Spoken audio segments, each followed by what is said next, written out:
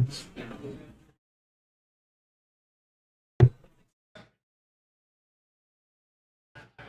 right, everybody, welcome to round three. We'll start the timer. You have 50 minutes. Okay, so do we use that? Oh, okay. Oh. So just push it. Okay. Interesting. Okay.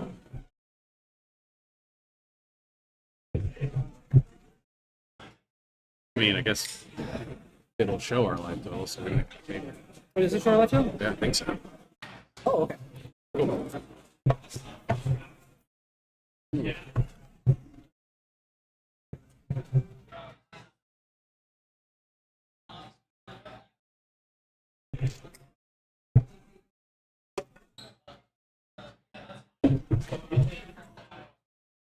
This will be fun. We get to show off all your cool proxies. Show off a cool deck. Right. Literally the mirror.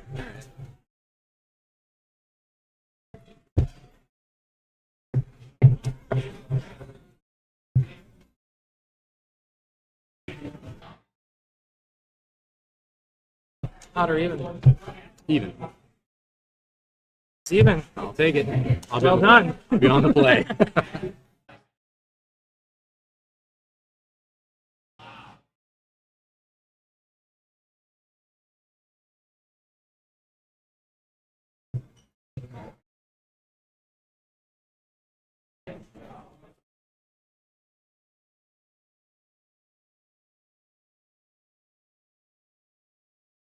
If it doesn't show, I'll just get the thing and you get the paper. That's fine.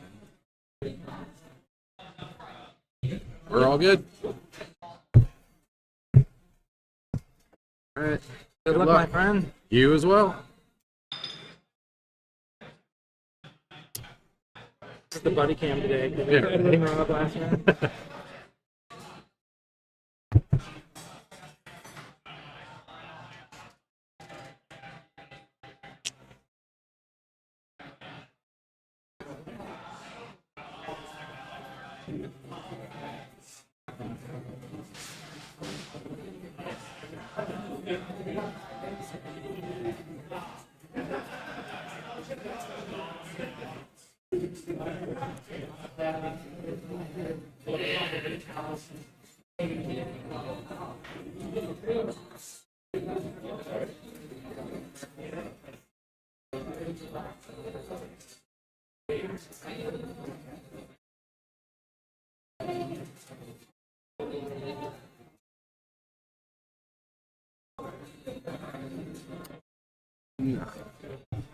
I'm not gonna do it.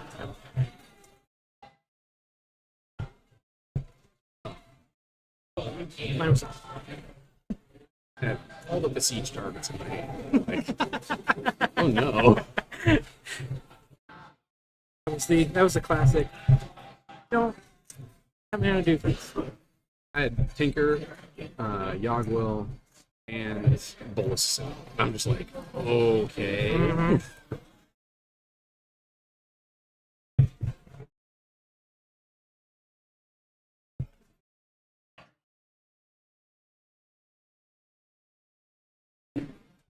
Six. Better six. Yep. This deck mulligans really well though. I think so.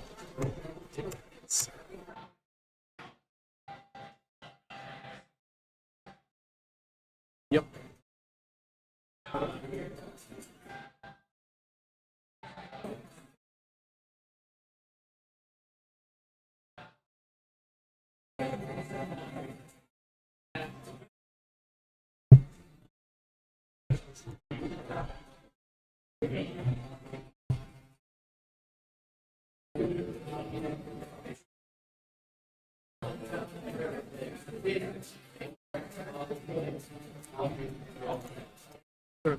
Ooh, okay.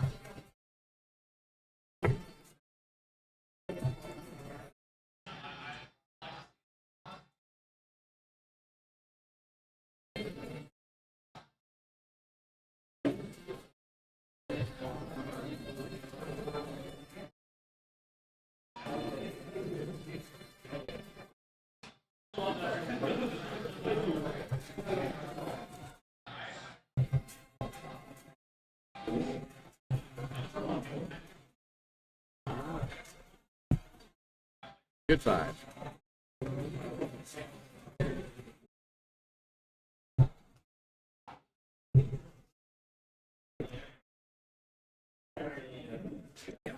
Good 5. All right.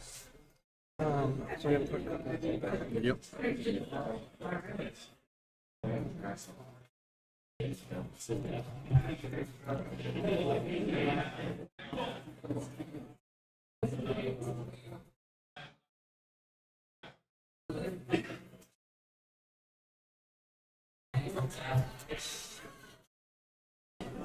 Ready? you are. Let's start with Delta. Sure. Let's pop a Delta. Sure. Yeah, there it is. Okay. Get that thing. Yep.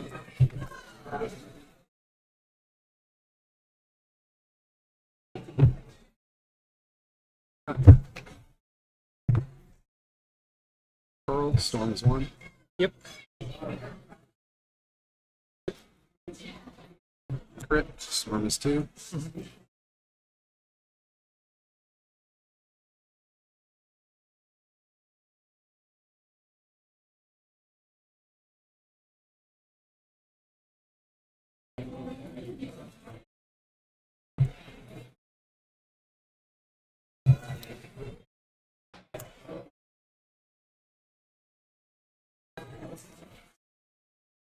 Let's do 1. That's for recall, targeting myself. Crushing him. For 2, excuse me.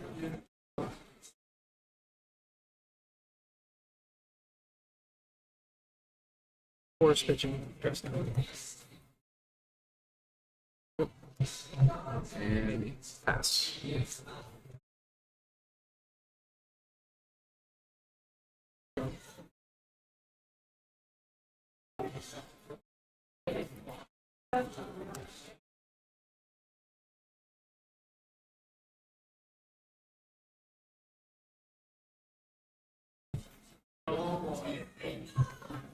Guarantee. Yep. Passer. Odds hurt. Yep.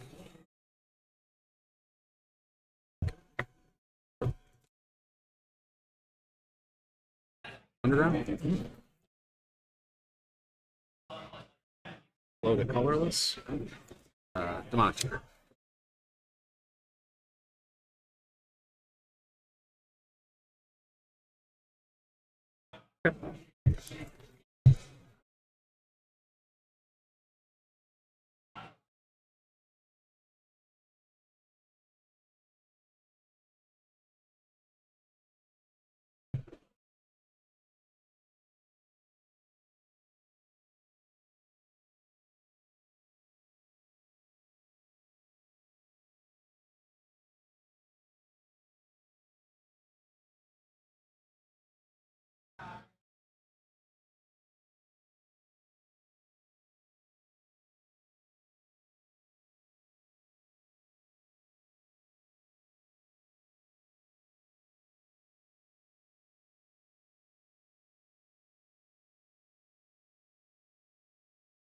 Three cards.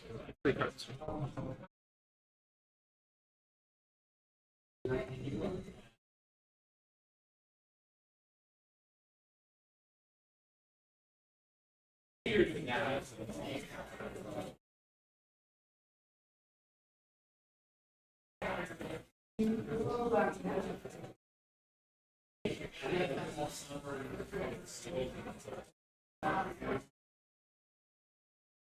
Choice.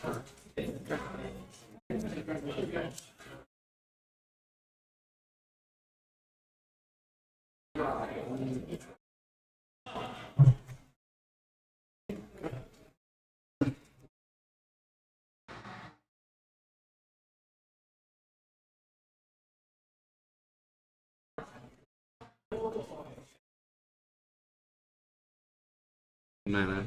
Think. Go.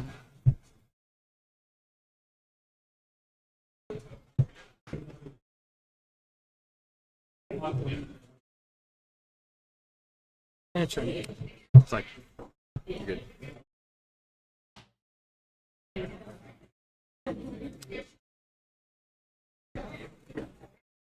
I love how it doesn't cost a lot. Yeah. You're like reaching for it instinctually. Like, oh, fetch, nope.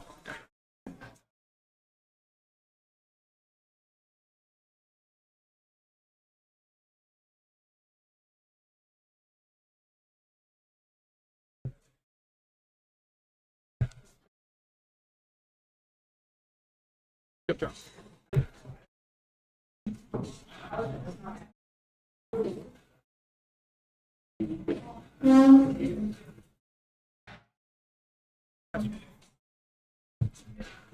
That's hurt.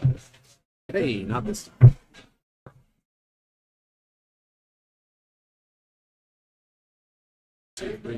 Tinker. Sack.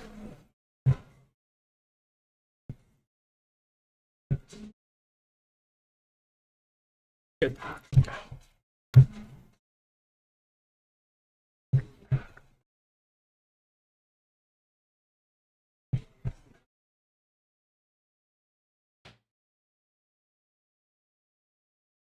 Citadel.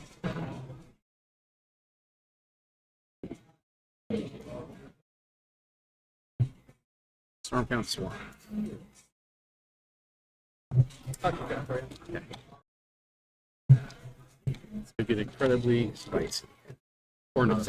Yeah, we'll see how I get to show off some things here. Yes. Guess that's the best outcome I can. Yep, that was spicy. Yeah. Yep. Tap up Q-Drop.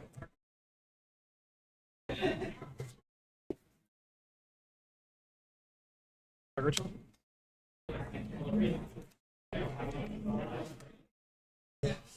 Whoops. It's a card. Hey.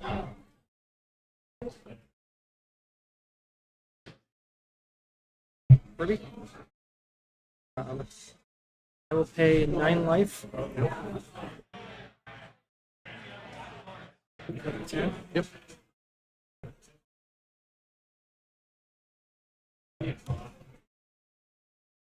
Yep. And snap. Okay. Cool. Go to clean.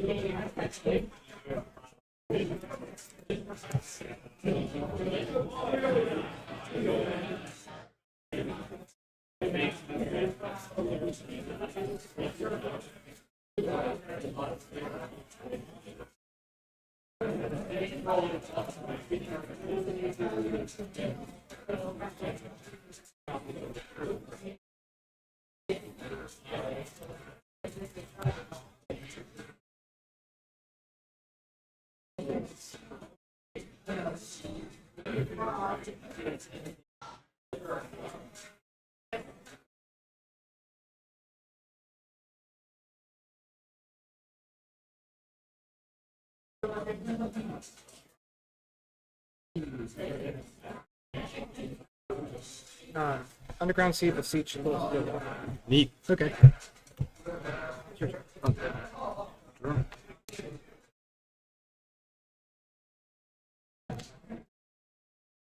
Play Academy. Yes. Play a Sapphire. Start one.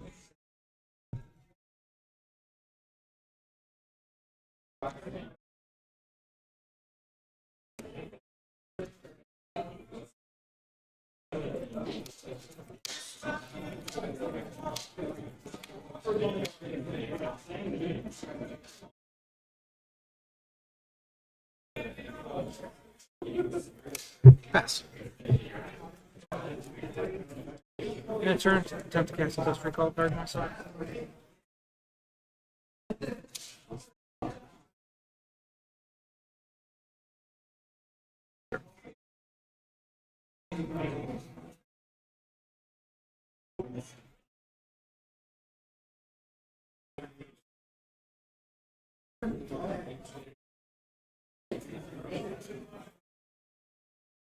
Attack.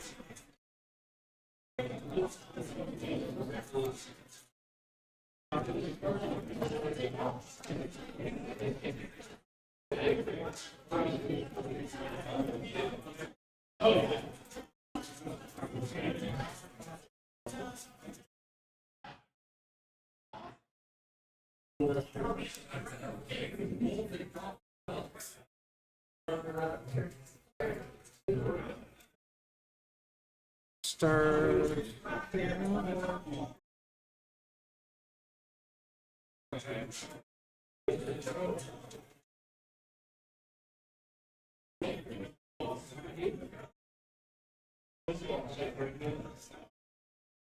Ooh, hard cast. Hard cast get taxed. Okay. Saga, land, tendrils. Oof. Thank you for finding out.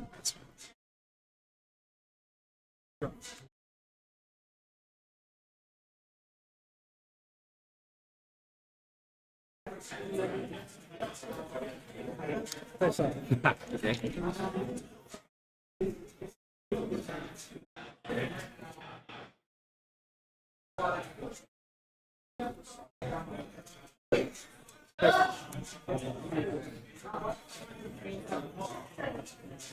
Going for that beady route.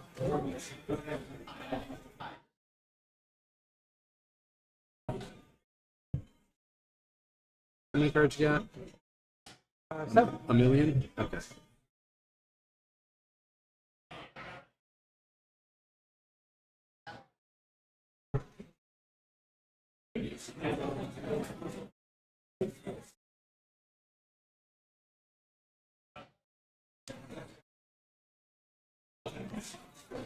Sure.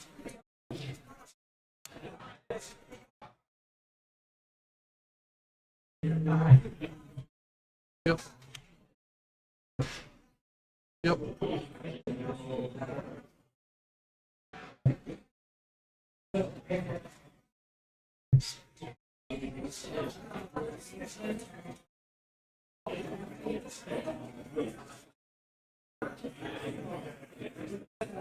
Feeling spicy?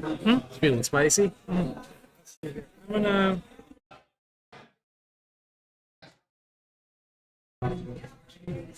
Go down to 5.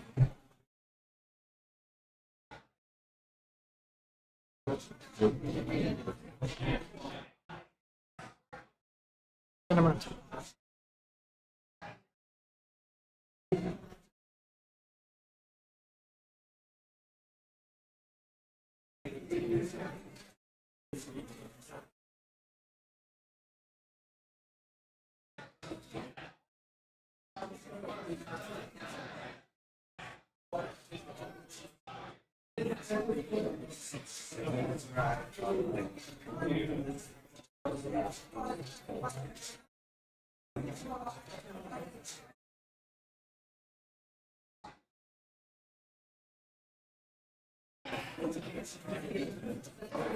I'm back on top of that.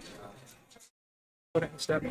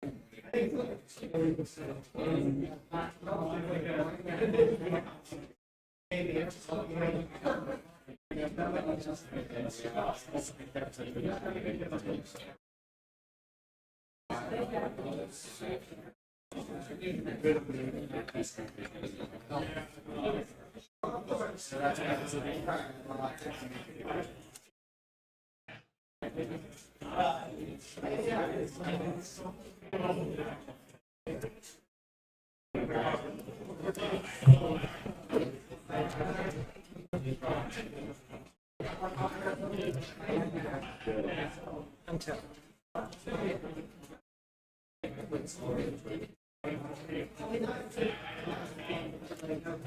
I'm gonna draw off top. You got it. Then I will.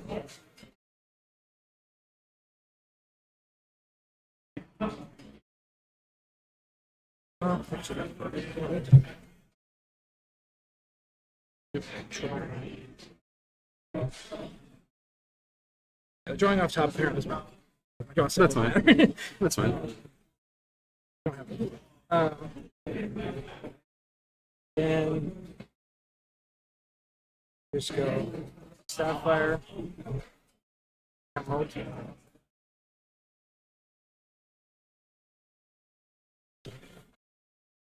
Crab Lotus, Rose,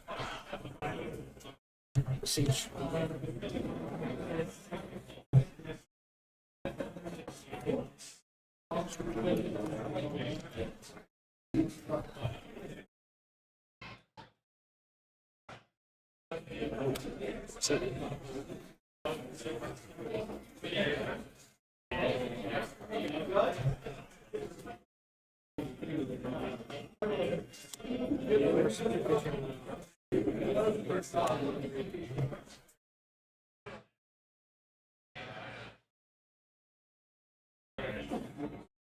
Actually, the Stormcock's going to get there. It's lethal.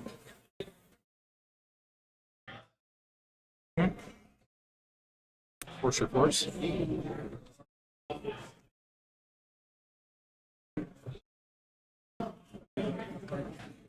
Yep, that'll do her. Okay. What a hell of a game one. Next one. Whew. On the play.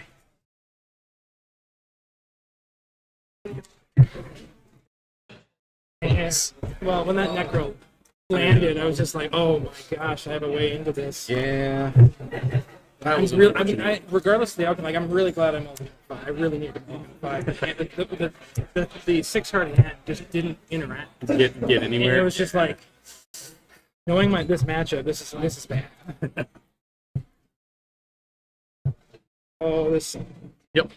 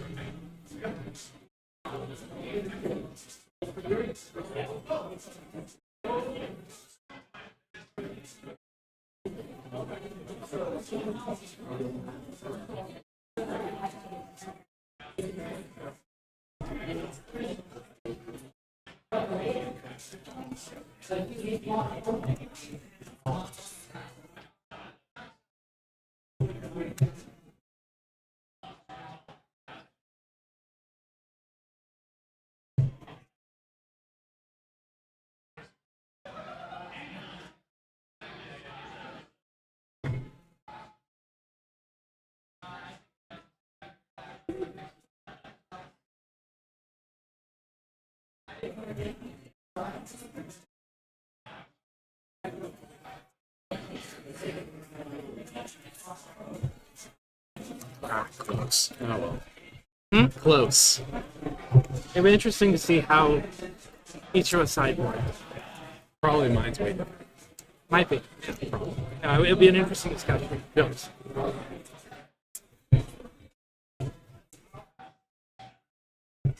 I'll be on the play. Seems like a fine.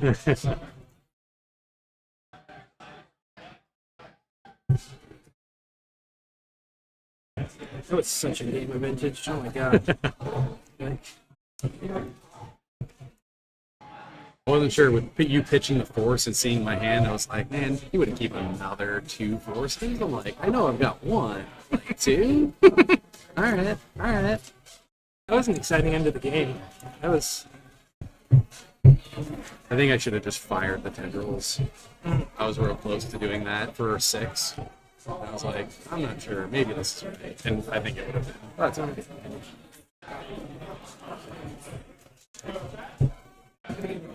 Yeah, I guess, making it so I can't draw off necropotence is pretty good. That's why I was like, maybe I fire this for 6, but that's this game's problem. All right, good luck. Yes, you too. Let's have another great game.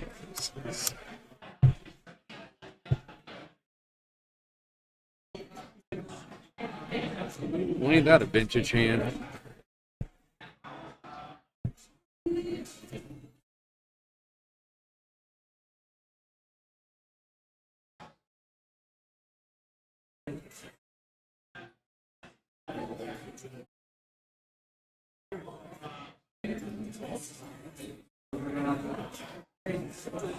Yeah, we're good. That's good as well. You're up. Sorry. Yep.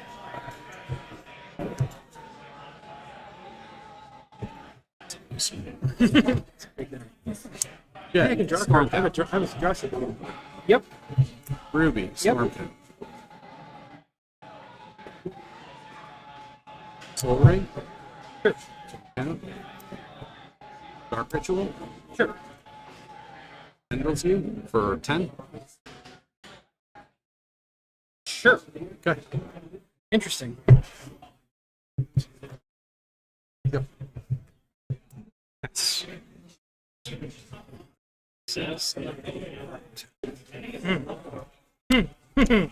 I like that line. Okay, all you. I like that. Tap up, keep drawing. Yep.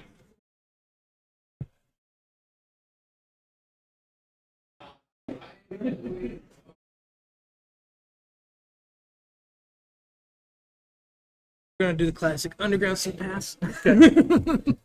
Trigger.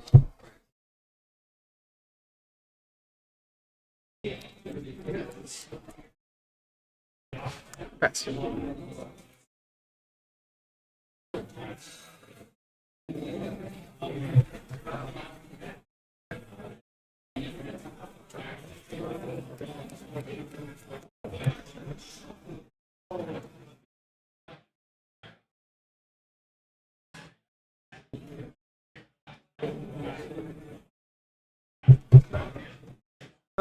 Hey, you too. Time up.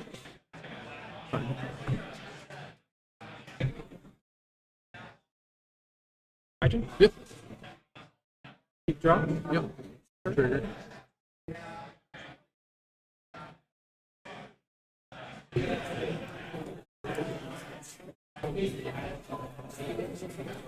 have 2 cards on. 2 cards in hand.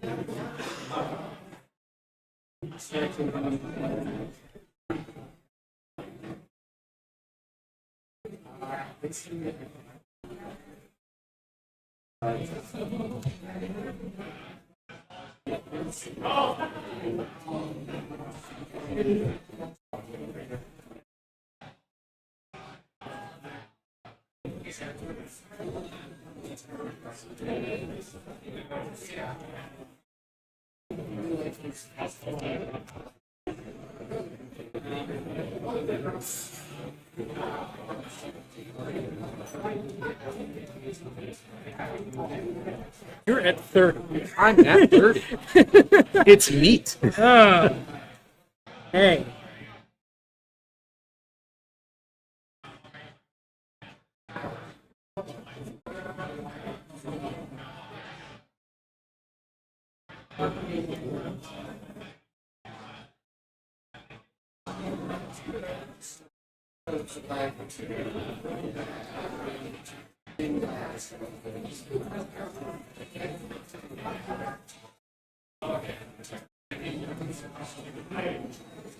It's the best one.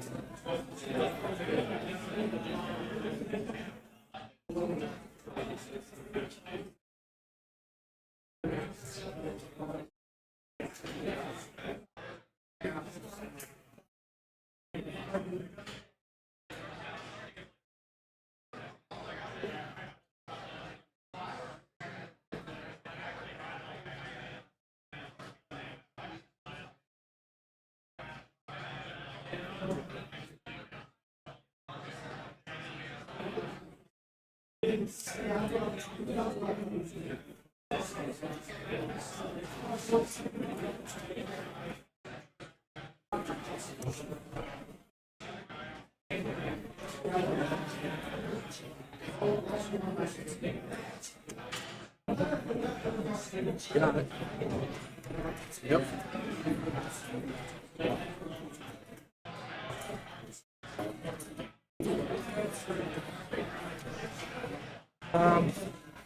That's right.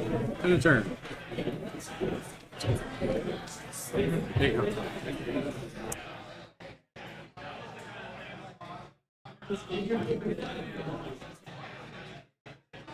I will cycle a Lorien reveal.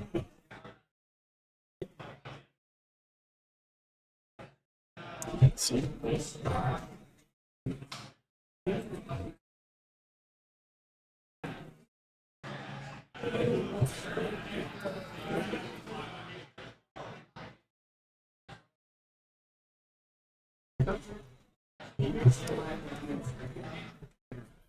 Untap. Upkeep. Drop. Yep. Trigger. Yep. Good priority. I do.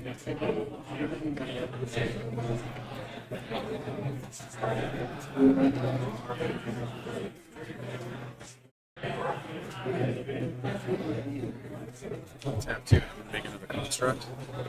Yours.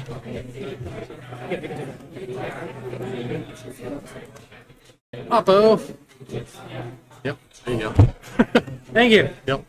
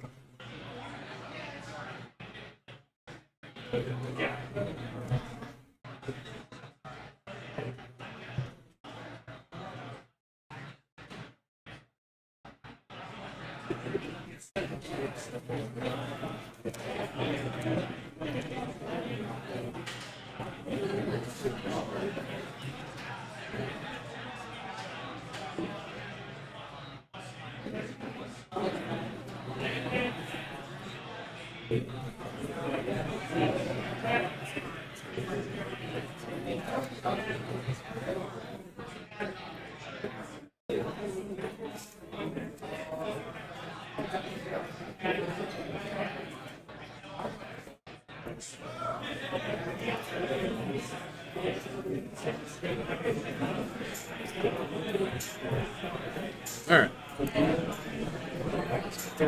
Yep. Something I can catch. You got it. Cut. 100 runs. Move to beat phase. Beat. Yep, I take 5.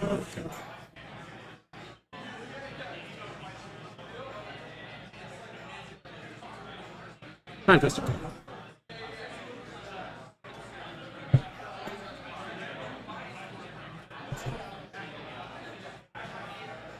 Yep.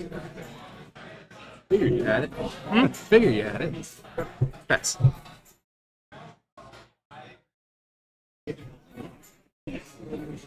Okay. Keep draw. Yep.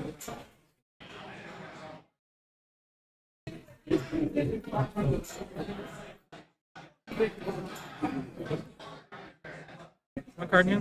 One card in hand.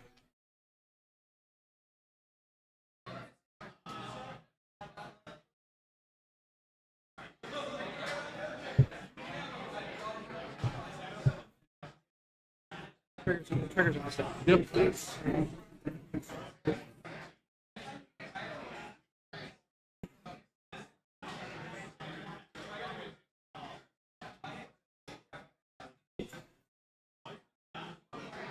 Put him in.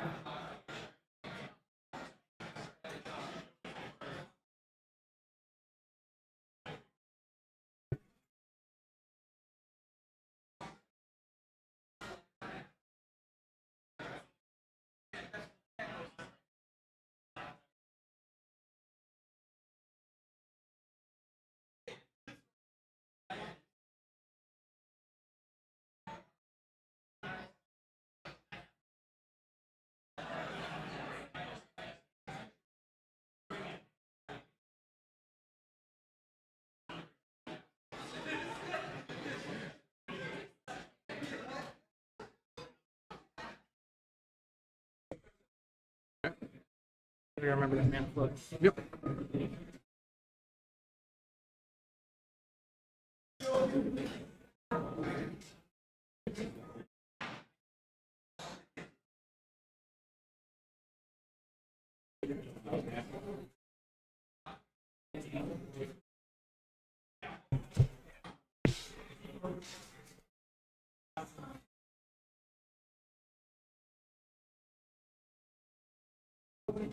No, I guess no, yeah. I'll use the mana. But I have well, it doesn't matter what the mana is. You have. I have you green, a green but mana. I will cast Beseech. You got it.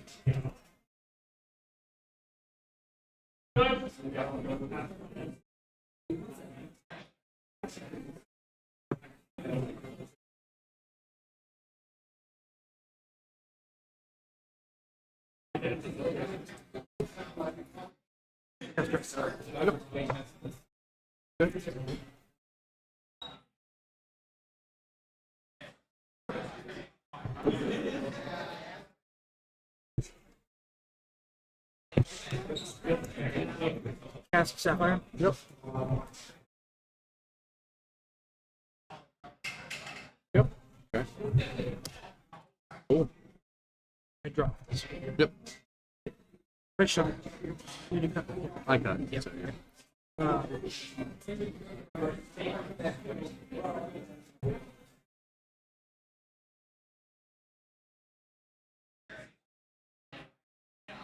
Swing 3. Okay. Draw. Trigger.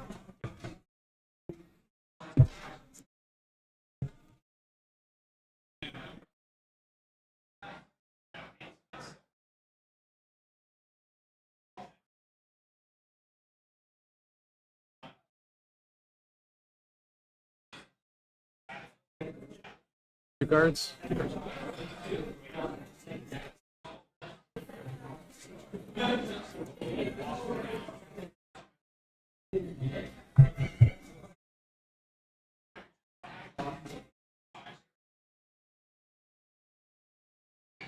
Brainstorm. Sure. Got the light to work with. I don't know, I said.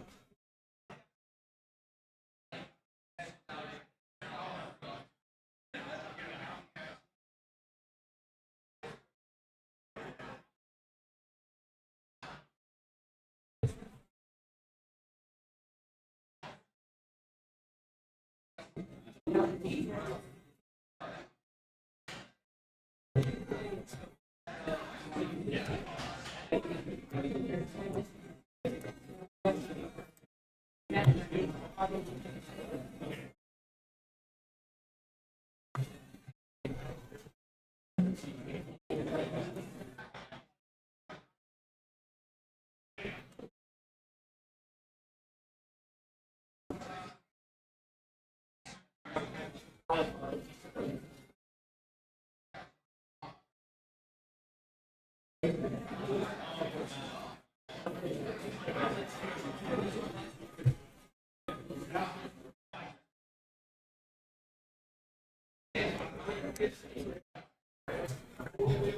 those on top. It's like a little roaring reveal. Good card. Yep.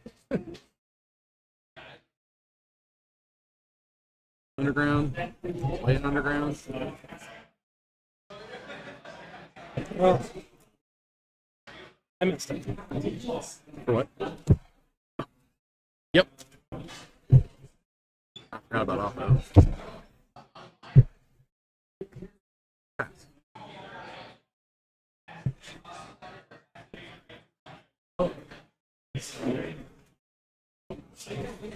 Draw. Yep. Get two. Nice.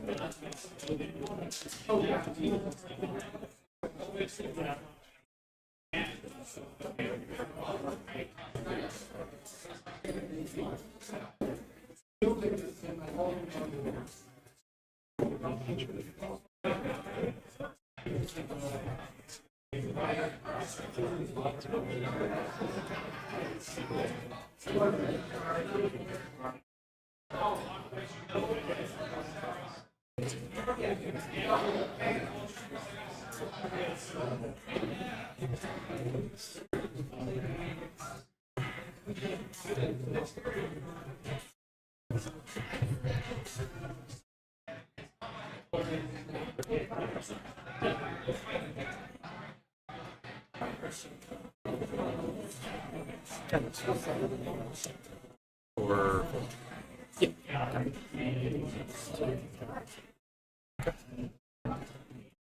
cool. Faster. That. Nice.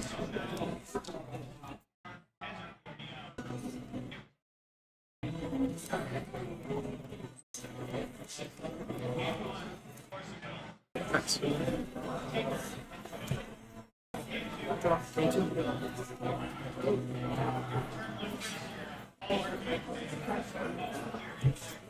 Go attack this.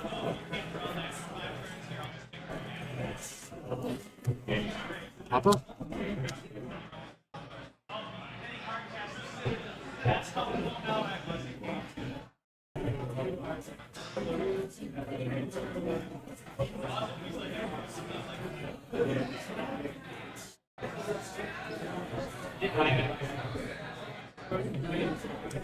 Tendrils. that was it. Yep. Yep. Yeah, this was such an interesting match.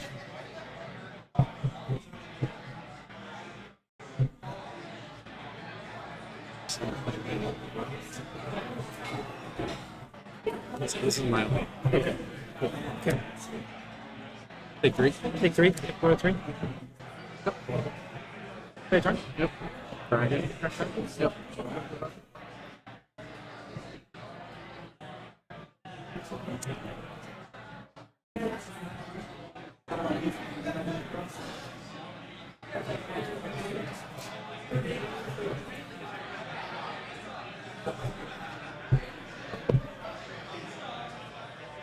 Okay.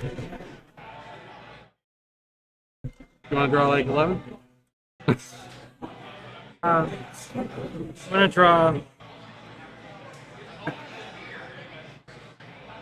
Oh, yeah, four.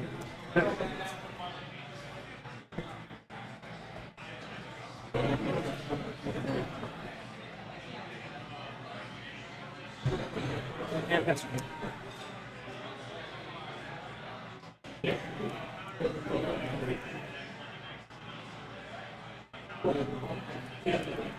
Well.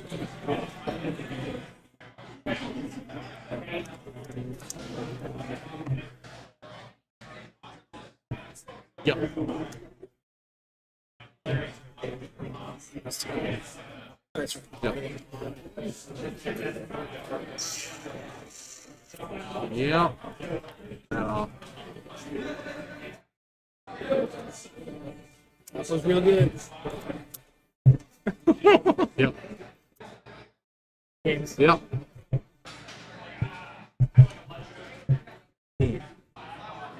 So, oh.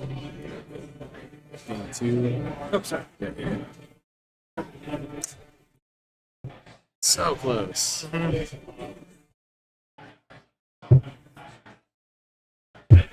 How did you board?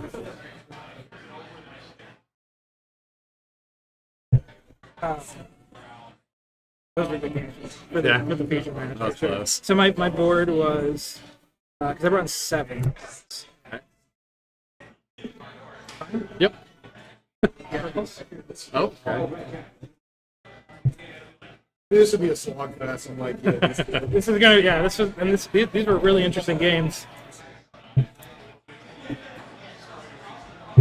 Oh, Yep.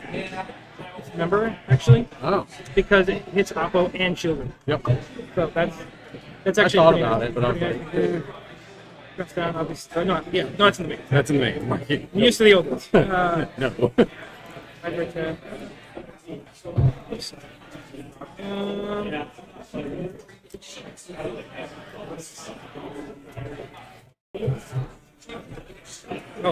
A Foster shot. Okay. Yeah, we boarded way different. Interesting. Because I just did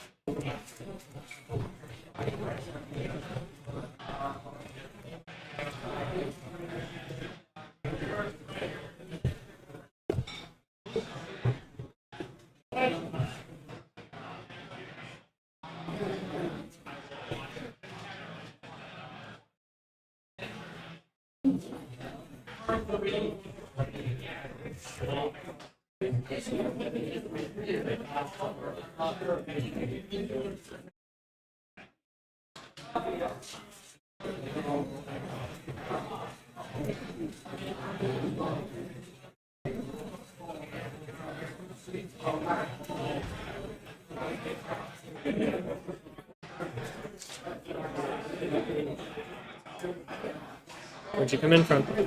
I'm in from Columbus, Okay, so cool. just about a 20-minute drive yourself. Cleveland. Cleveland? All right. I'm from the Cleveland area, and then Mentor area. Yeah, I'm on the west side. Do you know Adam Yurchik? I do. He's a buddy of mine. Oh, nice. Yeah, when I was still living up there, he frequented the store on the east side that I played. We played a lot. Well, a lot, but played Legacy. So. Cool.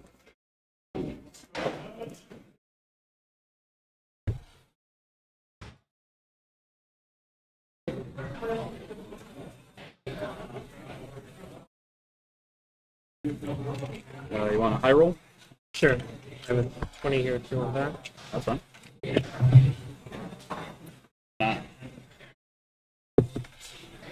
Uno. Un. All right, you got it. I'll play first. Good luck. Yeah.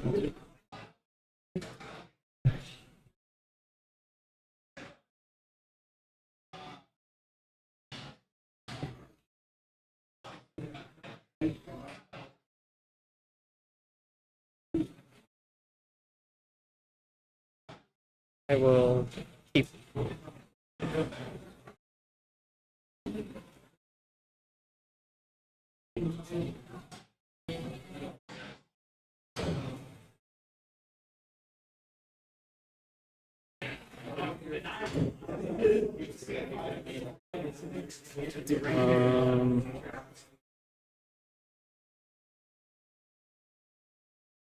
Yeah. Okay. Black Lotus. Yeah, that's good. Where's the suck? Sure. Sack Lotus or what? Lodestone Golem.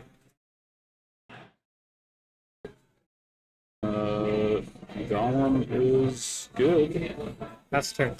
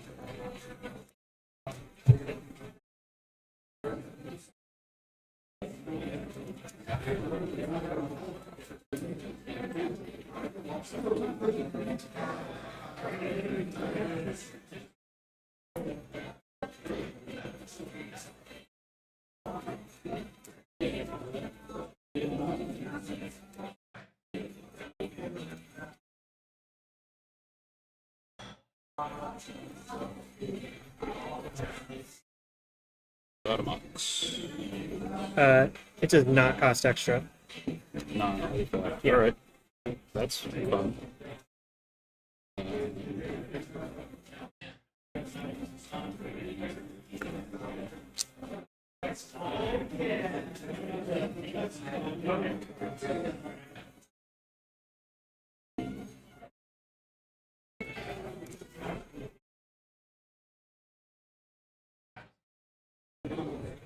Play a needle. Results. What's the standing? There's a side. Okay.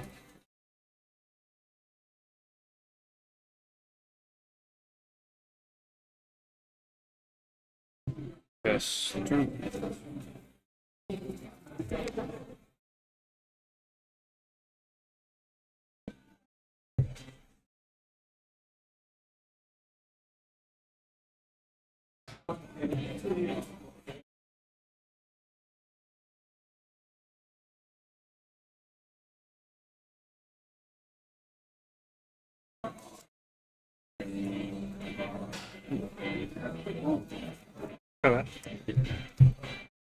14. Okay. Me too.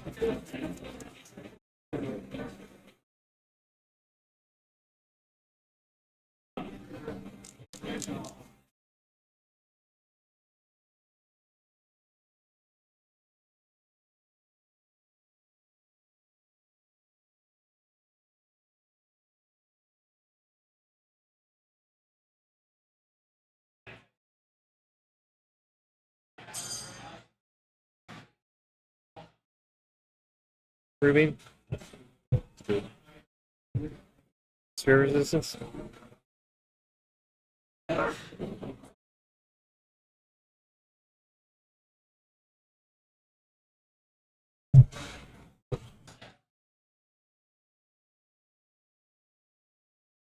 Thanks, Albert. Yeah.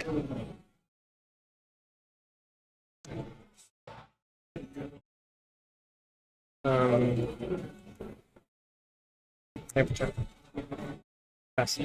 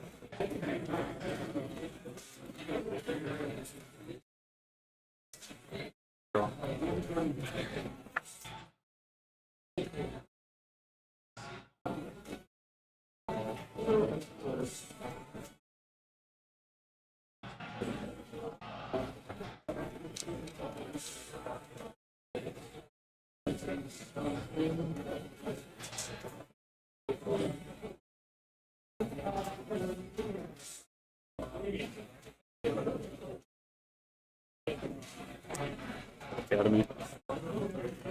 Okay.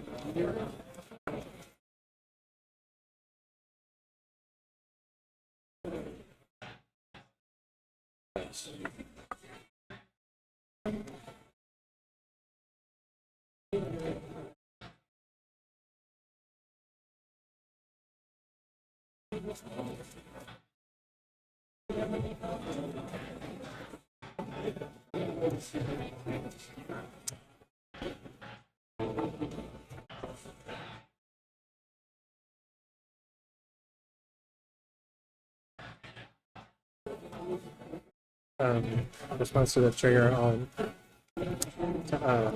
make a colors. Yeah. Trigger. Like needle doesn't stop that, right?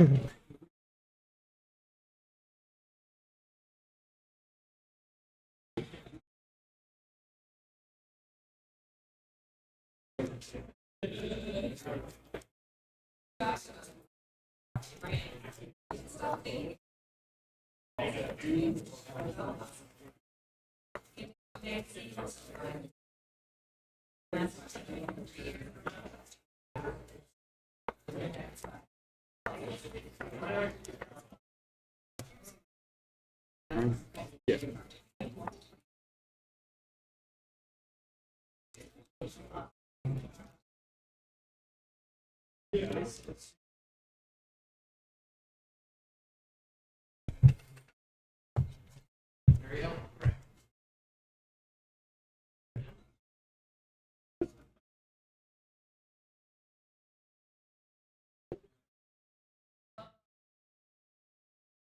You're still in the academy. Blue.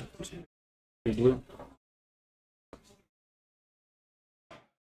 Um,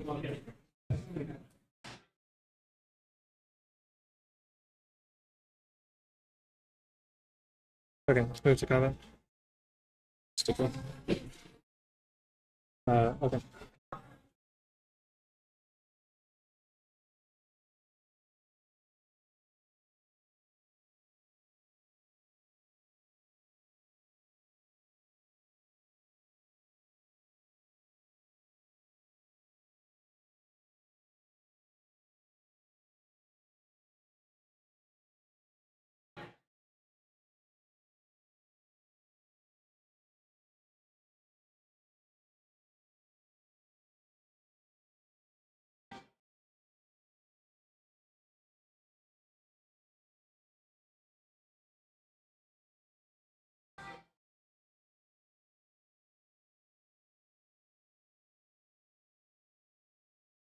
Okay, so it calls on top. Yep.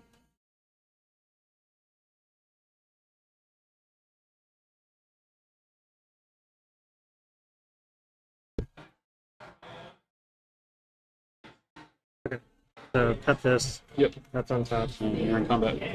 Attacking. Swords. Okay. 25.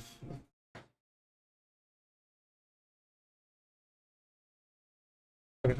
Gain 2.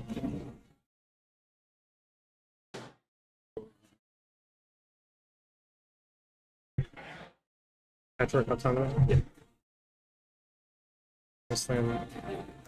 Bell rod. Yeah. Yes. Go ahead.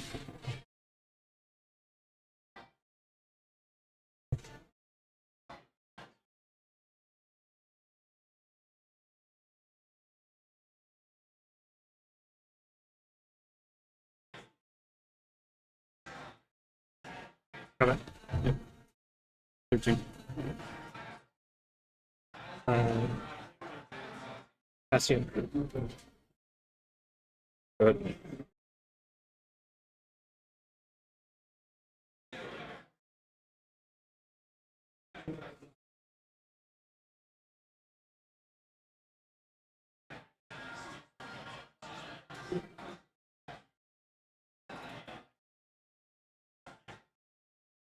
Carl.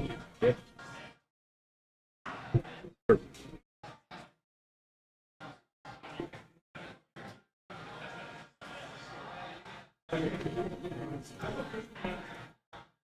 Attack 2. Well, That's it. turn. Recall myself. Yeah.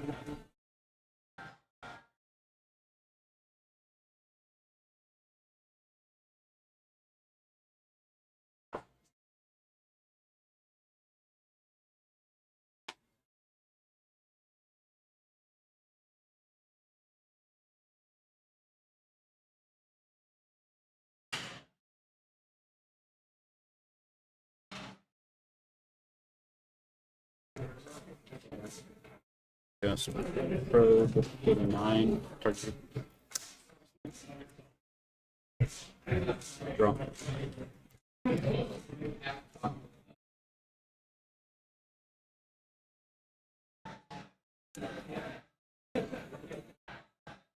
Okay. Go to 8.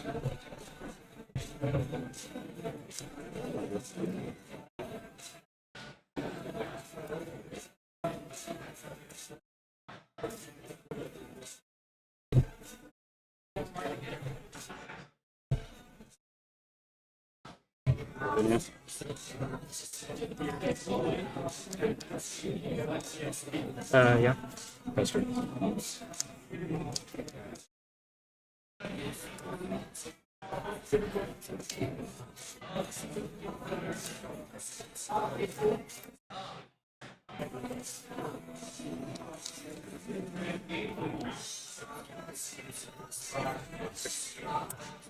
Regular. Yes.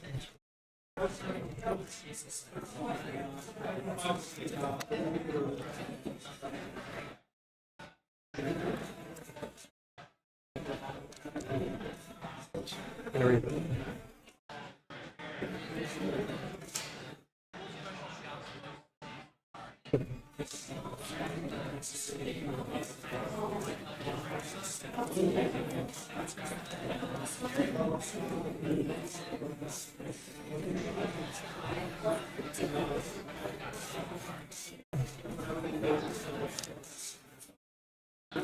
Fisher's Workshop. Canoptic Scarab Swarm.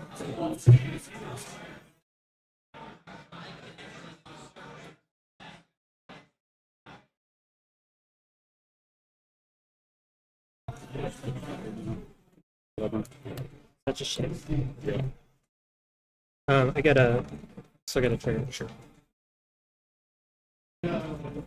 Okay. Four.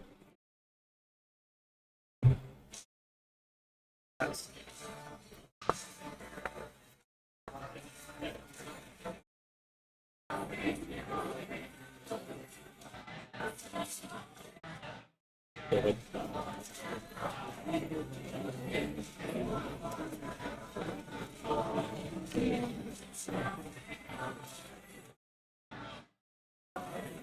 Okay. One. Then there's a second. That's okay.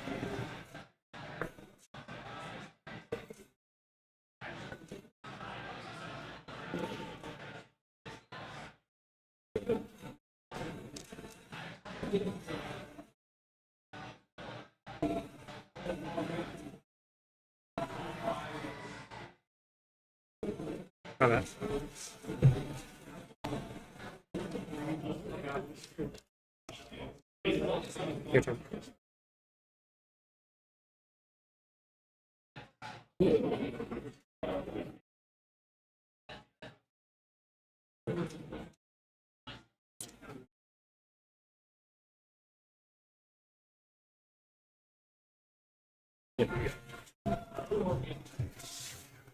Ugh.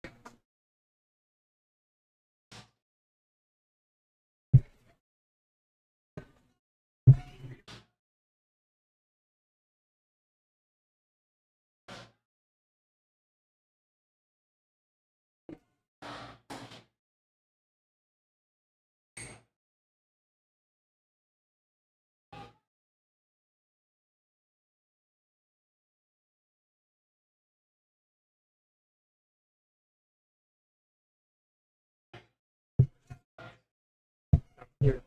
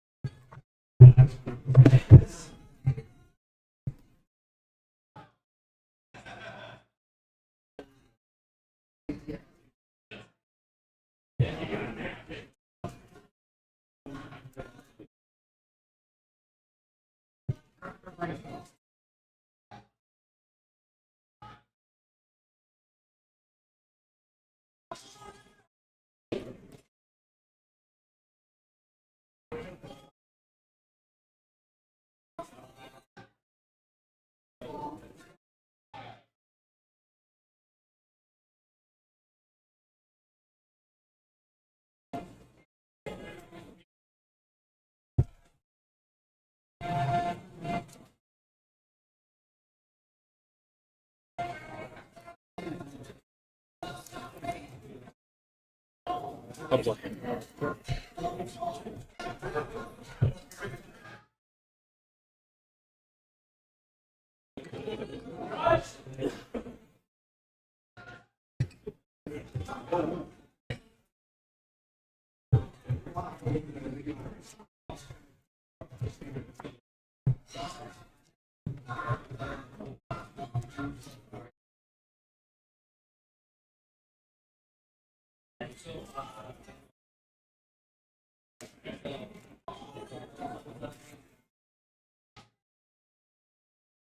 Okay.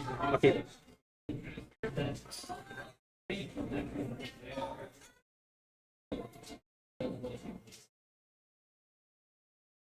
Don't touch.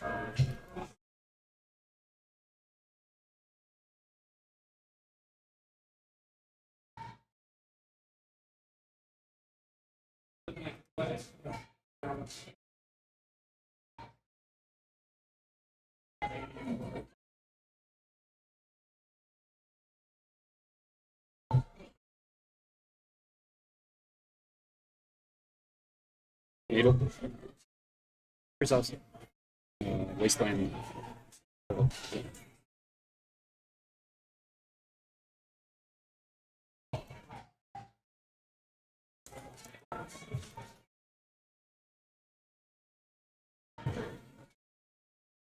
Two. Yeah. Good 18.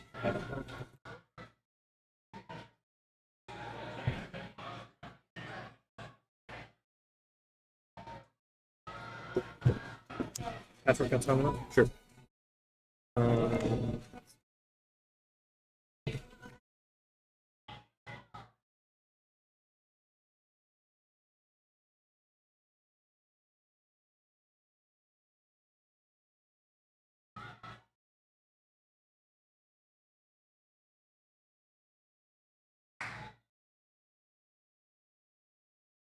So Yep.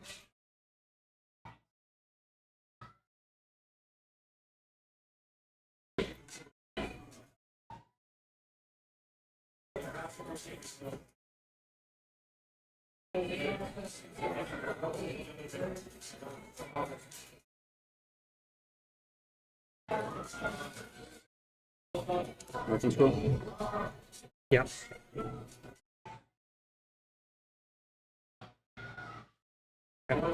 That's good.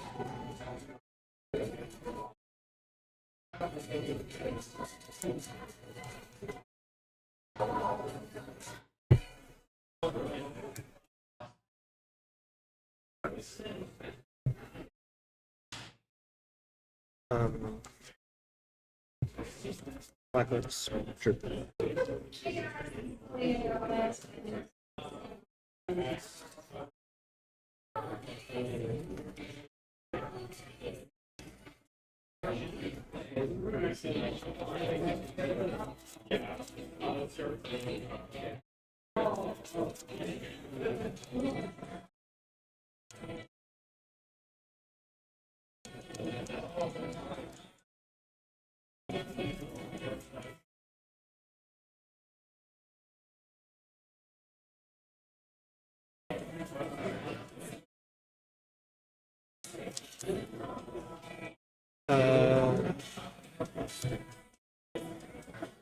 Cracked lettuce for white.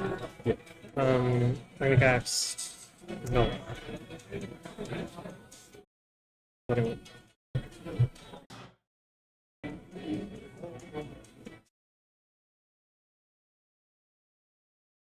Horse. Um,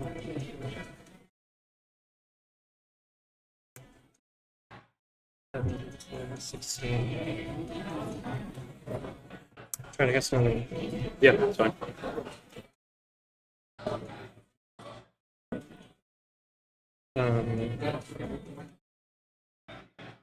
Land for turn, wasteland. Sure.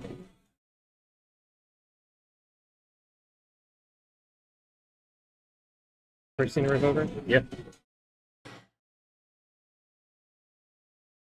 I'm going to name the 3-mana Teferi that costs 1 blue white. Yeah. Okay.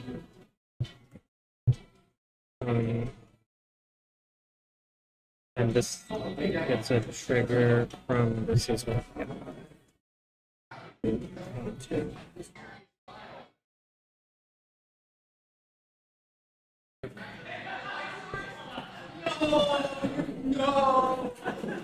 13.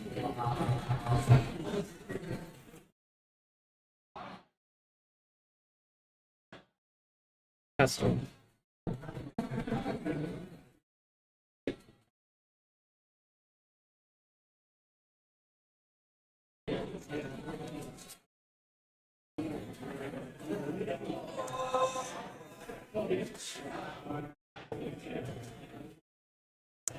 Manifold key.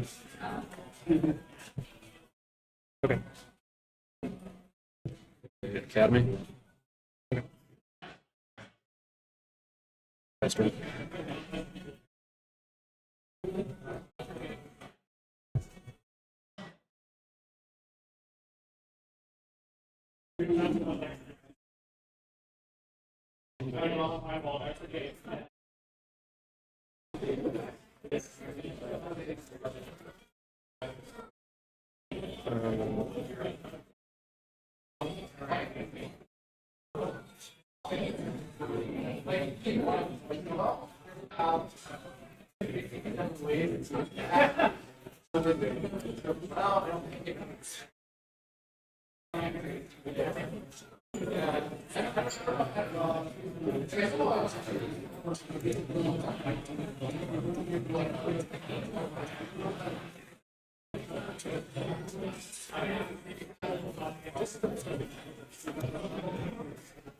Let's go with the revolver.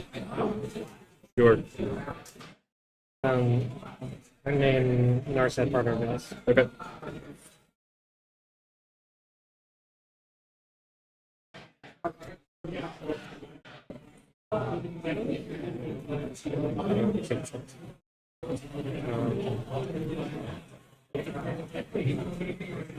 Combat. Yeah. Attack with this. Versus. Take me to 7. Go to 7. Yeah.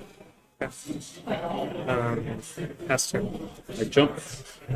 Okay.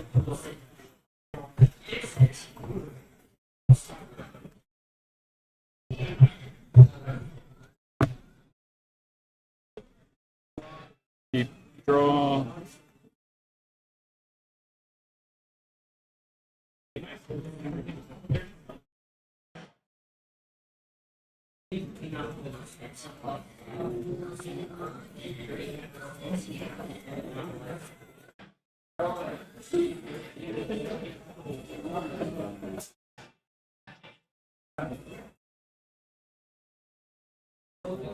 Make a guy have 1 blue floating.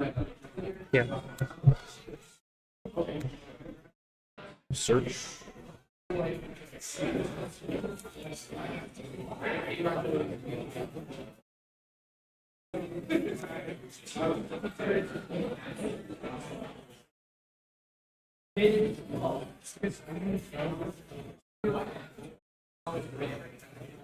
Another needle.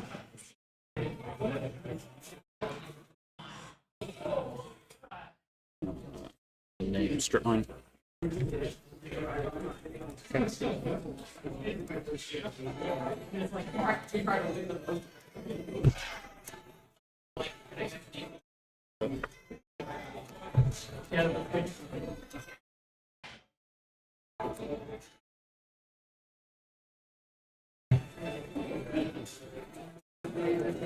Um,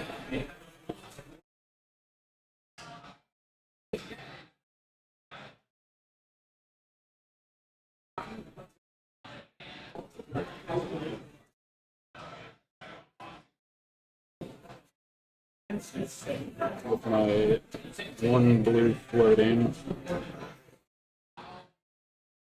I'm gonna cast probe, target you. Stone Coil, go low.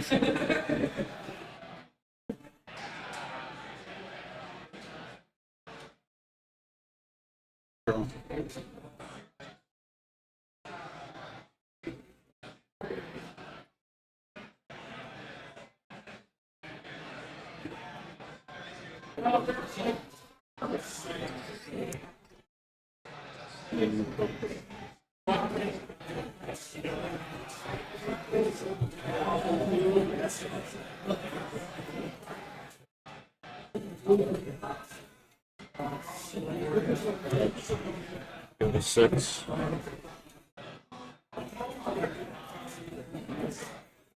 Number 1. Cast Demonic Tutor. Okay.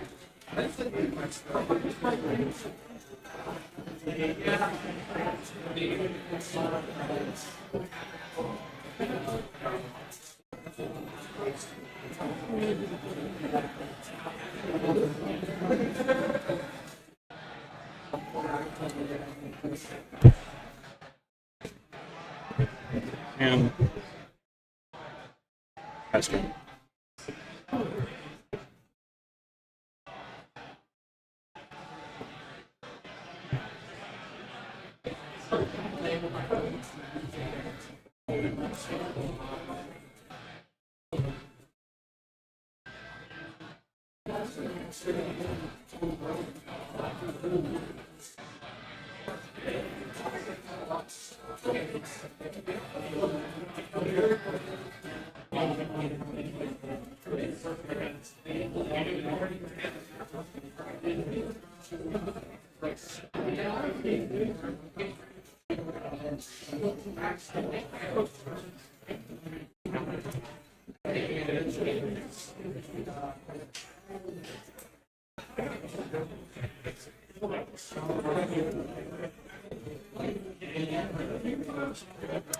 Sorry. Trigger. Yeah.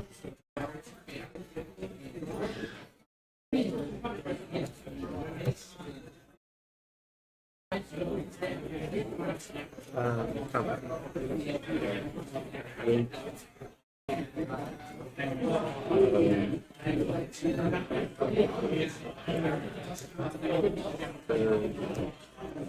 Block there. Okay, dice. Yeah. You take 2. Yes. I'm gonna keep the 4 one around. Sure. I'll take 2. Go to 4. Okay. I'll take 2. Yep. Well, Got Stone Coil for 2. sure. Here you go.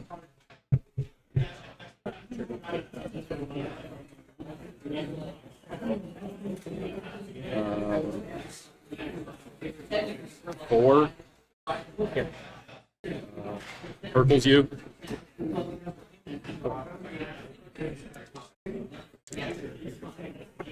Two floating time bolt. Yeah. You go.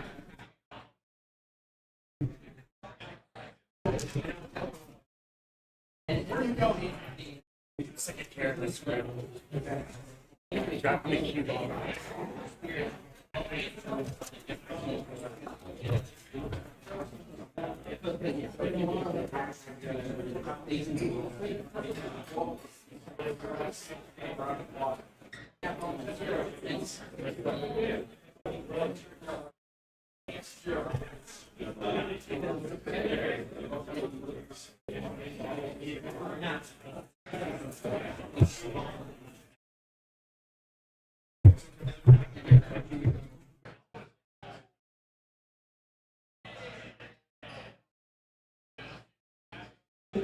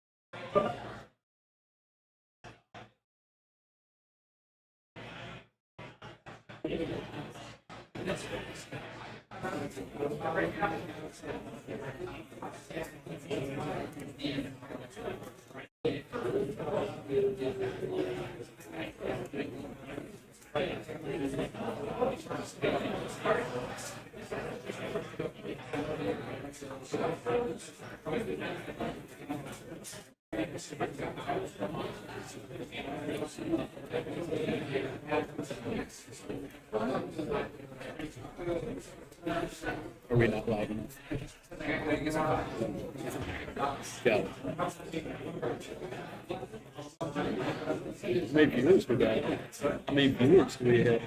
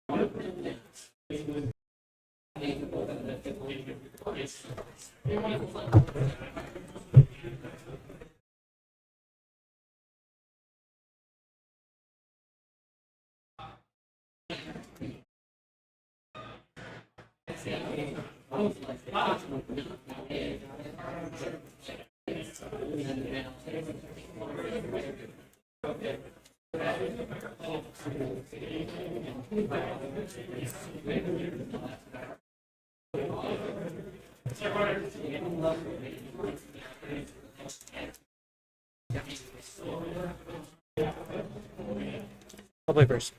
All right. Good luck.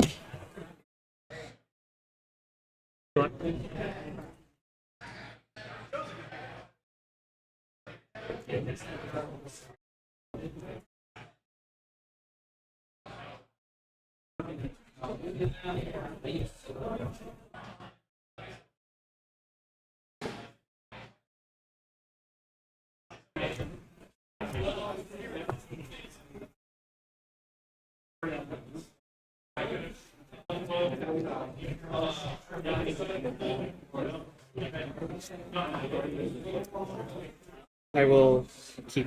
I'll try it. 1 second.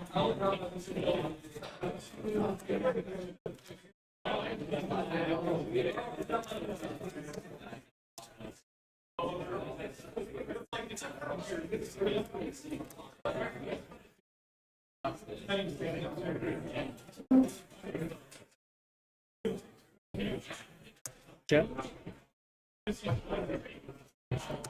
Soaring. Lotus. That's pretty good. Thorn. Thorn's good. Esther.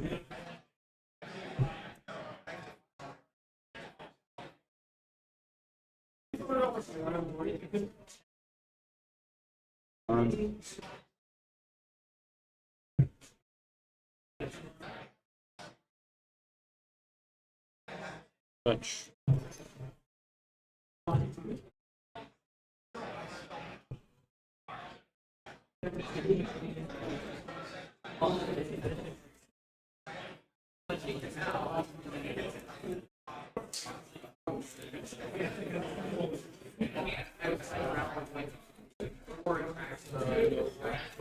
Knots. Okay. Faster.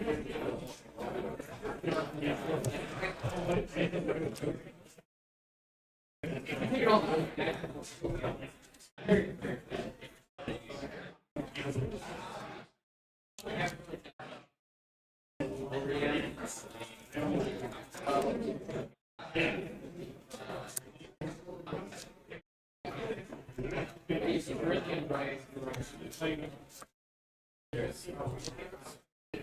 to guess goalless.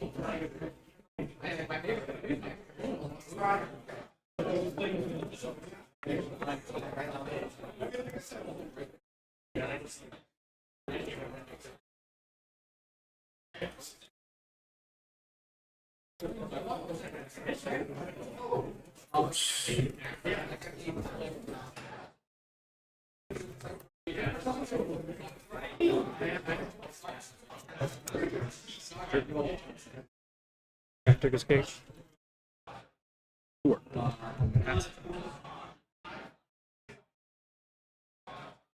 Cards, just one.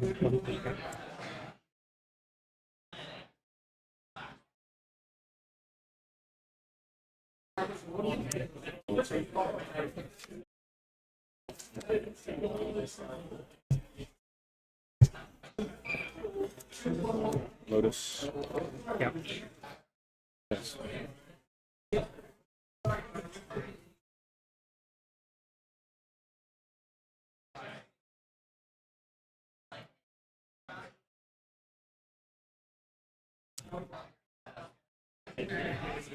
Stone coil 4.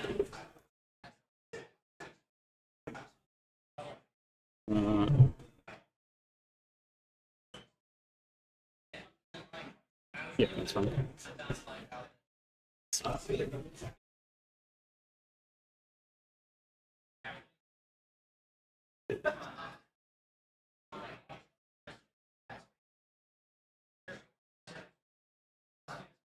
Yes.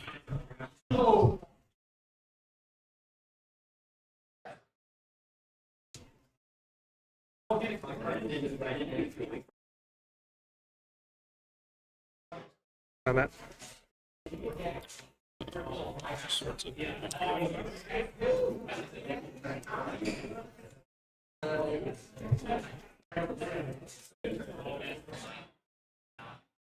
You're up to 24. Yeah, I have you at 18. I'm at 17 after that finish. Thank you.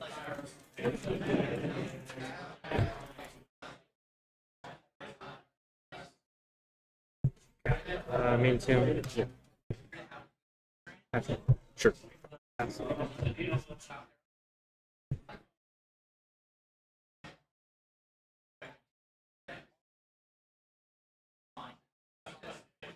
That's true.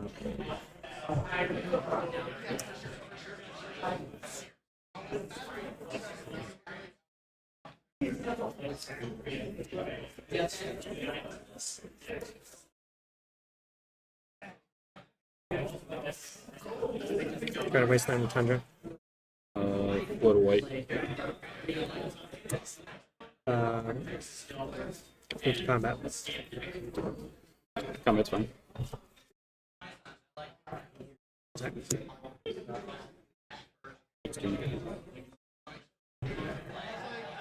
We have turn wasteland. Yeah. Wasteland. Load up blue. Faster.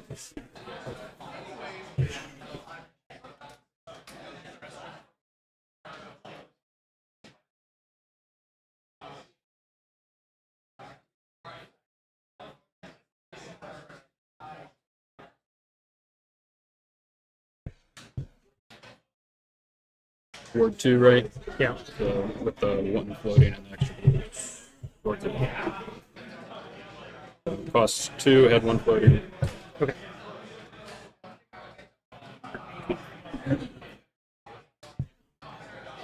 Yep, upkeep draw.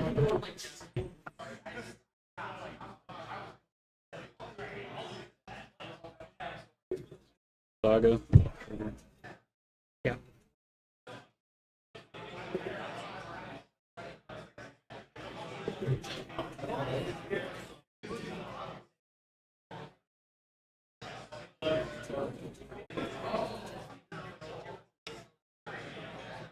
It's time walk. Okay. Upkeep draw.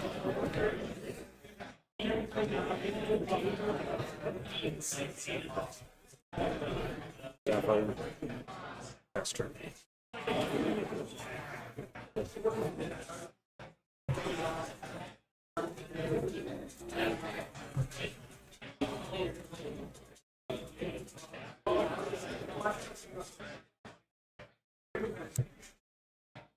Boundary inspector. Sure.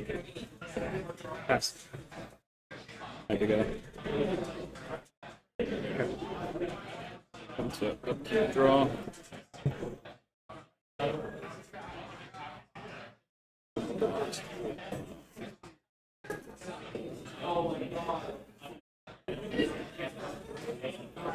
Make another guy. Sack. So that's just creatures. Artifact spells I cast cost 1 less. Take Yeah, this is just Creatures can't enter from graveyard.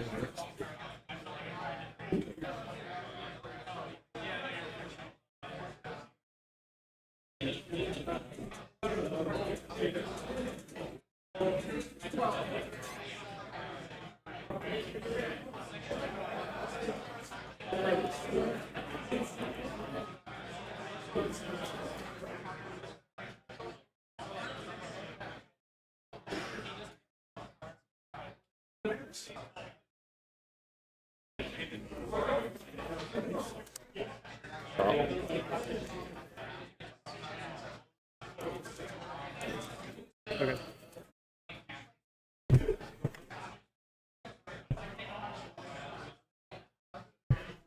combat. Yeah. One for 1, 2, 3, 4, 5, 6.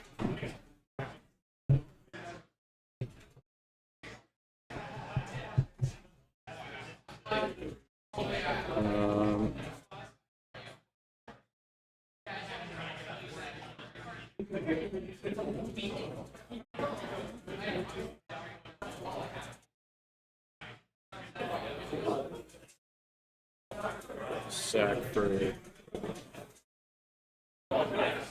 black. Demonic Tutor.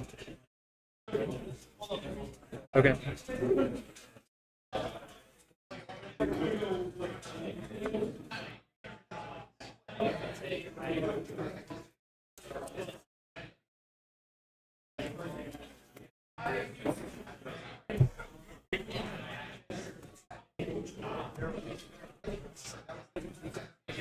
Pass turn.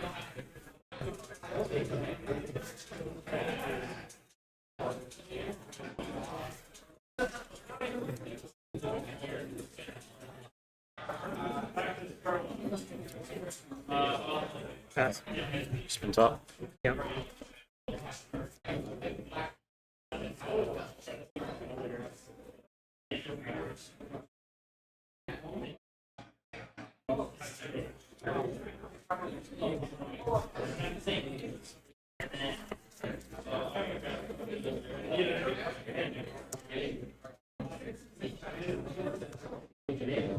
Cast Brainstorm. Okay.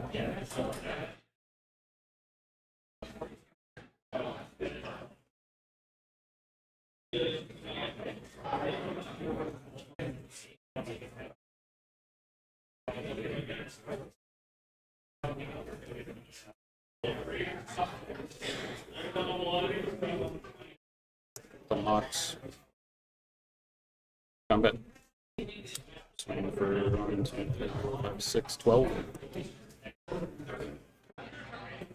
I'll block one. Sure. Trying blockers. Yeah. I'll pay 2 life for a dismember on the one I block.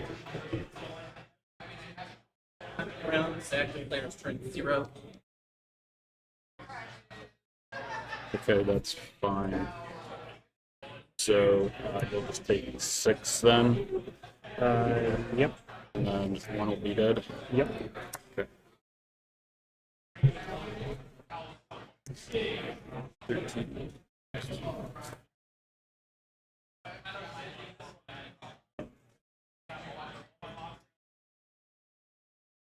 That's the dismember. So I'm on 11.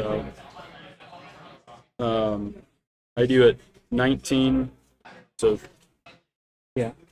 13, so 11. Yeah. 19, Oh 17, yeah, you 11. played black. Sorry, I missed the black on the. Yeah. That's fine. I'm gonna spin top here. Okay.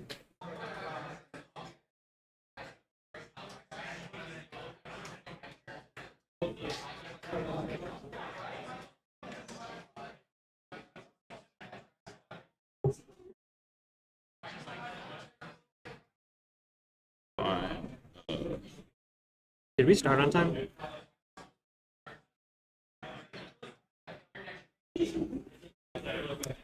Play Academy. Yeah. Uh,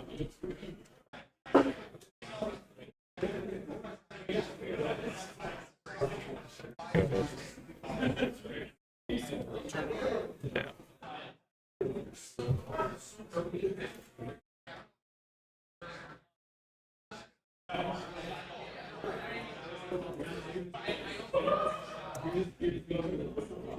I missed a little sooner. No, Rob. Yes. One less. One more. In response, response up again.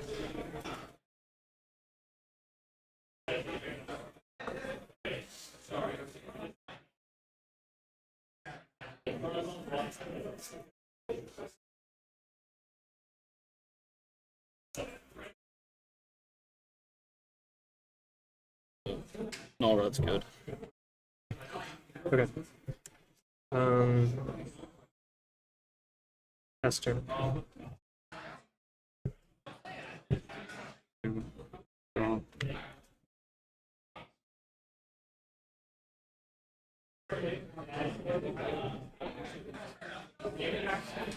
Oh, Needle, For those. Wasteland, Okay. combat. No blocks. 6, take another 6. Okay. 5. Okay. Go ahead.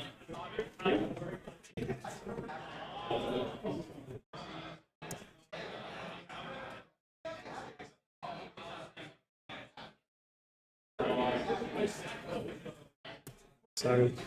Yeah. Pass.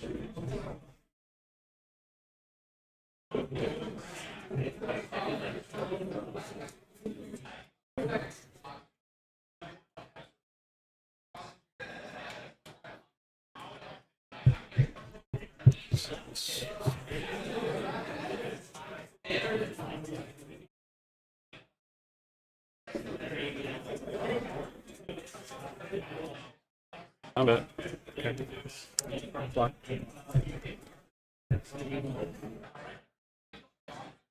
Go ahead. Hey guys, hold up for just a second.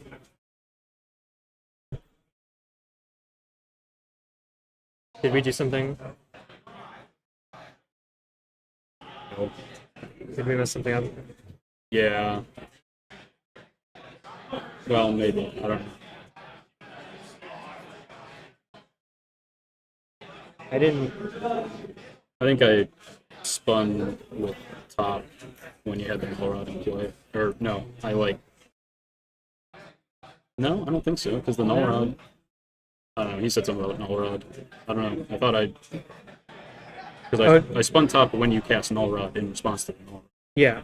I didn't. And then I Yeah. haven't cast I'm not aware of anything else. anything.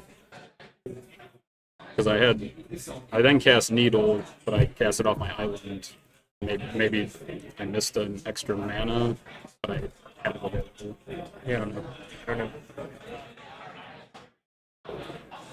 Alright, we don't have anything to actually fix, Okay. but chat caught that you played Tipping Needle, tapping Mox Jet with Null Rod in play. Got it. Yeah. We're not changing anything because you could have played it there. Yeah, that's but I'm what still I- going to give you a game rule violation. That's fine. on it, okay? That's fine. Yeah, yeah. Yeah, my bad.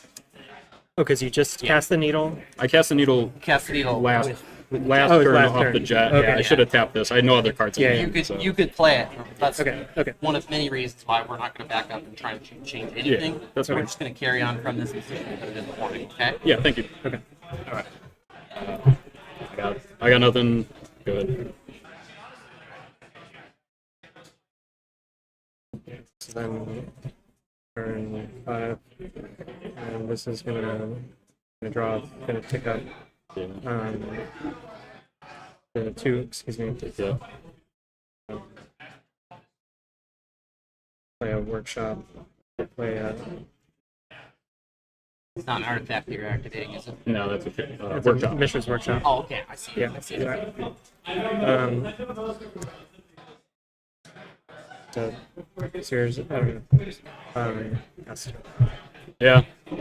Draw. Yeah. Okay. All Sorry. right, was that game 3? Yeah, that was game 3. Yeah. Okay, I'll record it for you. Yeah. I mean, I just needed one more turn. That's all right. Should have won quicker.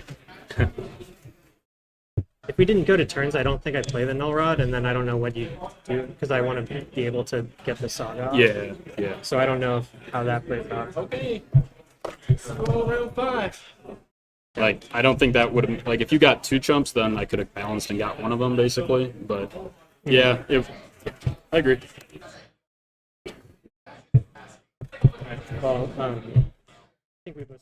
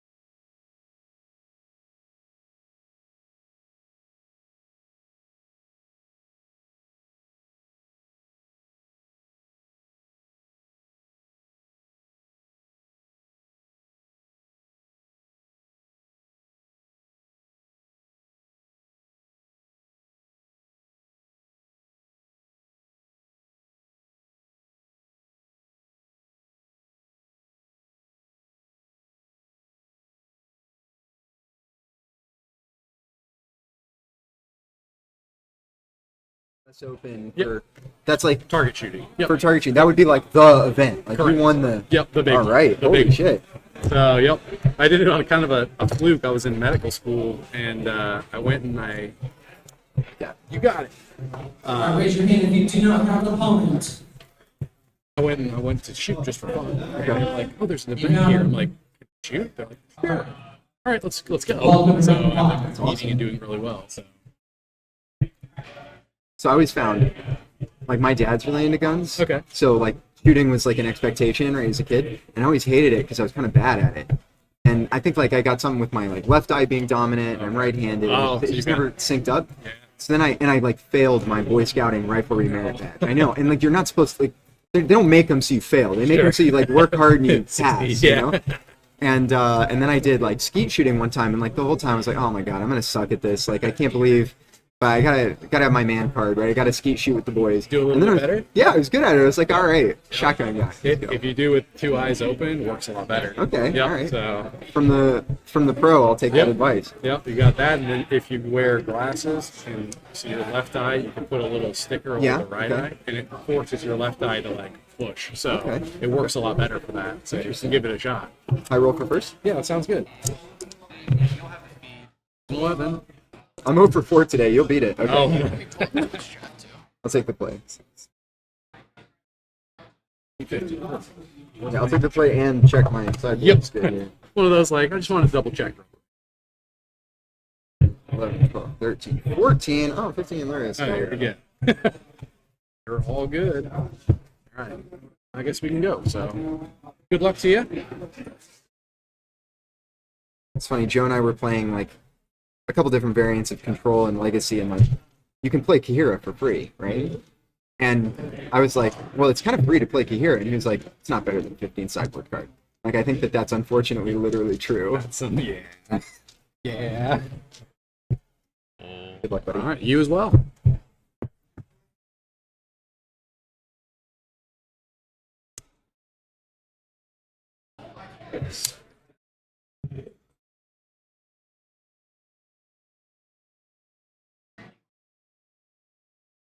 I'll keep. All right, I got chat only here. I have no idea if I'm We'll heard. both Well, let me work know if I'm together heard. to try and make sure this is Figure right. that out. Yeah. Because I'm always very We got frustrated Lee when I watch like a on you know like Blue a, White and Lyrics. it's not right. We're like, And you can't do anything. Please fix it. I don't know Yeah. anything about That was my Misdemeanor second combo deck, feature, so so- I'm excited. I do know that Lee is got a blue-white build that is closer to the blue-black Luris Saga deck than it is to, like, you know, blue-white Samwise or that kind of controlling deck. You know, Lorians, 9 colorless lands. I see a Dress Down and a Petal and an Ancestral. So is this like could be Beseech combo maybe? I assume so if it's Dimir combo. That's exciting. I haven't seen a lot of Beseech recently.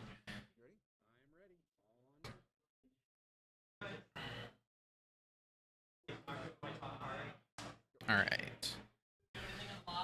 Tundra Jet, go. And then we see the Petal, and we see the Ancestral, and we see the Yogwill. You don't really want to draw the Yogwill if you're Beseech deck. You'd much rather get that off of Beseech. But can't control the cards you've drawn. Probe, we get to see all of Lee's hand. Or we don't. A very aggressive Spell Pierce. I wonder what that's protecting. Though that's possible that Lee senses blood in the water, maybe no lands. It looks like there are no lands on Stefan's side.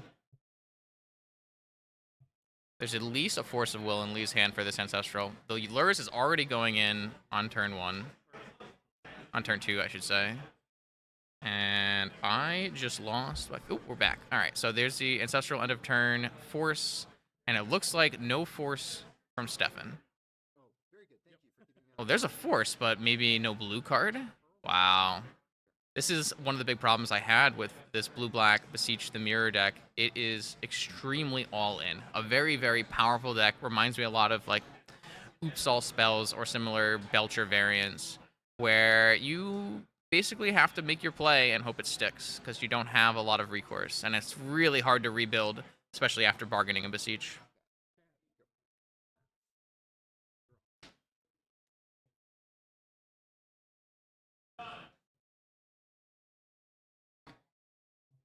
All right, Luris is coming in. What does Luris have to return, though? Nothing yet. Looks like a Lavinia was pitched to Force of Will. That's pretty important thing to note. Lavinia is extremely potent against this Dimir deck, especially with no lands in play.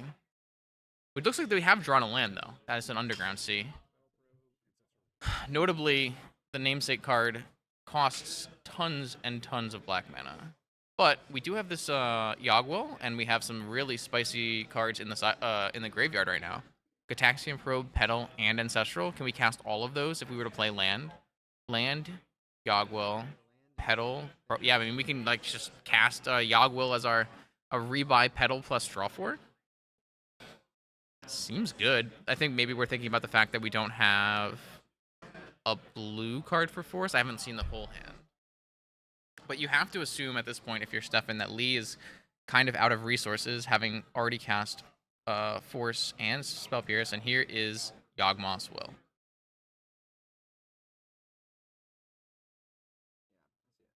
All right, it resolves. So I expect Petal into Probe, figure out what's going on, and then get to use this Petal to cast Ancestral.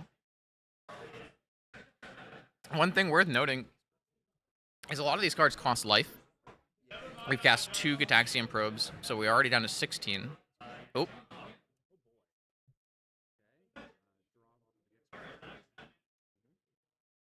I've been calling this player the wrong name. My apologies. Pat. So maybe we're not Beseech, and we're actually 4-color combo the whole time.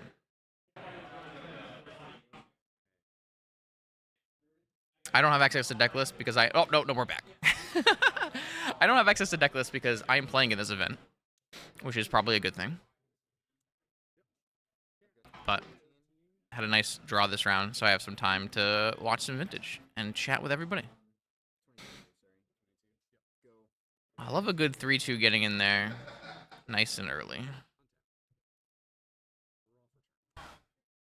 This is a very interesting game because Lee had the answers, though you could say that the Spell Pierce may have been on the aggressive side. And it just looks like the power of Yawgmoth's Will to be able to refuel might just push Stefan ahead.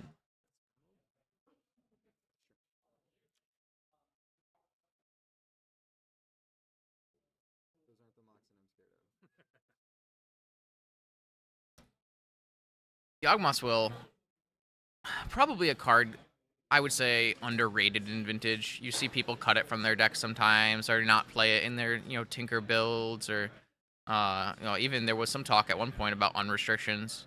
But this is a powerful card, especially compounding on the power of the rest of the format. Cards like Lotus Petal that come back, obviously cards like Black Lotus, but you saw simply one Phyrexian Spell, one Lotus Petal, and one Ancestral.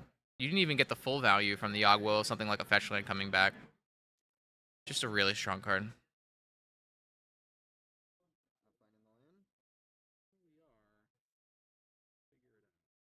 Looks like there's an Urza Saga in Stefan's hand, but there's a Strip Mine across the table, and there's also 5 mana represented across the table for something like a hard cast Forcible. We don't have infinite time as the Demir player here, because this Luris clock is fairly quick in terms of this blue-black deck, or I should say blue-white deck in this case. These Luris control decks do not typically end the game at a blistering pace, but a 3-2 is definitely something. So I don't have the list, so I couldn't tell you what the combos are, but if they're playing something like a stock Beseech deck, then you typically have a Stormkill with Yawgmoth and Tendrils. I would say you probably have a Tinker Citadel. You may have Voltaic Key, or Manifold Key and Time Vault. But I can't tell you because I don't know. All right, so this looks like what? Is this an end of turn Chain of Vapor bouncing Luris just to buy time? It is quickly becoming a threat to Stefan's life total. Here is Strip Mine. Oh, it couldn't have been an end of turn, right? Because there was, oh no, it could, because Underground Sea stayed for the whole turn cycle. Okay. All right, here's the Saga. Maybe this whole Underground Sea chain line was just a bait to get the Strip Mine off the table. Oh, was it I can't imagine it was a combat, because we would have replayed, right? Maybe not. Oh, wow. That's Cathar Commando. You'd love to see it. Cathar Commando, brilliant card against Urza Saga, and just a great card in these Luris decks. So maybe you're right. Maybe it was an attack phase chain, and then we wanted to not play Luris so that we could play the Cathar Commando against a possible Saga. Looks like the Cathar Commando came into play, and then turned into a Vindicate, and Saga is gone. Okay.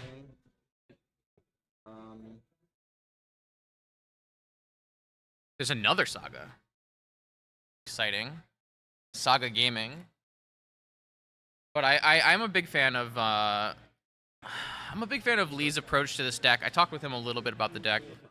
It's a variant of the blue-black Luris control deck, but I think it makes a correct analysis that a blue-white version will be better against the field. The big problem is that the blue-white is probably not favored in the mirror versus the blue-black deck that features the Orcish Bowmasters. All right, wow, we have another Urza Saga, and I saw a Time Vault in hand. We used the Force to stop Luris, which is crucial because we don't want Cathar Commando coming back.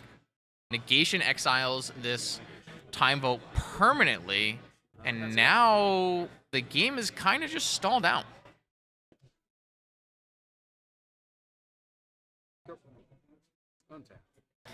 So, if Lee does not have another answer to Saga, and we've already gone through Strip Mine, Wasteland, and Cathar Commando, you could easily see some Saga tokens running over this game and taking complete control. And that's another, upside of this Beseech deck, is it in the same vein that Jewel Shops has a plan B of Saga constructs, so does this deck.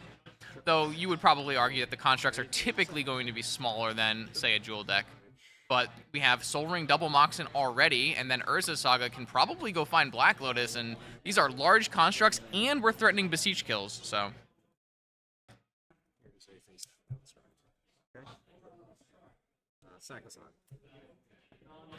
So let's see what Urza Saga is going to fetch. I can only imagine we're looking at a Black Lotus here.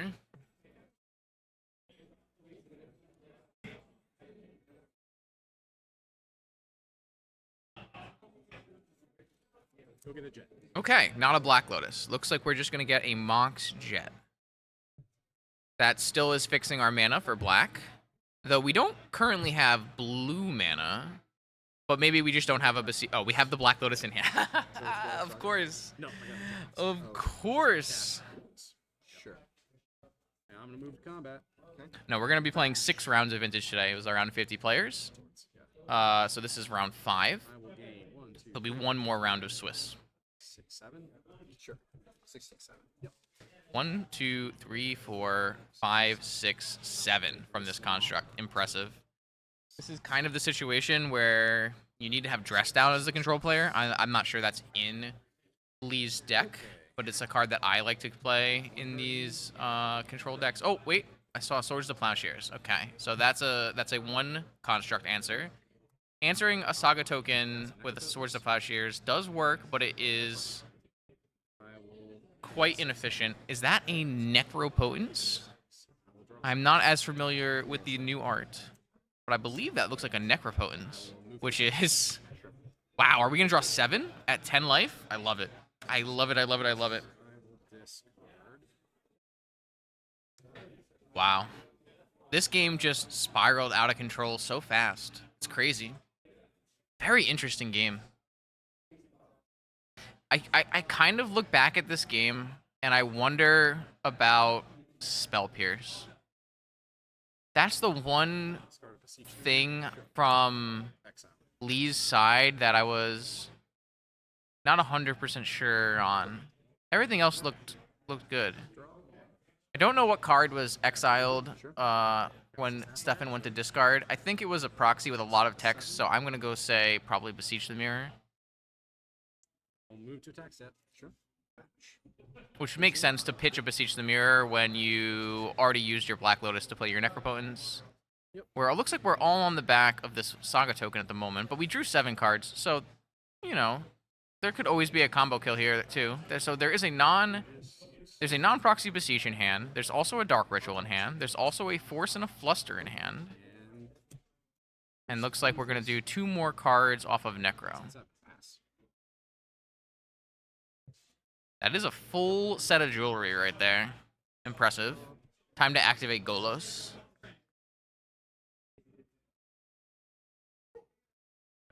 Move to attacks. For 7 again. 11. Just play an Earth Saga. Okay. And I will draw 1 card, and I will pass. I'm not sure how much time is left in this game, considering this construct token is very large, but it looks like it's still 2 more swings, and the minute Chump... Oh, but we have another Saga. I was going to say, like... You have to be at least a little careful from Stefan's side. Something like, you know, Saga token from Lee into Manifold Key unblockable when you're already at such a low life total. There are definitely ways this game can slip, but there's a lot of forces in hand, right? At least 1. We'll move to attacks. Sure. Shit. So 3. I think I might have to talk at least a little bit softer because the sound has kind of died down here. I don't want to Pay 1 life. give anything away. Draw that card. Pass. 3 to 6. Okay. Nothing. Wow. And that's game 1. What a wild match. I'm happy I watched it. I did not really have a lot of faith that Stefan was going to be able to recover from the initial counter spells presented by Lee. But we hit the right colors of mana, and we were able to recoup our losses with a big Yogg-Well. And it basically, I think it basically all came down to that Yogg-Well, I would say. There was really no way Lee was going to catch up to the cards that were drawn off the Yogg-Well without an Ancestral of his own. Wow. All right.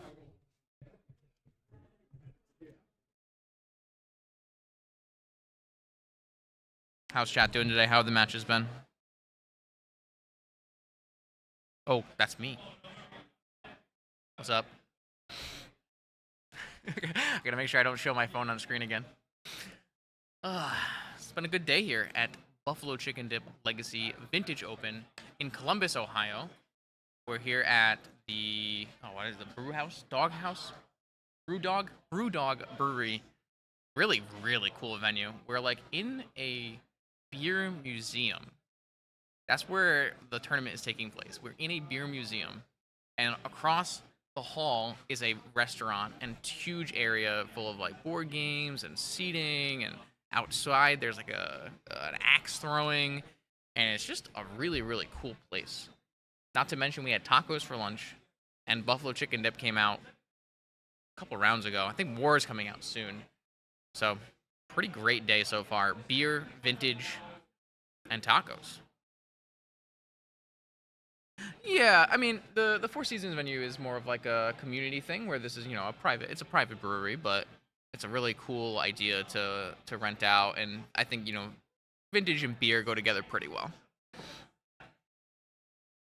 Yeah, I'm lucky to get some time in the booth right now. I just drew for round 5, so I had 4 rounds ahead of this. And they've been 4 very interesting rounds. I played against 4 different decks. Let's see, I played against... I won't say. We're still playing this tournament. But 4 different decks, and the room seems to be fairly diverse. I think there's a bit more... I mean, there's a lot of Oath, that's for sure. Lots of show and tell Oath. Definitely, if you came with Oath, you had to be prepared for the mirror.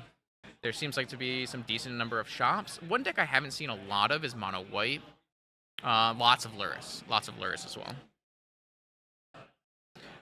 So it kind of is basically the metagame that I expected. I kind of expected this tournament and the Mana Traders tournament and the Vintage RCQ tomorrow to all have very similar, proxy friendly / MTGO metagames, because when you're allowed to full proxy or you're on MTGO, the costs become less prohibitive, and you end up in a really nice spot where people get to play the decks they want to play. And when people get to play the decks they want to play, they take a look at what's been winning. And certainly Blue Black, Luris Control, and Oath have had impressive showings in the last few weekends. So yeah, I mean, Oath is a very there's something you need to keep in mind when you think about a vintage paper metagame, and a lot of it is like people are playing vintage sometimes for the first time or sometimes seldomly, and they want to play something that feels very vintagey. They want to have the, it wants to evoke something that you can't do in other formats, and Oath is a great example of that.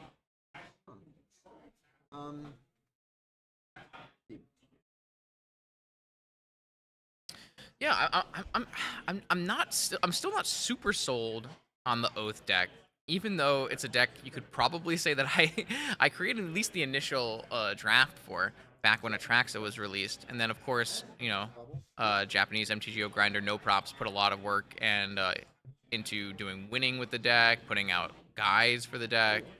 So it's really been interesting to track the trajectory of that Oath deck. It's really kind of interesting to track the trajectory of Oath decks in general, or just decks in general in Vintage. Normally there's like not enough players in Vintage for there to be players for every deck. So sometimes good decks pop up and no one picks them up, and then they fall to the wayside. But this Oath show and tell deck definitely got picked up by a few players, put up some good wins, and now it's a big metagame player. Kind of similar to how this Mog deck is going, the blue-black Luris Control deck. Lots of... Ooh, as that's an Talarian Academy. So that is definitely tech from Lee that is not run by most other Luris players. I know a lot of people who said, no, not an Academy deck.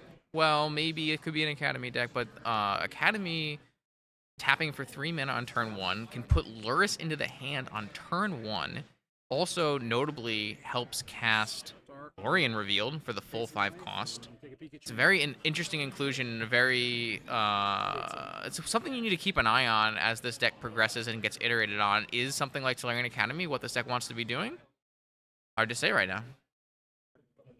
I like it, though. I'm always a big fan of trying to make your deck do something powerful, and Talarian Academy is clearly a card that is doing something powerful. So our hand had some forces, some lands, the Luris we put there. Now the question is, how much pressure can Stefan put down? Are we looking at, Dark Ritual Beseech force back up, or we have something less powerful than that?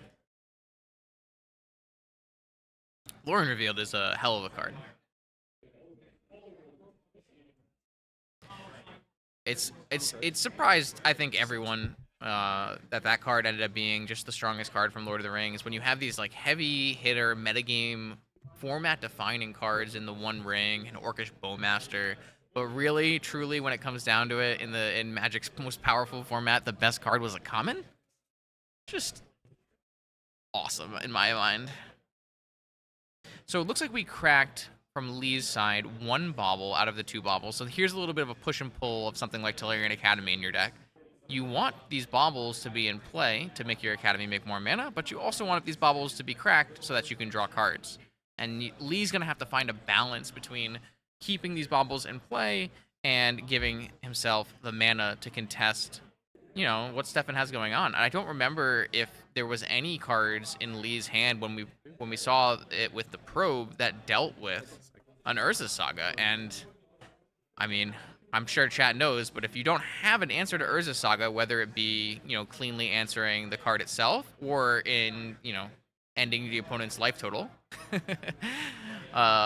it's going to take over the game. And if Lee can't find an answer to the Saga, we also need to make sure that Stefan has the extra mana, of course, but that could be a really hard thing to overcome as the control player.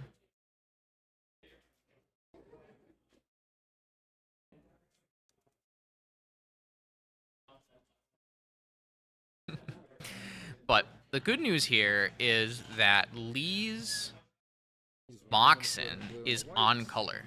So it's a blue-white deck, but Mox Jet casts Luris, which is very, very important.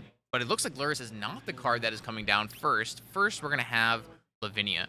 And now Lavinia coming down right now makes a lot of sense. Lavinia is going to really, really tax what Stefan is allowed to cast.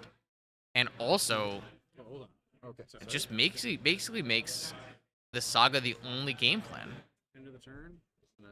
And even if we don't have we don't have another land, say we're sandbagging a Mox, then we might not be able to make it. But it looks like what we have is, I assume that's a Lorien revealed that's getting cycled for an island. So that means there will be Saga tokens on the way. Okay.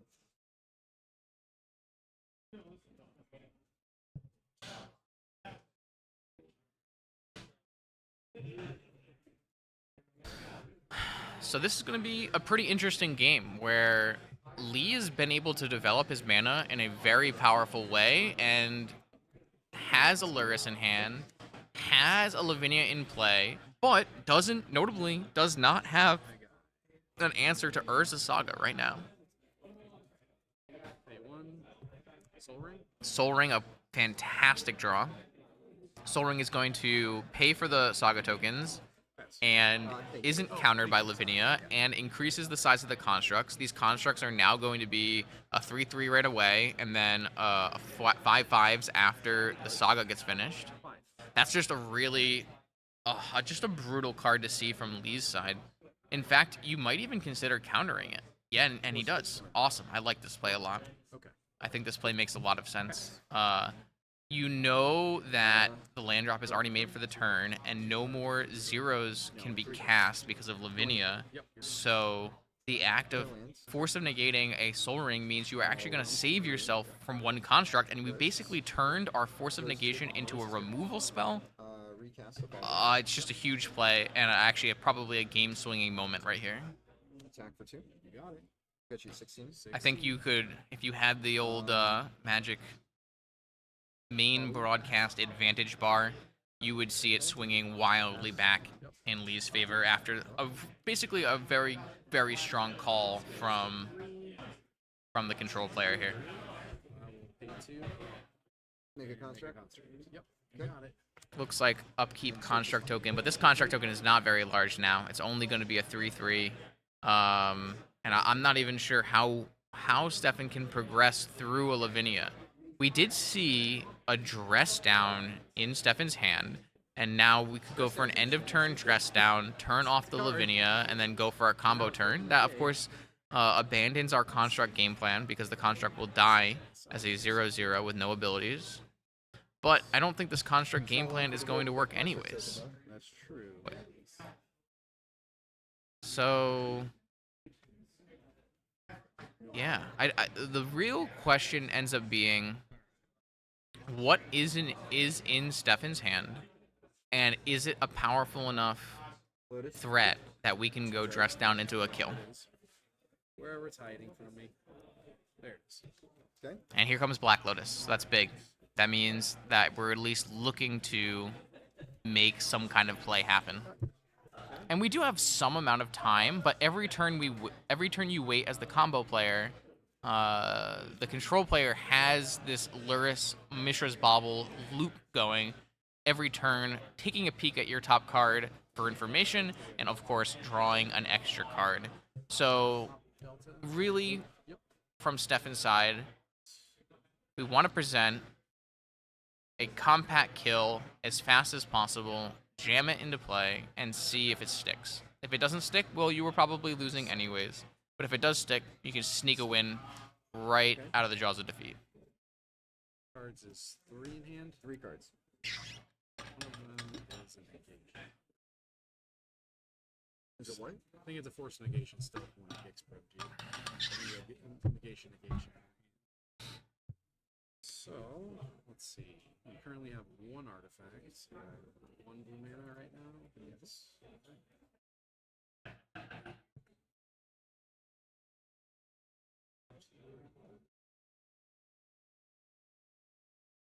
Shielded me. All right. So what is that? You cannot cast Necro. Oh, whatever it is, he can't cast it because there's a Lavinia in play. was that a neck? What was that? Does anyone know what card that was? Such a replay bubble. Got it.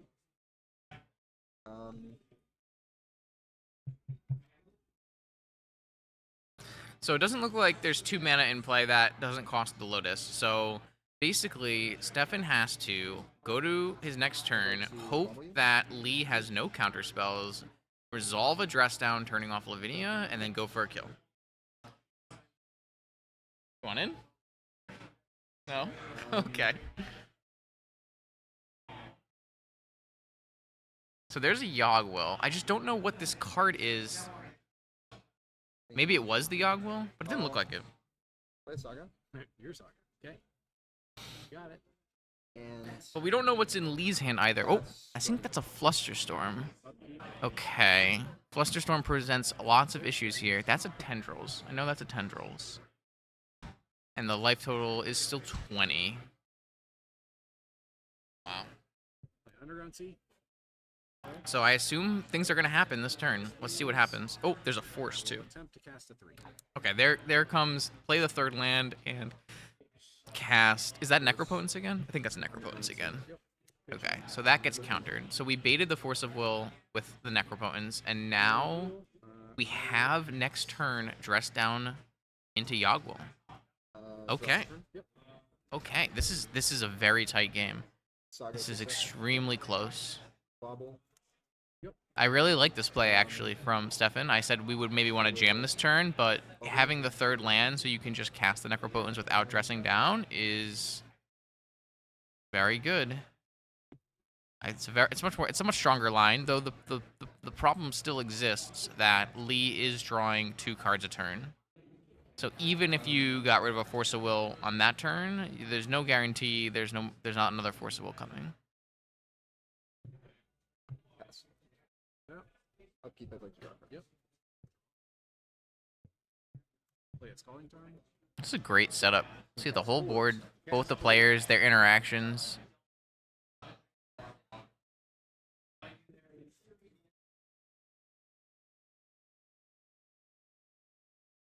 So it looks like we've made it to Stefan's turn, and we have 4 lands.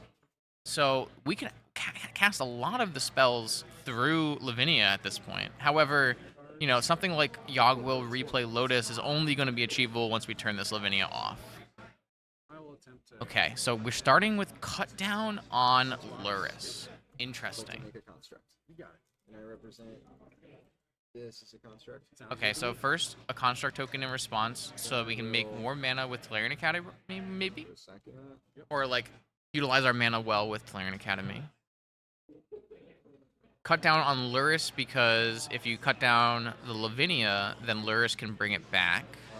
Swords the construct. Swords on the construct in response, notably upping the storm count. Something to keep track of here is we've now seen cut down swords, and there is a fluster in Lee's hand, but the Luris is dead. Okay. So there's a construct and a Lavinia and Storm 2 and a pass. I like this play. I I didn't think we would be Stefan would be able to grind this game out the way it has gone, and I was proven wrong.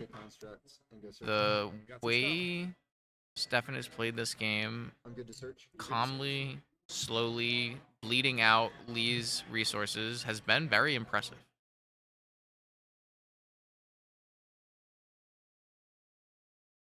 Yep, of course, Lavinia turns off the free part of Beseech. That is, of course, true. So it looks like Construct 2 is in play. Sensei's top off the Saga. 1, 2, 3, 4 artifacts, so 5 mana still. This Academy has looked incredible this game. I must say, this Academy has been impressive. Maybe something to keep note of for prospective Luris control players. I will attempt to dress down.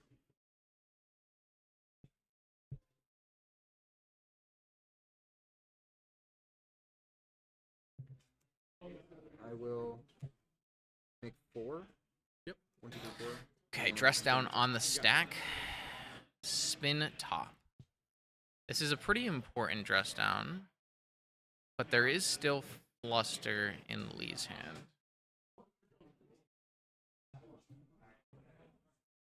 Notably, this dress down is also killing Lee's clock in 2 construct tokens. My lord.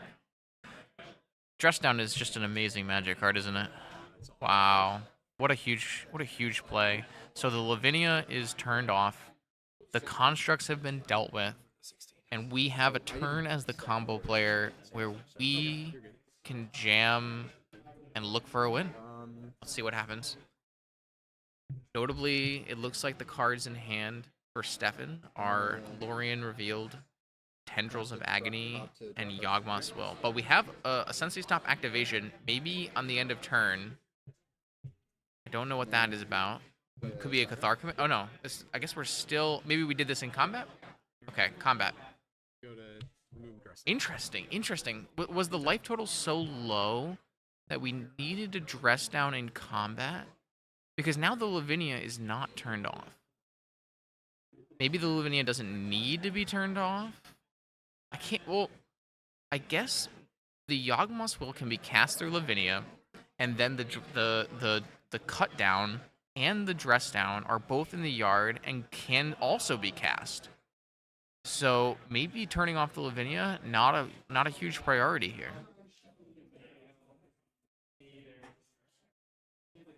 Keeping the life total high with dress down on constructs could be a reasonable play if you don't actually mine this Lavinia.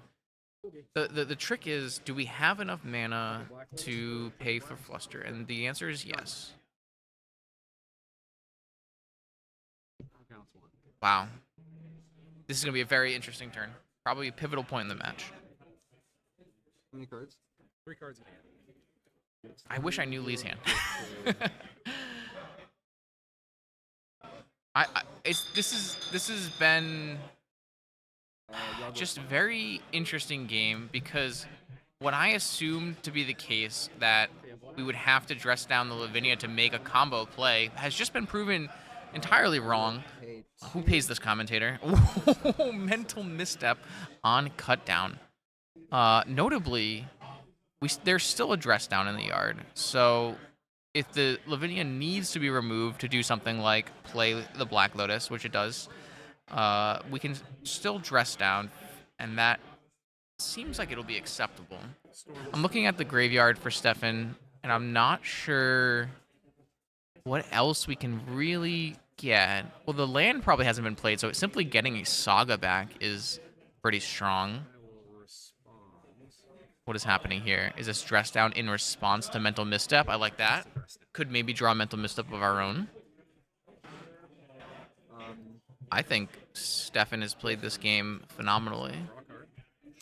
Better than I would have played it, clearly. then that will resolve. All right, so cut down is countered. Dress down is not. The Lavinia is turned off. So now the Black Lotus can be recast. Black Lotus enters play. We're counting Storm on the bottom of the screen, even though we can't see the Storm counter. It's important because there's definitely a Flusterstorm in Lee's hand. However, Stefan has drawn Tolarian Academy, notably quite strong against Flusterstorm. Pay 2 life and gets probe. What is that? Oh, I don't know. 6, 14. Oh, probe. Two Flusterstorms. Okay, 2 Flusterstorms. Wow. So now, what will Stefan do?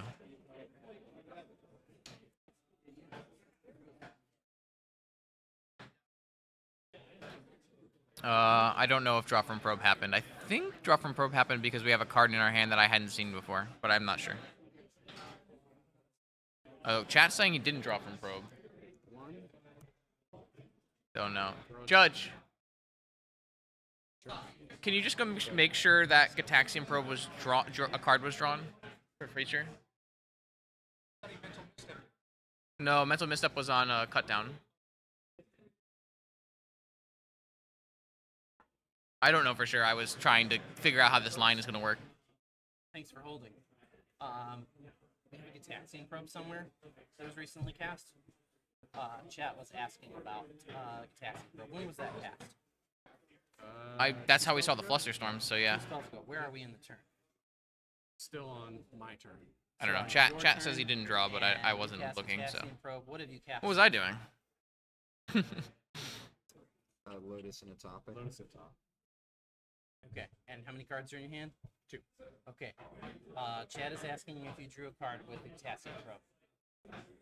Oh, you just. I mean, the spell resolved. It has to be drawn. I'm pretty sure you did. I'm pretty sure I did as well. Okay. Nothing has happened, So or if two of you very are few in things have agreement happened that since you drew then. a card, then that's great. I'm not gonna. Maybe he did draw.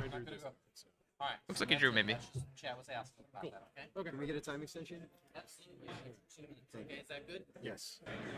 Oh, Stefan seems to think he drew, and I would assume that Stefan would know. Where am I? So I did that. So. Okay. All right, so blue mana, 1, 2, 3. All set. I don't know if there's a mic button mute here. Both players are in agreement that they drew a card Okay. from the Gataxian probe. I will spin top. Thanks for calling. Yeah.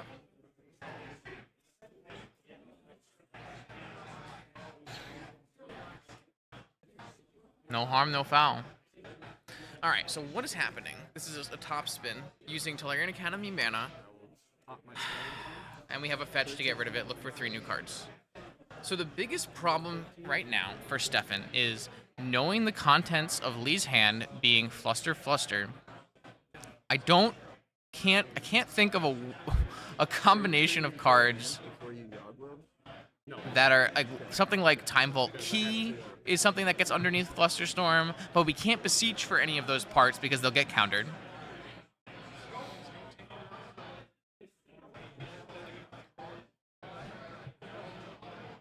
And right now the hand is simply Tendrils and I think a Lorien reveal. So here's another search. There's a Tinker. I think that looks like a Tinker is the second card, a Mox, and a Force. But Force doesn't help against Fluster, and Tinker gets flustered.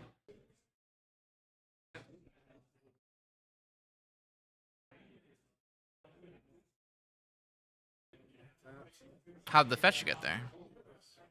We played at Tolarian Academy this turn.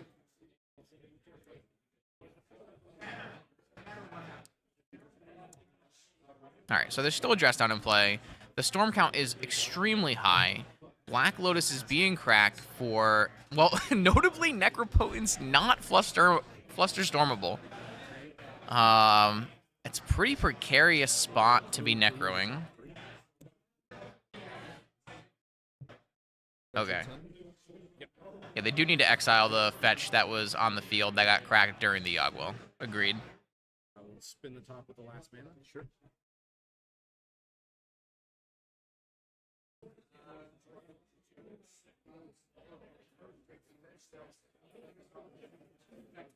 Yeah, this is excellent. Yep.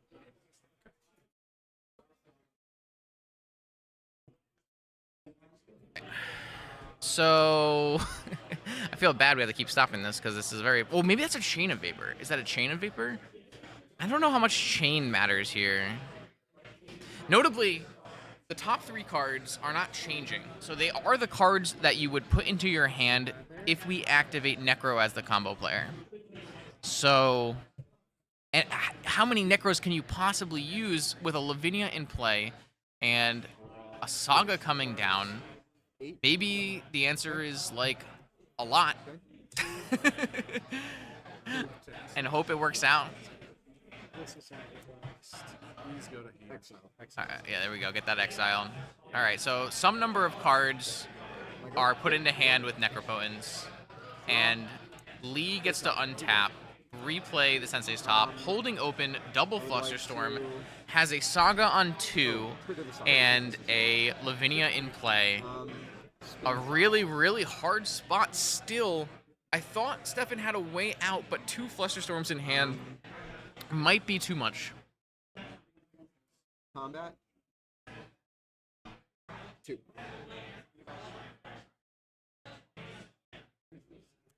I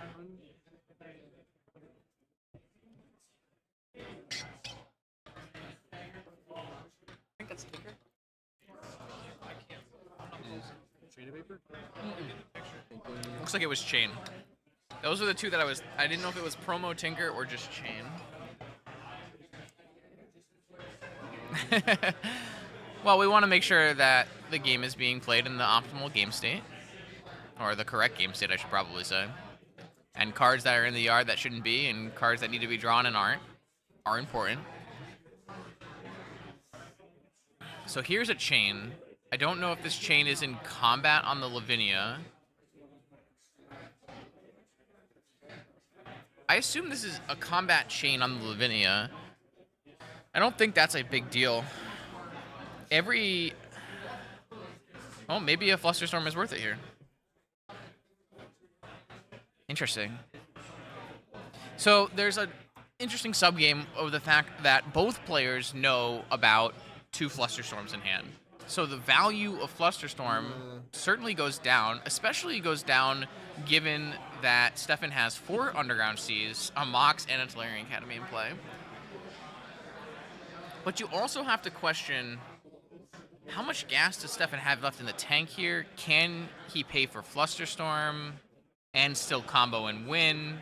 Like, it's very hard to do a Tendrils kill with the blue-black deck without Yogwell, especially with the Tendril already in hand, and the Black Lotus is gone, so a Dark Ritual is probably needed. There's a lot of prerequisites to make a lethal Tendrils here, and I'm not sure that Stefan will have them all. To make 3 mana. Lee's mana is constrained is a very reasonable point as well. Draw. It looks like Lee is... Oh, I was going to say it looks like Lee's tapping out, but there is a Time Walk on the stack. A Force? Are we tapped out? Can we not Flusterstorm back? This is exciting. I assume if a... Oh, we're just making a Fluster get used? Okay. Okay. If there's a second... How many cards? 2. We're going to get a turn as the combo player with no Flusters up. Wow. Wow, wow, wow, wow, wow. Okay. Spin top. This is wow. That's a Dark Ritual. That could be pretty important here. Maybe less important if everything is down. So it's just Tendrils in hand? Is it just Tendrils in hand? True. Well, there's... Sure. We can't... You don't draw for turn with Necro, and there's only 6 life. It looks like... I assume maybe 5 cards are going to get put into hand here. Use the whole life total, yep. Alright, so 5 cards off the top. Stefan is going to untap with 6 cards and try to win the game. Storm count is 1. Dark Ritual 2. I just can't tell what these cards are. Demonic Tutor? Oh, Demonic Tutor. But there's no Yagwell. There's Beseeches that you can still Beseech chain. But the 9 spells of Storm are needed. How many Moxen can be sacrificed? So there's 1, 2, 3 Moxen. Each Beseech casts another Beseech. I think there's just enough. I think it's just going to be a win. Play maybe Dark Root? Sure. Wow. Yeah, that's ritual. The others. Incredible. Earth Spell. Yep, Necro is also bargainable. How big is this guy? I don't believe any other Beseeches are exiled, so you probably have a ton of spells. 2. Cut down, assuming... Yeah, cut down. And you have Beseech into Tendrils. There's how much black mana? Still 5 pieces of black mana. And 2. Beseech. Sure. Go to 6. Alright, so Beseech with Bargain, looking for second Beseech, is going to be... Second Beseech is going to be 7. Third Beseech is going to be 8. Fourth Beseech is going to be 9. Sacrifice. And then that Beseech finds Dark Ritual, making the final black mana needed to cast Tendrils of Agony out of the hand for at least 10 Storm. Lethal. Beseech. 8 Storm. Wow. This is a masterclass in combo play coming from Stefan here. Just Dark Ritual. beautiful patience Tendrils for 20. and Good game. incredible tenacity. Wow. Well played. Well played.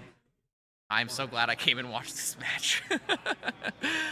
I am thoroughly impressed with what Stefan put together in that game in particular. Very, very nice. Clusters are so hard to go through.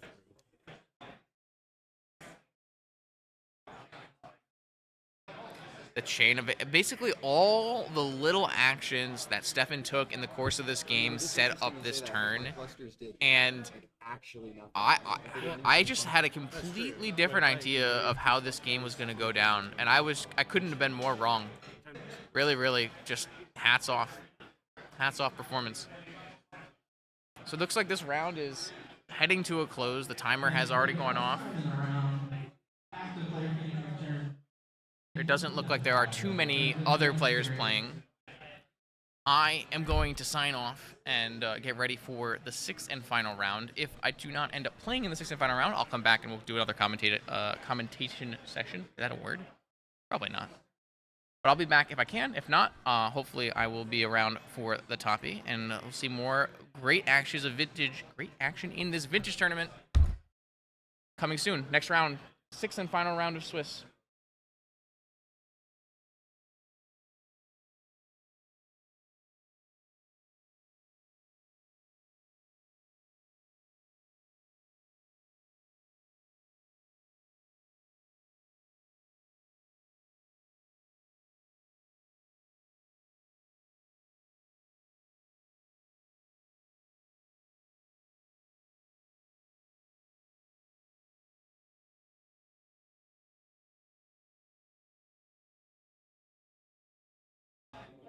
Conclusion to the iterations on Big Blue.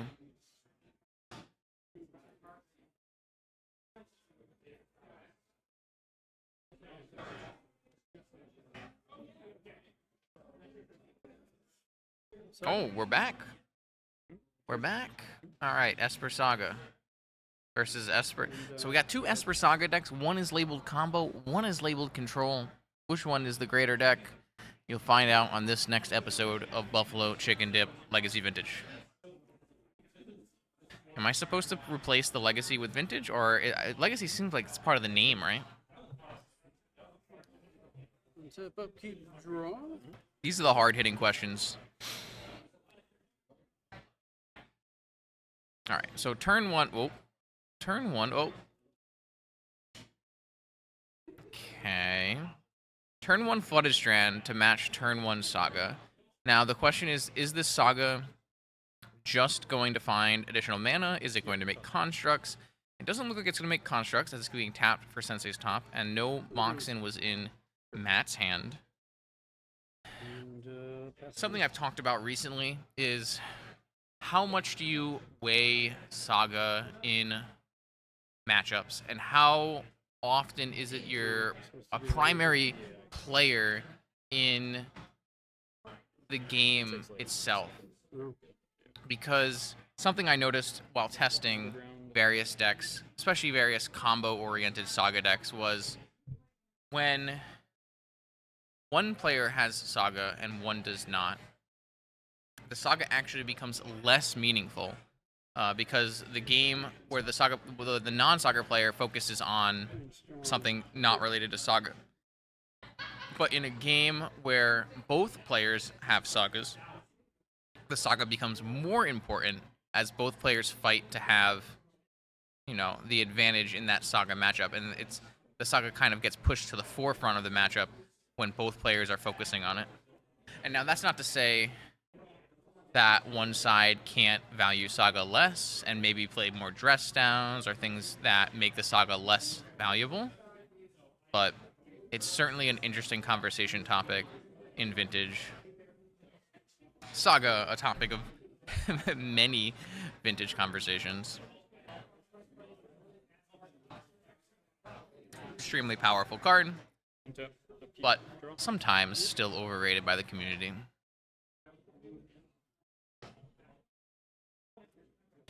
So this first Saga for Matt is mostly just to, looks like, accelerate his game plan, find some fast mana, because we already have a Sensei's top, but with no Moxen to follow it up. Whereas Stefan has a Moxen and is electing not to use Saga right away. I don't know if that means there is a card in hand that costs specific colors, or if we're just not ready to engage in a Saga battle. It'll be interesting to see how Stefan plays out his side of this matchup, because we know that Stefan has a Saga in hand. All right, here comes a white. So yes, so the answer was Saga does not make white mana, so Saga could not be played. But this Lavinia has to be a pivotal card in an Esper versus Esper matchup. I would think, not knowing the contents of either list makes it hard to judge. But if one, like for instance, both players could be playing the same exact list, and one labeled the deck combo and one labeled the deck control, and they both can be right. These Saga decks are very malleable and kind of will adapt to what is presented to them. And the Esper Tinker deck, Esper Saga deck, can definitely be the control deck in many matchups, but it could also be a combo deck in others.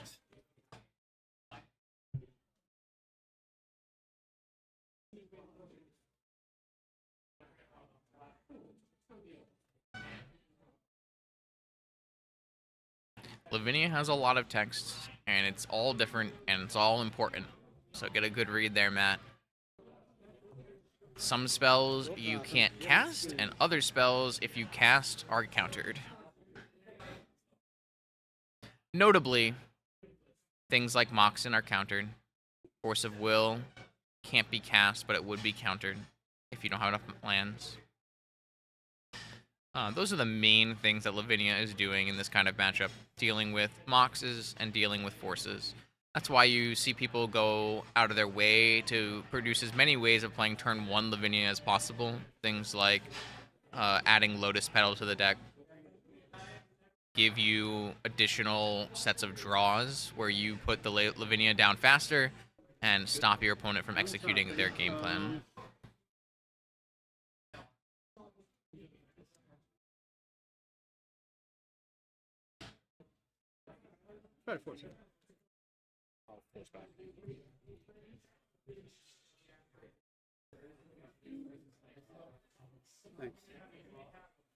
A force on Lavinia, so that was what we were thinking, and then there's a force pitching a force on the force. So Lavinia will resolve. Both players have exhausted a ton of resources over this legendary creature. I'm thinking, what, 1, maybe 2 cards in hand for Stefan, 3 cards in hand for Matt. This is the kind of point where Matt is going to maybe get very punished for playing Saga early and not being able to make constructs, whereas Stefan has an Urza Saga still in the bank after all of those forces are expended, and basically might just start taking away this game with construct tokens when he gets another turn. So this looks like an upkeep vampiric tutor. Yeah. Oh, wait. Yep. That's a dark ritual, right? So are we on an Esper Besiege deck from Matt? That's exciting. So I assume we're in Matt's main phase. Oh, we're not. Are we? Wait, this is a dark ritual to make a construct token? Wow. Okay. That's an exciting play. And a spin? And a spin. So this might even be Matt's upkeep if we're going to make a construct and spin before drawing. Interesting.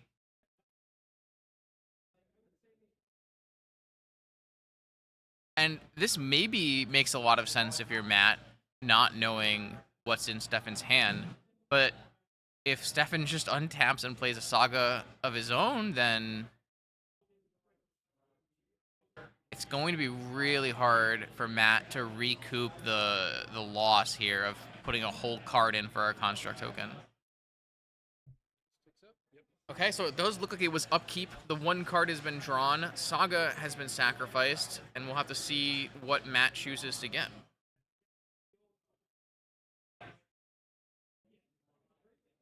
So clearly we're not playing the same two decks, as one side has Dark Ritual and the other side does not, I would assume. If you label your deck Esper Control and you have Dark Ritual in your deck, I'll be mad at you.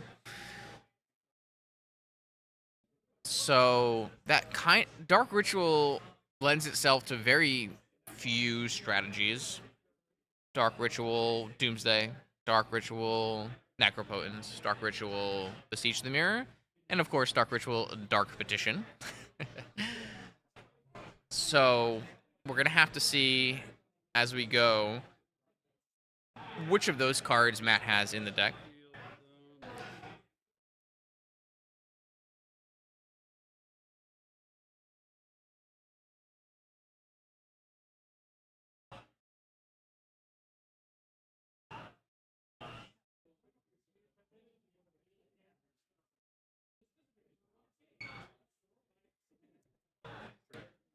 Yeah, you have some choices here. You definitely want to find a card that gets countered by Lavinia. That way it goes directly into play, doesn't get countered, and you don't have to draw it. When you start to think about which cards those are, you need to think if you're looking for a temporary gain in something like a Black Lotus, or if you're looking for a more permanent mana source, something that's going to stick around and pump the construct, like a Mox Sapphire, maybe a Mox Pearl. Probably not a Mox Jet, unless you're looking to cast another Dark Ritual or something. This construct is now a 3/3, and I don't know, I would put Stefan firmly in the driver's seat. We, of course, are privy to part of what is Stefan's hand, and we know that, oh, no attack either. I think an attack there makes a lot of sense. If you're going to, oh wait, we can't attack because it was an upkeep Dark Ritual construct. Never mind. If you attack there, that is an illegal game action, and we'll call a judge on you. It's been quite a while since the construct has been put on the stack. All right, so what is that? Is that a Merchant Scroll? Ooh, cool art Merchant Scroll. I mean, this is just going to be the death nail on this game. Merchant Scroll, currently Matt is tapped out, so you can't have a Flusterstorm to protect or to attack this Ancestral. Lavinia is protecting it from force. 3 cards and a Saga. This is Stefan pulling ahead by a large margin. A Needle on top to slow down Matt's card selection. Can't imagine you would name Saga when you're the one with the Saga. Top, looks like top, okay. Yeah, a very, very strong turn for Stefan, pulling firmly in the lead in this game. While Matt may have a larger construct token now, it won't be the only construct token in play for very long, and it's very hard to grow this construct token because we can't play Moxen through Lavinia. Thoughtseize comes down, so we definitely have a combo deck on Matt's side of the table, and the only spell left in hand after that Ancestral was a Ponder. Okay. The good news, that is good news for Matt, but Matt doesn't have a likely answer to these construct tokens. The first construct token is a 3/3, and then the second construct token they both become 5/5s, and quickly will outsize the one Dark Ritual construct token from Matt.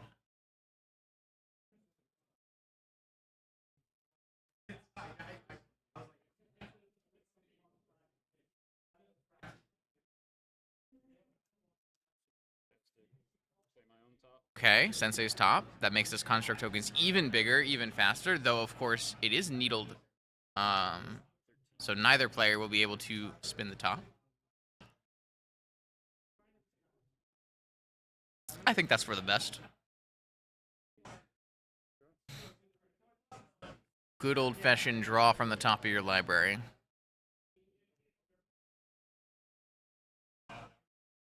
So from Matt's side of the table, don't know how you progress from here. Maybe there is a dress down. Maybe there is not.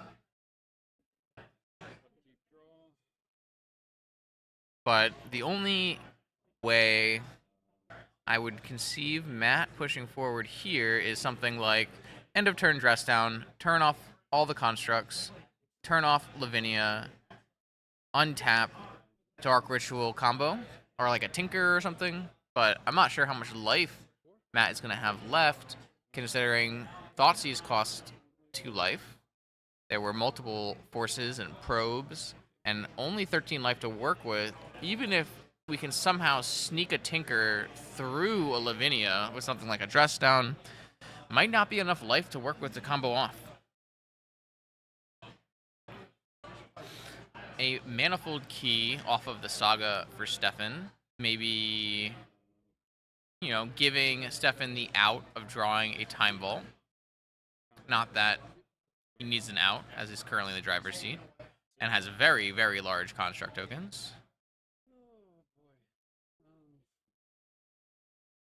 Looks like 2 6/6 construct tokens. A chump to preserve life total. And this game is only going to last one more draw step, really. Without a dress down, yep. And it's over. Stefan would untap, make a construct, giving both of his constructs +1/+1, 14 damage worth of constructs. Even just adding Lavinia to the existing 6/6 constructs is lethal. And Stefan takes game 1. The big things here in game 1 to think about were when each player deployed their Urza Saga. Matt played Urza Saga on turn 1. And I'm not even saying that Matt playing Urza Saga on turn 1 is wrong. I'm just saying that was probably a pivotal point in the match where it was hard to leverage constructs off of Matt's Saga. So if you can't leverage constructs and you're playing a Saga on turn 1, what you need to be doing is looking for a way to combo once the Saga finishes telling its story. So if you don't actually have a way to utilize that mana boost from Saga turning into something like Black Lotus, then playing the Saga on turn 1 is not really getting you very far. Now, I mean, that could be just the way that two hands lined up. There was, of course, a Lavinia on the other side of the table that made things very hard. There was really not a huge opportunity for Matt to look for a combo kill because the Lavinia was fought over with multiple forces, and in the end, it stuck. And that was pretty much it. So that was game 1 of our Esper Saga Mirror. Though, of course, one player is definitely more on the combo side than the other. We noticed a Dark Ritual at least, and a Thoughtseize. That makes me think something along the lines of a Beseech combo deck, but I don't know Why would you be Esper in your Beseech combo deck? What are you gaining from Esper? Maybe Monastery Mentor? Monastery Mentor is an interesting one because Monastery Mentor you can find off your Beseech, and it seems like that could be a reasonable thing to do in certain board situations. So that makes a lot of sense. Maybe you play Esper for Lavinia of your own. We saw how good Lavinia was from one side of the table there. Or maybe you're just looking for something like Swords and Balance in your sideboard. Lots of the format right now dictates some amount of removal, and Swords to Plowshares is, of course, the premium removal spell in Vintage, and having access to 4 swords makes your deck much stronger against things like on a white initiative. So that's what I would assume. If we are in Esper and we are still in like a Breach combo area, because a Beseech combo area, not a Breach combo area, it begs the question why. We saw blue-black Beseech in the last round do extremely well, and the mana situation inside of Beseech requires very specifically Dark Ritual or Black Lotus to cast. So if you have a Tundra taking up a mana slot that could be an Underground Sea, then that could be very problematic in terms of casting all your spells. I know when I was initially building Beseech Storm lists, I even had a Watery Grave. I don't know, not a lot of people are playing Beseech right now, so I don't know if the Dimir lists are still playing a Watery Grave. I believe I was cutting it near the end of my testing, but I was very concerned at the beginning of deck building that I just did not have enough ways to make sure I could make triple black. So we'll have to see. We'll have to see what is in store for us with Matt Hazard's Esper combo deck.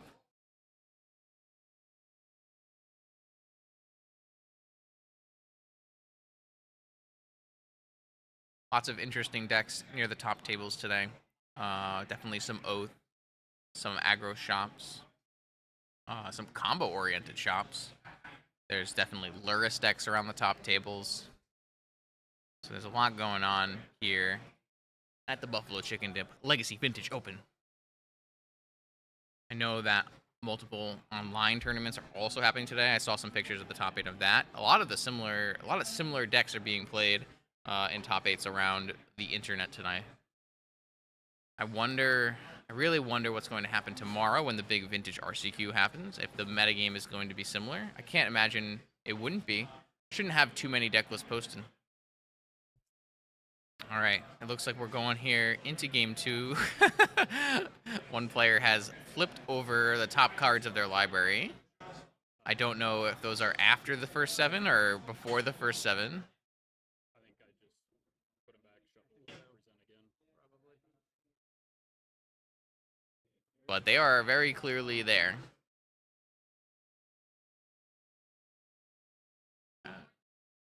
Judge?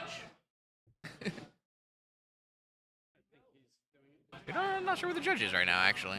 I have to go find him. I imagine if they are in the first 7, I don't know. I'm not a judge. Why speculate? I'll just let the judge figure it out. Okay, so those cards were on the top. I would assume they matter if they would be going into the hand, but maybe it's just a reasonable fix to shuffle up and draw fresh ones. I don't know, because Stefan... Okay, so they were not the cards. And then we're going to shuffle. Okay. That's, like, interesting, because Matt does know 2 cards that are not in Stefan's hand, and this is Vintage where cards are restricted. But, you gotta love paper magic. Moto would never do this to us.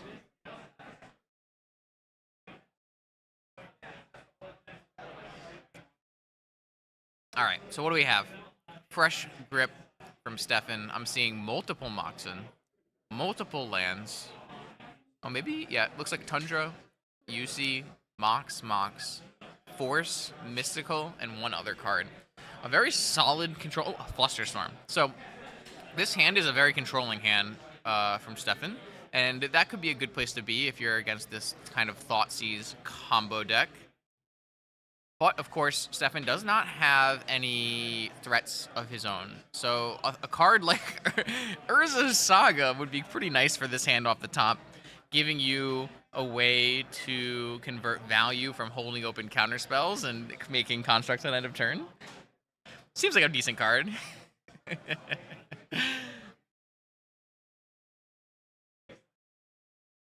So, fetch from Matt, Underground Sea, and what are we going to have on turn 1? Will it be explosive? Or maybe an upkeep ancestral? We're going to have to see. Okay. It's an ancestral, but it's not. I don't know if it's an upkeep or ancestral or not. It's a little hard to say. Normally, in Vintage, a lot of times when you're on the play and you have Island Ancestral, you'll cast it in your opponent's upkeep for 2 reasons. 1, if you draw 3 cards and you draw over 7 cards and cannot play a Mox or something, then you will have to pitch to hand size at end of turn. And 2, if your opponent has a Force of Negation, they can negate your Ancestral. So maybe Matt was on a mulligan or something, and we have 7 cards in hand. Or it was on the upkeep. I don't know. Hard to say. Wow, a Black Lotus off the top for Stefan means Stefan still has no action, but does have Hardcast Force of Will up. I'm surprised that Stefan didn't play the other Mox as well, because then you could hold up Hardcast Force of Will and Flusterstorm. I'm not sure what the reasoning is behind holding that, or unless maybe there is not another Mox in hand. That's quite possible as well. Maybe it was just another Tundra or Underground Sea. So lots of counter magic for Stefan, not a lot of threat or action, and we don't know what Matt is up to, but Matt did get to resolve Ancestral Recall, drawing 3 cards. You have to expect there is some amount of power in the hand. Urza's Saga is great into what Stefan's doing. Stefan holding up and only counter spells is going to make a challenging game to face off here, because this is definitely something that Urza's Saga is very good at. So Urza's Saga doesn't let you sit on your pile of forces and Flusterstorms. You have to be doing something and pushing up forward the game state. Vampiric Tutor, interesting. And this looks still to be in Matt's turn. So main phase Vampiric Tutor. I don't know if that means that, you know, Matt maybe has a Gataxian Probe to look to draw the card immediately, or just wants to cast it now. Maybe there's a hand size thing. I'm not sure. But it looks like to me that this is a main phase Vampiric Tutor. So Stefan has the ability here to Flusterstorm this Vampiric Tutor, and Matt won't be able to pay. Matt only has the Urza Saga Colorless mana, no other Moxen, no way to like Dark Ritual and pay for the cost. So it's, do we want to fluster a Vampiric Tutor? Classic Vintage heuristics would be, of course, to not counter the Vampiric Tutor, as it is, you know, card disadvantage. You are paying a card to put a card on top of your library, and you're not actually, you know, gaining advantage. But Stefan here decides that the card put on top could be something like Urza's Saga that can't be countered by Flusterstorm, in which case Stefan will fall further and further behind on the ground. Urza's Saga has definitely changed a lot of heuristics involving tutors. When you have Vampiric and Demonic, being able to get a land that is a threat, things change quickly. Now this is a play I like. Looks like Stefan is going to Mystical Tutor for a Tinker and try to put this game out with a early Tinker for Citadel and try to combo from there. That, however, begs the question, are we sure we wanted to use our Flusterstorm on a Vampiric Tutor when we could have had this Flusterstorm protecting our Tinker?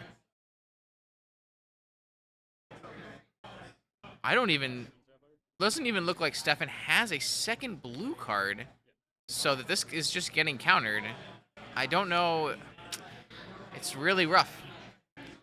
It looks like Stefan was feeling the pressure of the Ancestral plus Urza's Saga draw from Matt's side of the table and felt compelled to go in on a Tinker with no backup. But you at least would have had some amount of backup if you had chosen to let the Vampiric Tutor resolve. That's what I would think. So now, Stefan went from having a nice draw to being behind by Ancestral Recall, and now to being extremely far behind to an Urza Saga and just a pile of cards in Matt Hazard's hand. I think you could firmly say the advantage bar is in Matt's favor for this game too. With just Force and Land in Stefan's hand, the possibility of tinkering out of this situation is gone. You still have, of course, top decks like Ancestral Recall. This is Vintage, Demonic Tutor, Merchant Scroll, Ancestral Recall. Draw a bunch of cards, play an Urza Saga. It's not over, but it certainly has slipped out of Stefan's grasp.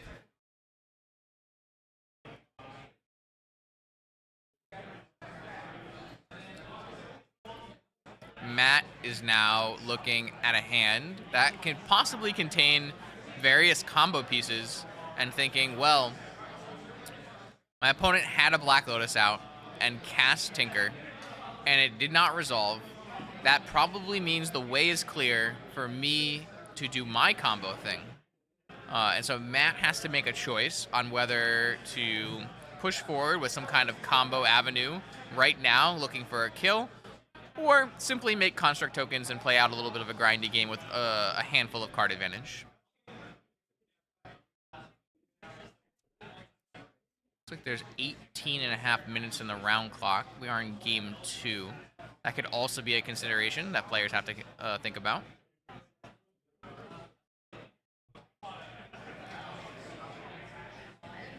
All right. Second Underground Sea. Dark Ritual. And it looks like something is happening. Let's find out. I'm excited. Dark Ritual, use the 2 mana Demonic Tutor. Okay. Maybe we're gonna go lethal Beseech here. It looks like very possible that we're looking at lethal Beseech here.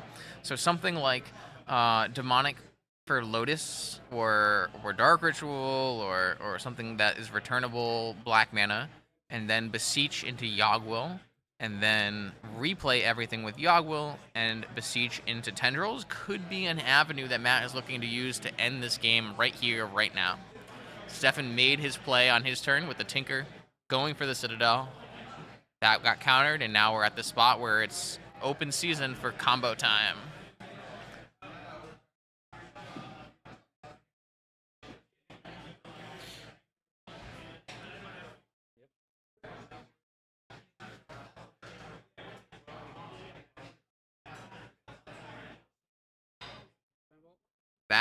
Oh, okay, interesting. That looks like a possible proxy of Time Vault. So there's a Manifold Key coming off of an Urza Saga next turn, taking infinite turns, and that looks like the way that Matt is interested in sealing out this game.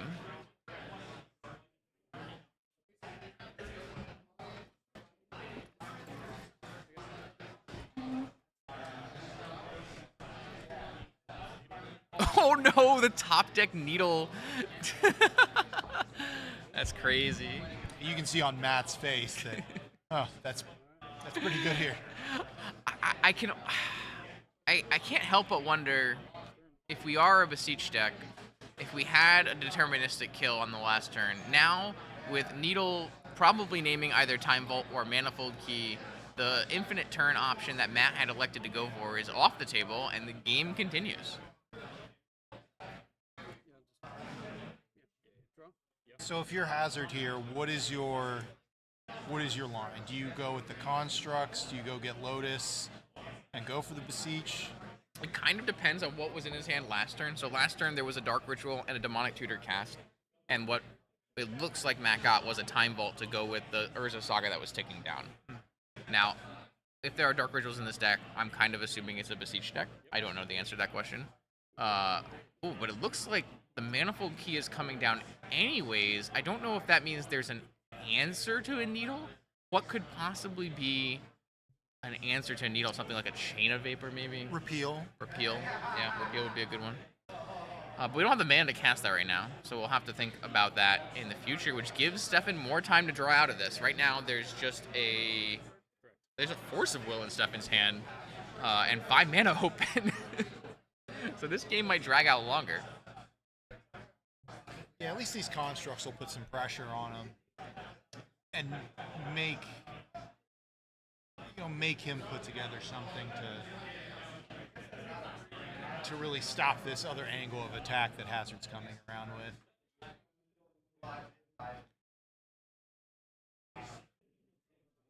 This game has been slow and then had turns of excitement and then back to slow again. The game will grind out with a construct token and no imminent win in sight for either player.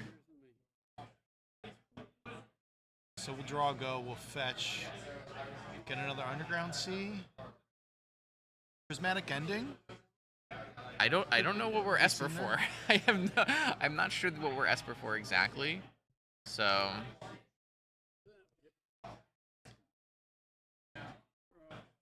I don't know if it's like a Mentor or Lavinia. But what do we think the card that Stefan drew was? Well, it looked like another blue card to me, but I'm not 100% sure. So we've got a top in hand that could... Top? Okay, that gets us a lot of looks, and combining with... Well, I don't know if Manifold Key is the card that is turned off by this needle. But if Manifold Key is not the card turned off by the needle, then we have, of course, the Sensei's Top Manifold Key trick, where you tap your top, hold priority, untap it with Manifold Key, and reactivate your top to draw 1. Let me go get confirmation on what this pithing needle is. Okay. Oh, is Rob gonna miss the Beseech? Okay, an attack happened. Wait, what? We attacked after we floated mana, or this is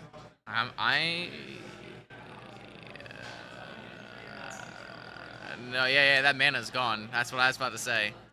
Stefan astutely points out that Matt used the mana in main phase 1 to play the Sensei's Top, and then went to attacks. So that mana has left the mana pool, and he cannot cast whatever for 4 mana he was trying to cast afterwards. Yeah, so we've confirmed that the Pithing Needle is naming Manifold Key. Okay, so there's no Sensei's Top extra draws, but of course Sensei's Top can still look at the top 3 and try to find action. This could be a difficult spot where Matt might not be able to win the game with the combo elements, but this construct might just do it anyways, and it might take a while. Yeah,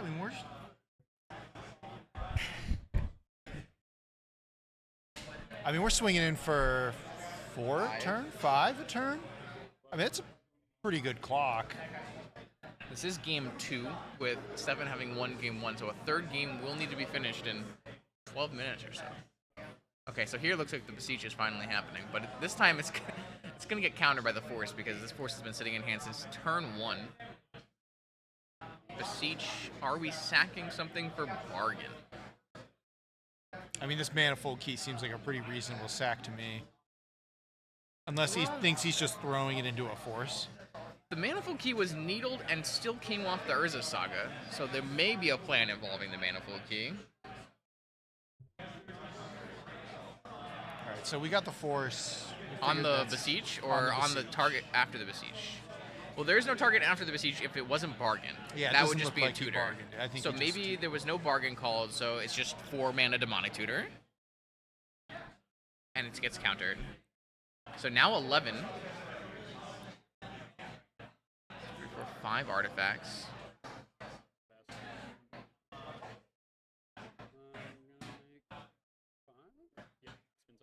No, you don't want to ever run Voltaic Key over Manifold Key, because the ability on Manifold Key making constructs specifically unblockable comes up very, very often in Saga Mirrors.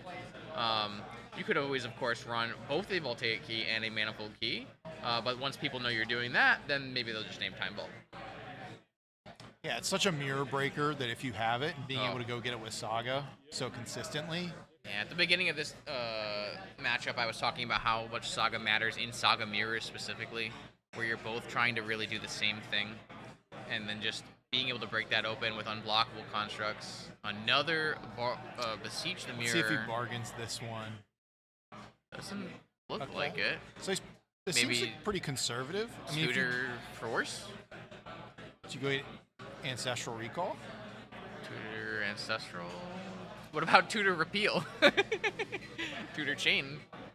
So I'm looking at Tinker. Sure. That's what we need as a Citadel here. Time Walk. How about Time Walk? I think that would be a pretty reasonable call, given we've got. Almost lethal. Then you Sensei stop for the last artifact. You're still short. If I was Stefan here, I may have considered conceding 7 or 8 minutes ago. Yeah, I think that's something that a lot of people don't think about enough. Is saving time.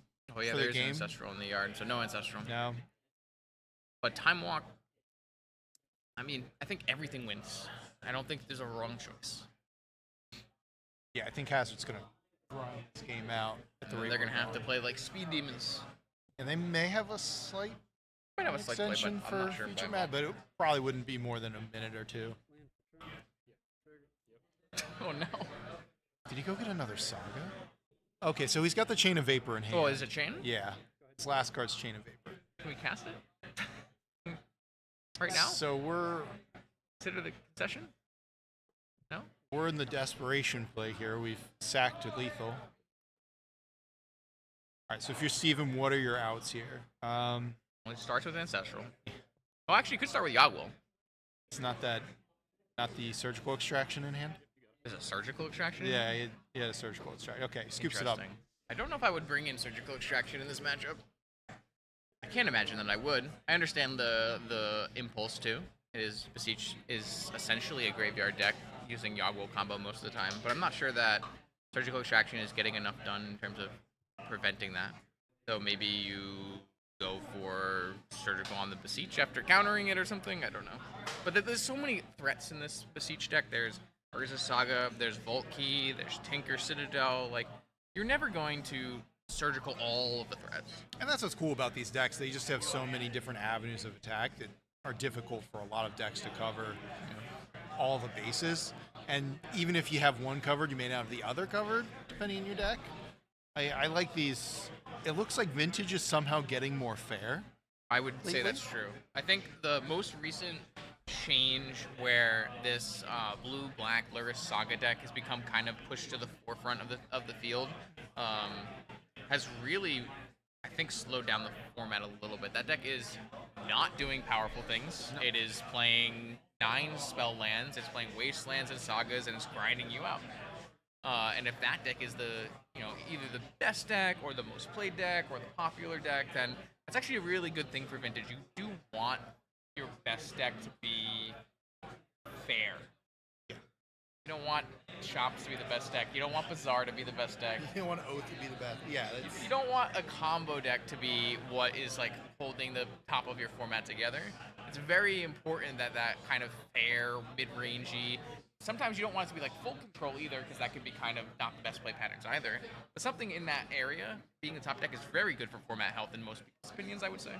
being able to punish these blue decks with things like Orcish Bowmaster is a pretty good spot. I mean, it's had a great effect in Legacy in terms of slowing down the format. I mean, less so in Vintage, but Yeah, it's a little Punishing- underpowered in Vintage. Yeah. Like, the big thing is there's no 4 Brainstorm. No. Brainstorm, that card's a little bit broken. So there's actually a lot less things that are. I mean, it's a little weird because you have now you have Lorien Reveal, which is technically a draw, a card draw spell. But like the number of actual payoffs in these decks that are draw spells is actually quite low. A lot of times you're thinking of the things that are winning the game are like these Tinkers, which is not drawing any cards. Sometimes you have the top, and then it gets complicated. yeah, All right. looking at Stevenson, he has a great hand for this matchup. Saga, Saga and Ancestral, Force, Oh, okay. Wow. Good Thing Needle. The only thing is, he's got to do it quickly. Because if we sit on the back of Force for too long, we might just not have time to finish the game. Yeah, Hazard has the ability to just kind of blow him out here and kill him on the spot. Oh, that is a hand. You're yeah, right. that's a great hand. That is just a solid hand. Needle's a little awkward. You don't really want to draw your needle. Kind of want to get it off of your Saga most of the time.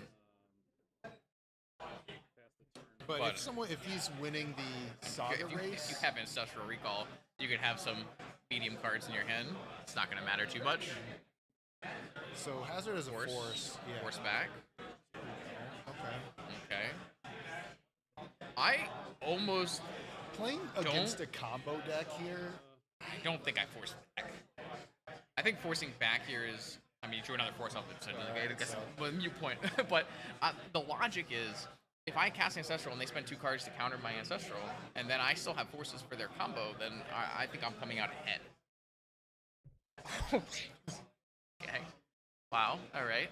Glad we drew a force. So that leaves Stefan with just Saga Needle. And there's a Flusterstorm, I believe. Okay.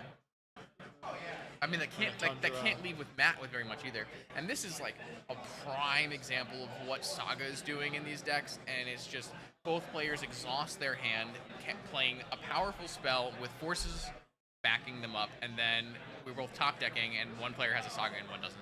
Yeah, I think this is the right play here by Stephen playing the Saga.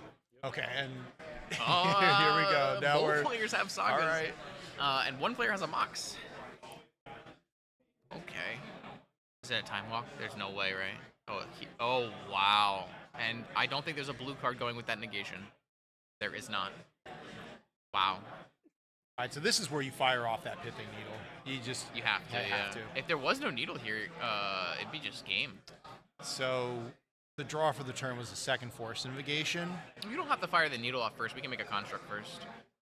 Right? Because the Saga's only on 1. I mean, you risk a time walk. I mean, he's got the force negation. Now, so I don't think that... I mean, the construct is going to matter. This construct is important.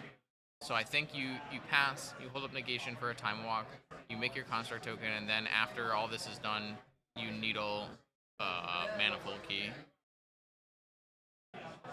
So Hazard's got 2 cards in hand before he draws, which means you probably and was tapped out there on Steven's turn. So if you play the needle, they have to have force to stop. So yeah, and you're but kind they can't of losing fluster the needle anyways. You're losing the construct war here.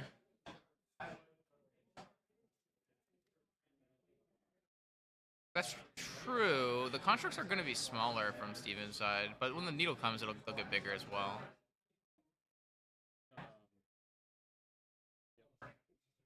It's fine. He can just make it.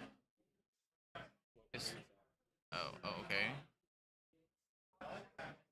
I don't know exactly what happened there. No way. I wonder if there's another needle.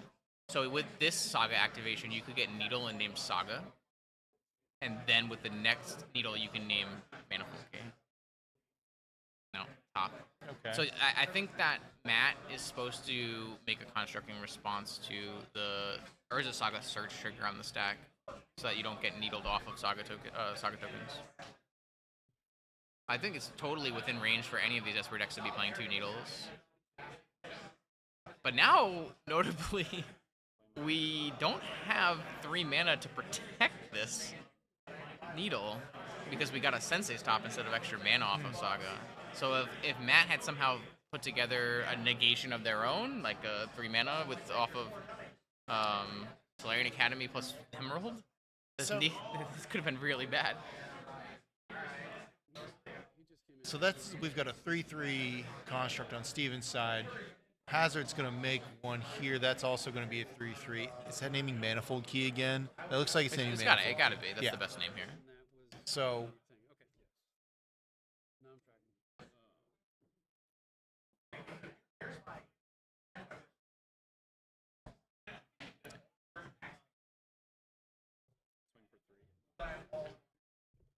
I think that's a risky play. Like running here is into it when they're going to make a Saga token here, trade, and then make another Saga token. You don't even trade because your Saga tokens are going to be better.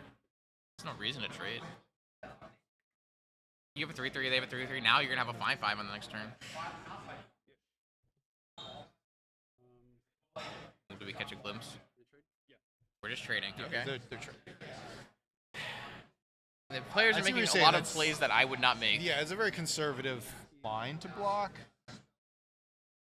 I think your proposal was better. Your life total is a resource. Yeah, you gotta. Because once you get one, having Once you two have of them. two construct tokens that are 5/5s against their 1/3/3.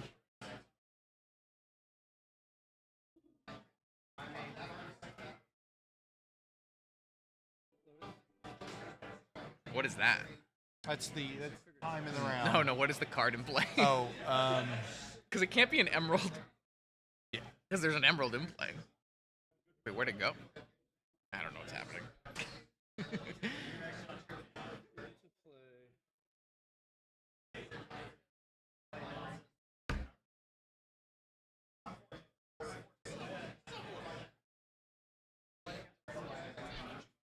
all right. So see what this. All right, we're getting mana. Another key is the key. This key does not care about a needle. It comes out no matter what. You'd think like Black Lotus, Oxen. No, this key, this doesn't do anything, but it's here. I mean, if we've got. All right, let's see what this is. Oh, it's a Black Lotus. Yeah. Okay, that's why you can't get a Black Lotus off your saga. Yeah, see, it all makes sense now. Now this construct is just. All I saw was the tree, so I assumed it was an emerald, but it was a little lotus What is underneath. this forest? Oh no, it's an altered forest. Yeah, but we already have an altered forest emerald. I see the lotus now. Everything is fine. Are we on turn 1 yet? Or no? Not sure. Yeah, the judge is Over sitting there. over there. Oh. Yeah. Oh. So. But the problem is, this is almost the same exact position as last game, where the Time Vault key is out. It's turned off, but we have a huge construct on Matt's side, and just no construct on Stefan's side. So if Hazard had just made the play you said, Yeah. and not blocking and making that and having Have two two. 5/5s, you would certainly win You're gonna win that in race. turns. And now you've kind of risked running a draw here, Yeah. and a draw might knock you out of top 8. Yeah. You can't draw here. They absolutely can't draw. Someone needs to try to win. Gonna be tight.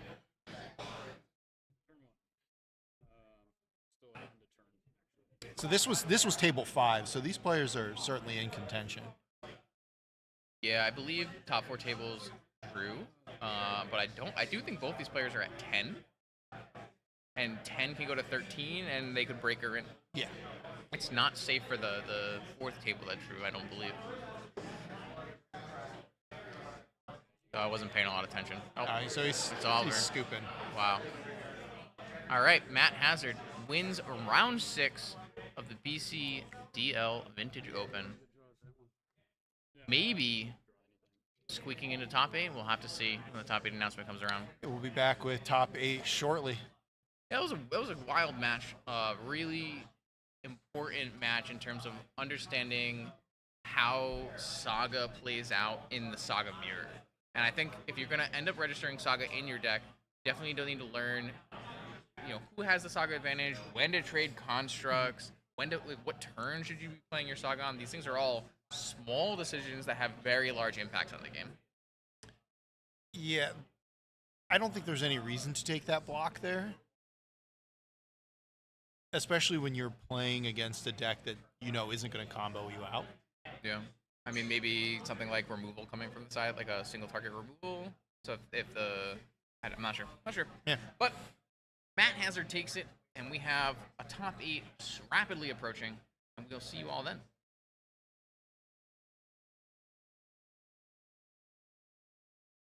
Okay, and we're back with our first match of the quarterfinals. Joining me this round for coverage is the North American Vintage Champion, Raja James. Hey, thanks for having me, Rob. Oh. I did not do as well as I should. That's why I'm sitting over here with you. But I'm always happy to be here at your events. This is an awesome one, the first vintage. Coming out strong with the Soul Ring and Lorien Reveal Cycle. Yes, Fix that mana. Steven he's playing aggressively. He has a plan. Or at least he wants Robert to think that he has a plan. He has also covered my beautiful, beautiful logo. but we'll forgive him. Dark Ritual. I think we're gonna see Beseech the Mirror. Okay, Necro. Necro. Gets Great, forced. great force call. You have to force that there. That's a yeah. And he's only left with one card. I mean, got a lot of mana to do. Yeah, so that's a he's- soul ring, not the one ring. Or no, he's got Got a couple. he's got two. Got a couple. So Emerald Saga pass. Robert. All right, let's And have we'll- that. Ancestral Me says Force of Negation. Robert says Fluster Storm. Oh, and he'll Fluster fluster back. All right, draw those three. He's like, these better Draws be a better Force, Underground Sea, and than Force of Negation. couldn't quite see what misstep. I couldn't see what the third card drawn was, but he'll play an Underground Sea and he'll pass. Doesn't have action. The Saga on the other side is looking way, way better than the action that Steven has. Yeah, so that's kind of like what we saw last round with Hazard being able to pressure. Okay, he drew a Brainstorm. That was Brainstorm. Wacky Brainstorm. And is that the Mark Bull art? Yeah, the Secret Lair Mark Bull art. It is an actual art. It is Mark Bull's son. No, his agent. I'm sorry, Jeff Vieira. That is him on the Brainstorm. Mark Bull's son was on the balance art. Okay, Steven makes his own Saga, so things are getting better for Steven. All right, so Robert will get his construct first. Ooh. Yeah. There just we go. Straight That's- up, baby. Give me those cards. Ancestral for 5. And that's a mirror kind of breaker in Blister. these blue Okay, so decks. Steven's the Bowmaster deck. They're both Bowmaster. But I'm guessing Robert's deck doesn't have the Vault Key. Is that why he's control in that combo? Probably just what he registered in a melee. Oh, fair enough. So Robert will draw for the turn. Oh, he drew a Time Vault.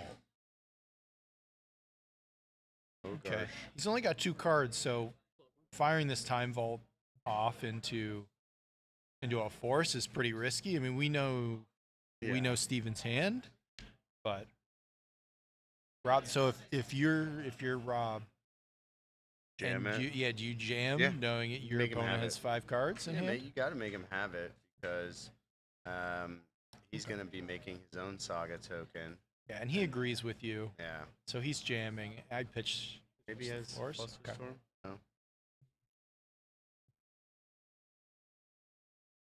Looking at that Brainstorm. Sad about the Time Vault. And we'll get him with a construct. Yeah. Fine enough. Yeah, that red sleeve is representing a construct token. All right, so we'll Fluster Storm. on the last card in Robert's hand. That is very. Robert is not happy about this. So we'll go up to 2 on Saga. Tell on his face, he knows this is not looking good. Like I give him a couple turns. Maybe it just depends on what opponent puts into play. What is that? It's a Watery Grave. Aha. So a lot of these blue control deck or these blue-black control decks, even in Legacy, will play Watery Now, Grave 'cause as a of 5th. Island cycle, right? You Yeah. just get one.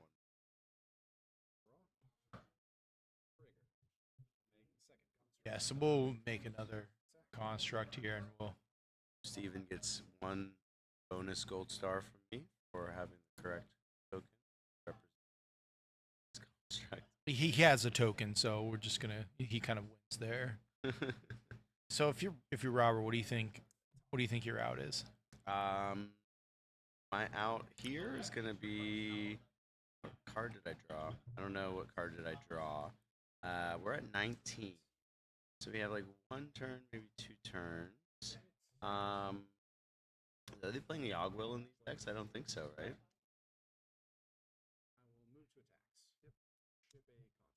I have bad breath. I don't want to get too close to you, Rob. It's fine. All we can smell here at the brewery is beer.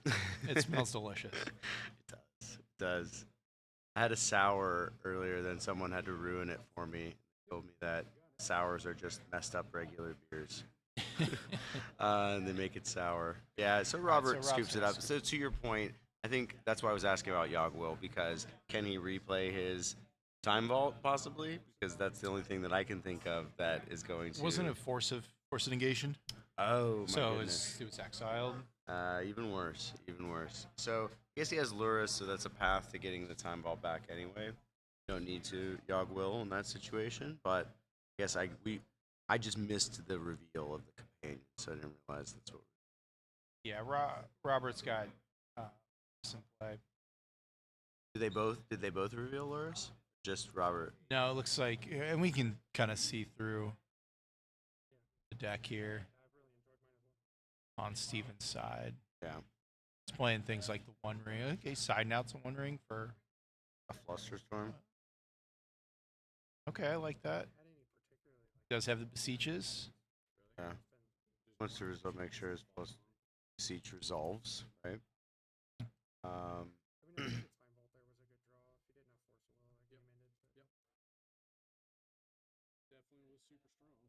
Yeah, okay, we're still kind of Shield Druid. That seems great in this mirror. Dress down for the Saga tokens if you're behind. I like it. Yeah, dress down is great against the Saga tokens. I mean, it's not as great when you have your own in play, but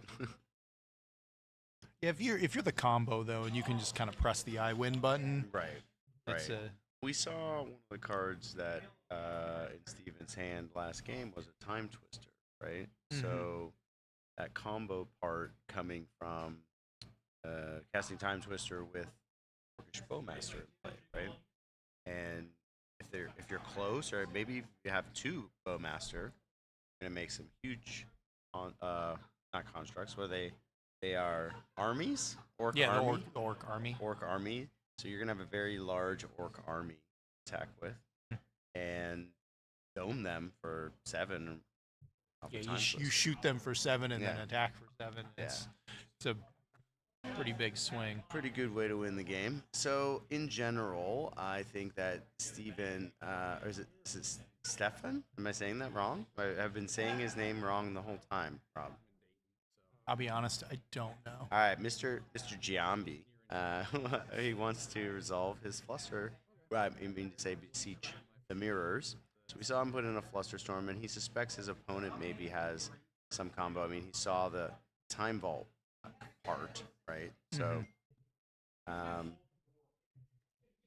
Rob's side, again, in these decks, it's not clear, they're still being kind of formed, right? There's no set configuration, but we'll assume that there's some number of 1 mana kill spells, right, in the sideboard, like a Fatal Push or similar, right? Yeah. So I think for both of them, it is a little bit, and I wonder how much each has played this matchup, this kind of mirror match. Who's practiced it more? Yeah, just having the combo, I like Giambi's side better. That's the side I'd rather be on. This looks like a pretty good opener here. I don't know what these two proxies are. Enough. Okay. Enough. Okay. Throw it back. I didn't see any lands in that hand, so perhaps that just wants lands for some reason. Cast spells.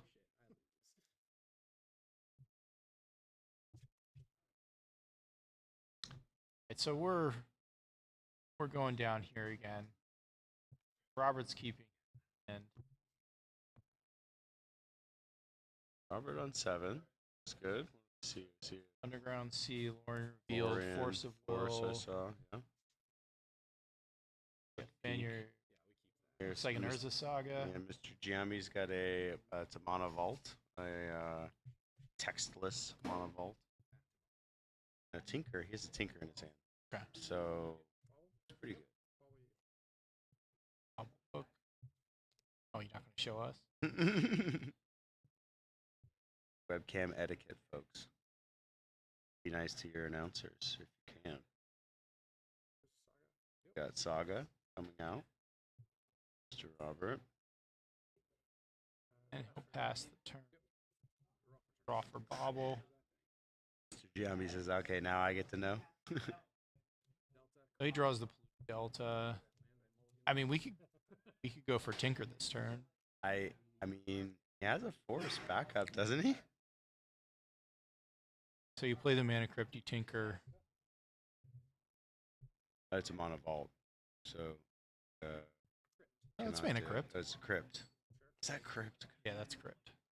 I know these are. Yeah, so we'll do like so we'll Tinker, and Yeah, because he's he has gonna a fight force. here. He's got a force. Yeah, but he's got the backup. Plus, he doesn't No. have a blue card. Just has the force. All right. So Stefan No says pass turn. pass. Did what I did. Rob draws an island. He'll play an underground scene. He'll pass back. I mean, it's still kind of a win Yeah. for this saga to go off, and then Yeah. Robert should not get a construct. Yeah. Whereas in Yeah. It's true. You're right. I mean, Robert did not get a ton of value.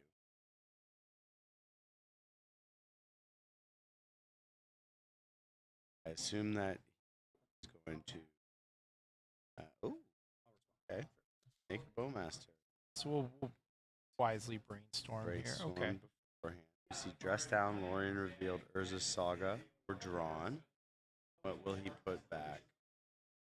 I put down the dress down. Probably this manifold. Yeah. I'd probably keep the Lorien reveal because you're low on lands. Alright. I don't think he needs to cycle. Hey. I probably want to keep the other. I mean, he's not gonna. I don't think he'll cycle away the Urza Saga.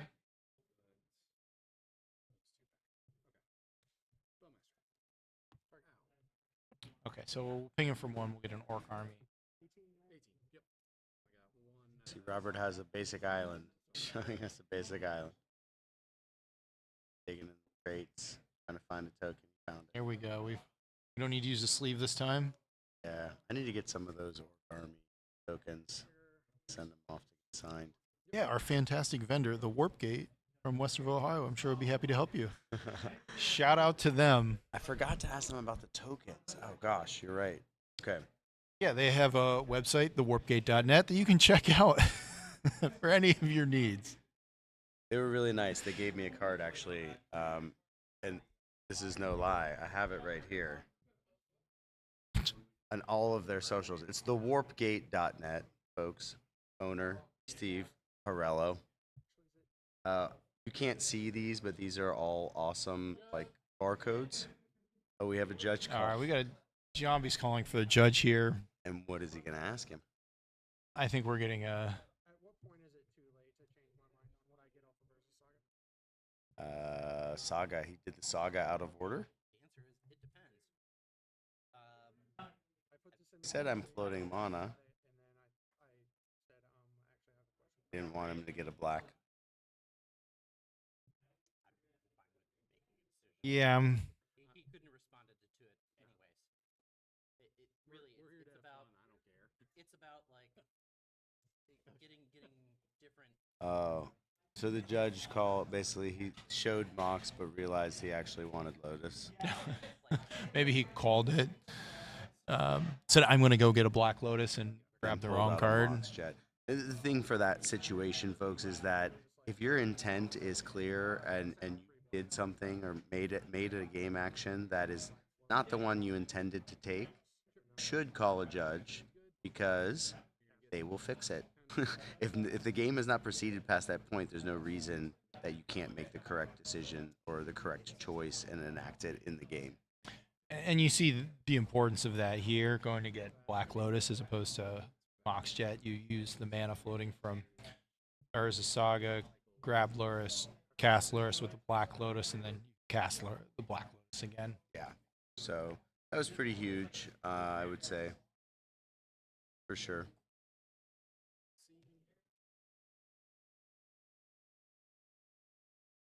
I mean, we're at a point where these construct tokens are starting to look bad because you can just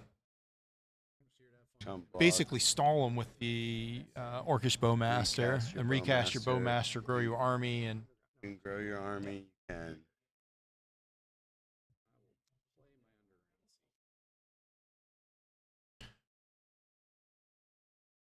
Alright, so we've got a Vampiric Tutor, Manifold Key, looks like an Underground Sea, and a proxy card that I don't know what it is. Don't know what. I thought it was a saga, but I think Vampiric Tutor for, I don't know, maybe you just go get an answer to this, Loris.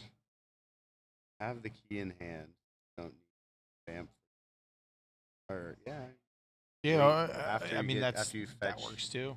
If you fetch, because you can just get like a Soul Ring to be able to play. Okay. All right, so we'll get the key. All right. Now what do we do? Doing Robert. All right, so Rob draws for turn. Play a Ruby. Cast the Bauble, draw a card. I mean, you kind of need to do something now if you're Giambi here. This Luris is just going to bury you at card advantage. Yeah. Why did he play the key instead of keeping up mana to make a guy? I don't know if the game is about that anymore because it's he only still has the dress down, so maybe he's gonna do something like that.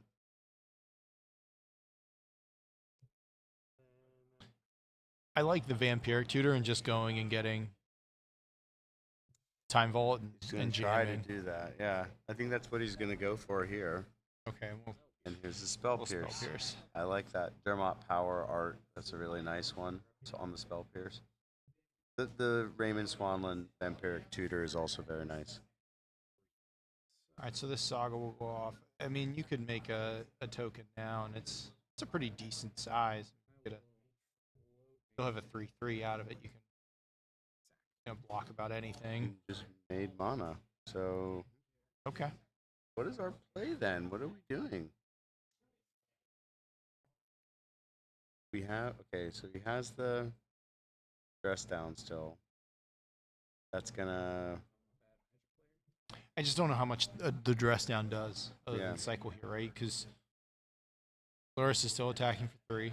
Yep. And you're still dealing with 2 1/1s, even if you put on a dress down, so you go to 6. Yeah. I mean, you get to draw a card, but okay, he gets his own Lotus. He says, "I will also get that same thing."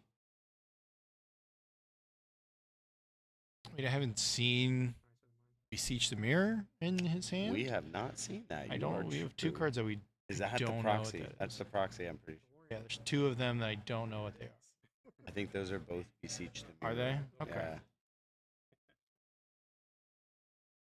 So Lotus casts it, but then you have to sack your Manifold Key. I mean, your line is good. Line is Okay, yeah, that is Beseech the Mirror. So he will sack the Cat- key. You just go get Yogg Will. Oh my and then you can gosh, cast Force of it again, Negation. yeah, and Robert that's- does the Force of Negation. I think that closes the door for Mr. Giambi in this game. All right, so he'll pass the turn. It's certainly not looking good. It's gonna take a few more draws. Wasteland, okay. Wasteland, yeah. Wasteland is pretty rough here. And we replay our Lotus. Is that what just happened? Yeah. And we attack him down to 6. Gain some more life. And I think he'll probably take a draw and scoop it up. Oh, no. Still thinking. Still working. I mean, he's gonna get one more turn. He's a Dark Ritual away from, being in this. So he's gonna. Okay, I like that line. So he's gonna Repeal my own Bowmaster. repeal the Bowmaster, shoot him again, and then have Reshoot you. for lethal. I like it. Okay, Great. that's good. That gives us a game 3, right? Yeah. Yep. This is game 3. We'll get the game count updated here in a second.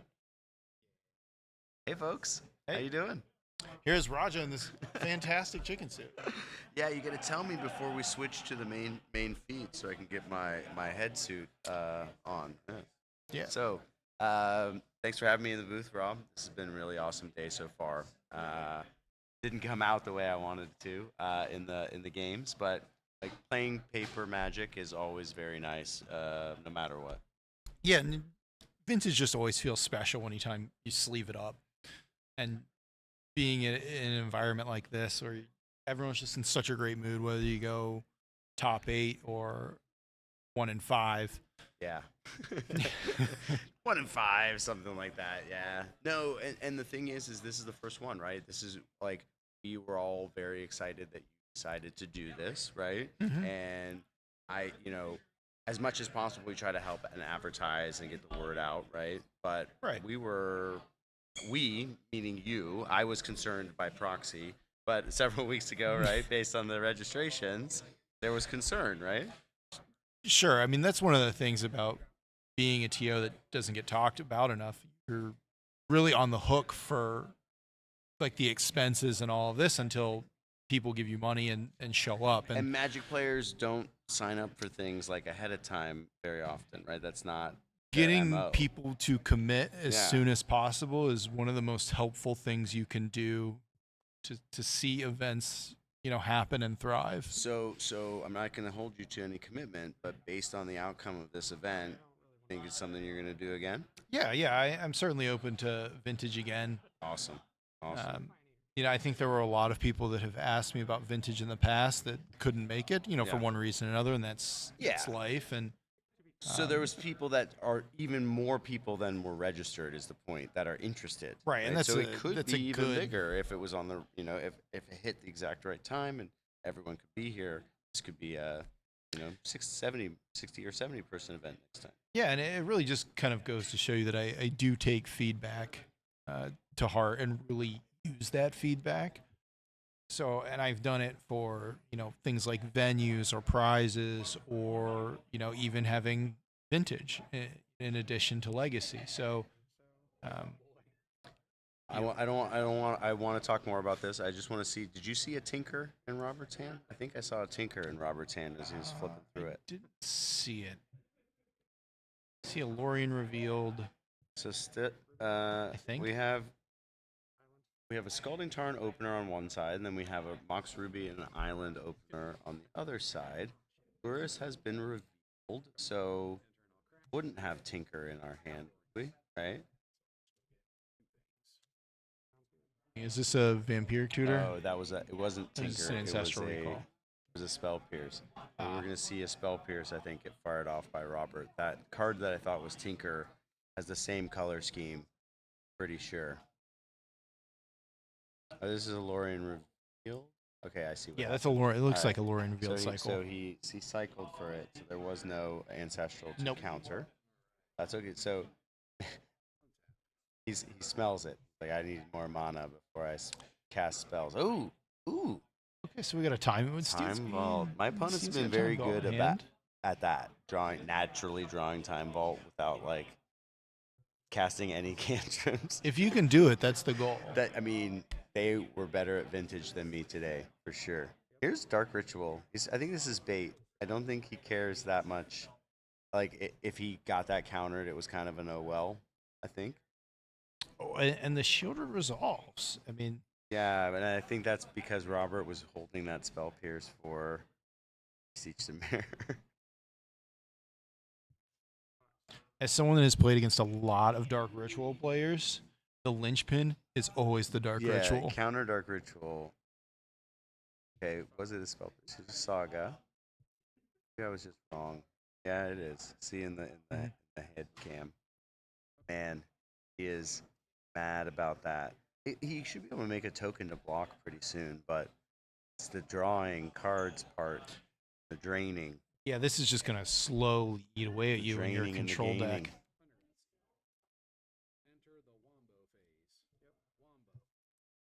Here she comes. And there's just so few answers in these vintage decks. Yeah, even a Fatal Push would do it if you had the thing, the Revolt. Trigger. Dismember, also a pretty common option. That's one that my opponents are also good at having today. I have one opponent spend 6 mana, cast it off an Ancient Tomb. 6 life, I mean to say. It was awesome. Okay, here comes a Construct.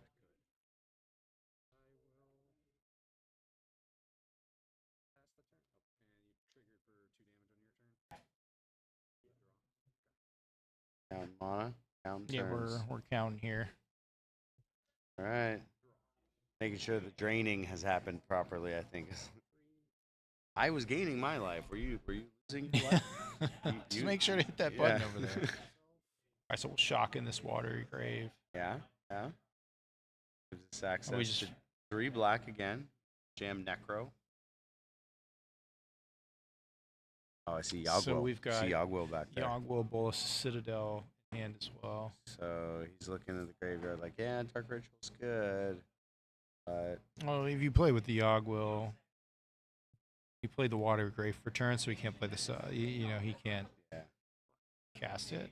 All right, so Robert will make a Token and construct and chump block here. And there's a we'll just time go- vault. There's the spell piercing that we knew. Okay. Okay. That was what he was holding. It was a spell pierce, and man, oh man. Just like we said, the linchpin is always the Dark Ritual. And he will go home and write that in his diary and underline it. I mean, maybe that's just because I'm a filthy Delver player. Well, yeah, you're all about that, you know, choking up their mana. Right. And figuring out the right chokes in the Delver deck. Thinking I'm just going to deal with the card that they play off the Dark Ritual Yeah. is not nearly as safe What as it do appears. you think about Demonic Tutor? I'm Do still you gonna always fire counter it off the Demonic if Tutor? I can. Yeah, Okay. I'm gonna counter the tutor. Because what if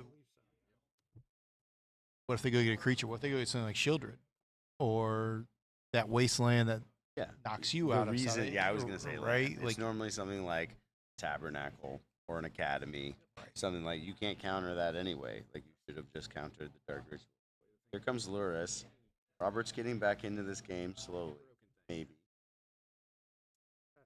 His Saga went off, so he went Lotus. Lotus fetch Luris, play Luris, play Lotus. yeah, he's gonna need to deal with the Shieldred somehow, or he's just gonna. That's a construct that can block. So he's gonna take Right. two turns. The Lightning Helix on Luris is not really super effective here because even if he gains back that 3 life, so he's netting only 1 life, but his opponent is only netting 1 damage basically. So yeah, it's a pretty bad look here. Again, if I'm Robert, we have ways to get out that are combo, right? Could perhaps find our time vault, right? Mm-hmm. Giambi cannot. Well, even do if that. you get the Vault Key combo, you've only got 4 turns with this Shieldred. So that's not. Yes and no. Get the Valky. If you go for Valky, is Giambi just leaving Shieldred up at this point? She's not. He hasn't even. There's no reason to right? attack with it. Yeah. Makes sense. So yeah, now he's down to 2 because he cast Lorien Reveal. Yeah, this construct is a 5/5 that we're looking at. So. But his life goes. He's just gonna sacrifice Luris basically. Get his life back up to 5. Mm-hmm. There's no block, so he suspects something trickery. Right, like again. You Revolt. worried about like a Bowmaster trigger? Bowmaster trigger, yeah. He's representing it. I mean, granted, it's 5, so you need something else with it, but Right. I mean, he still has the Lotus and Jet up, so it could be Bowmaster plus. Like it's pretty. It seems pretty easy to just wait. Play conservatively, wait for another artifact, and then throw the construct in front of it. 'Cause if Giambi ends up with another construct or with another artifact, that Luris isn't attacking. Right. And if you really get, I mean, now we're at a point where you could cast the Yogwill, play the Saga, and then play the Time Vault. So, all right, here's the second artifact. So that construct's a 2/2. Could trade with Luris. Saga. So we see Dark Ritual, Karn, Great Creator, and Karn is nice here. I like that. there's a Saga's the third card.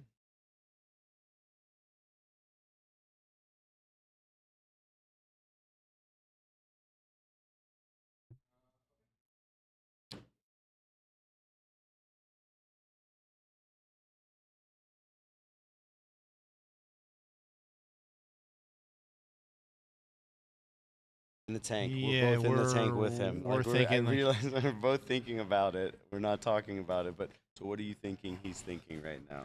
I don't know if there's really anything you need to do. He doesn't need to do anything. I think that's what he's trying to decide. I like the idea of putting the Karn on top.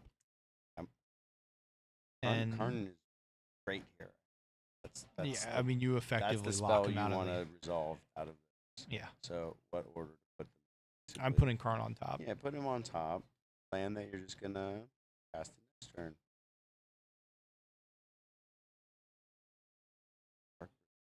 Yeah, Dark so he puts Urzasaur on the bottom, Dark Ritual in the middle, and then Karn the Okay, Great 'cause he Karn the has Great the- Creator he on has top. the Yogg- Keeps eyeing up the Yogg. Urkel's recall. So it looks like an end step Hercules recall here. Yeah.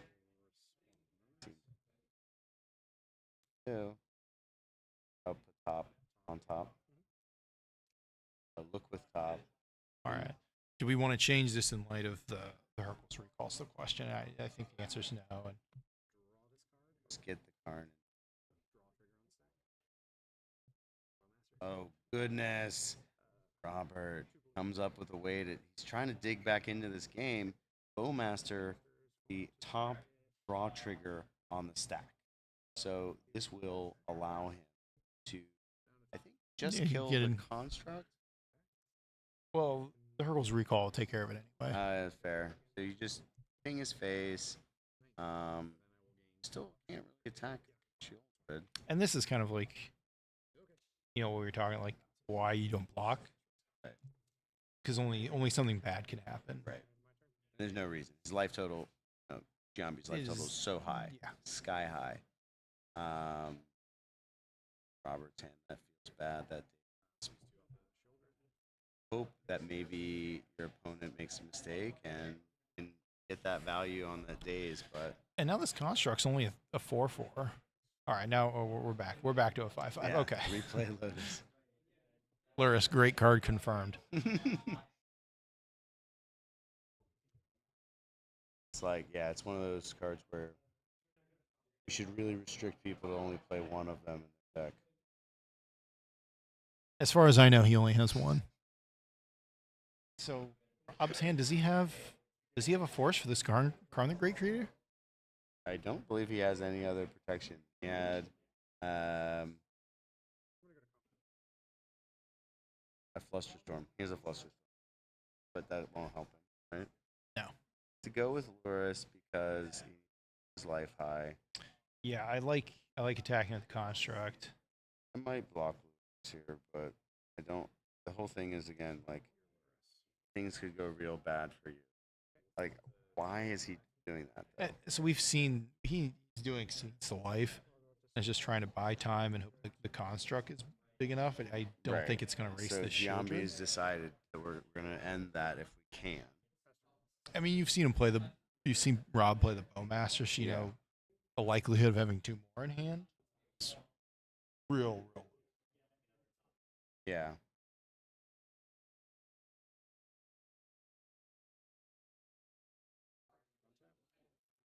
Okay, so Robert passes the turn.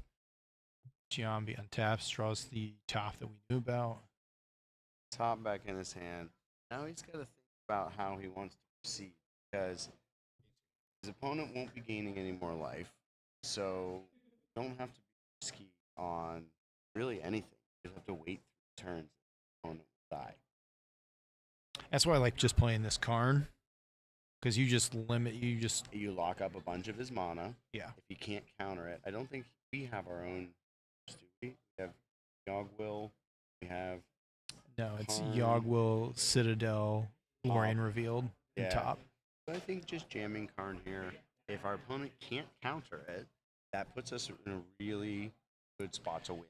Yeah, I don't think there's any. And if our opponent does counter it, we're not.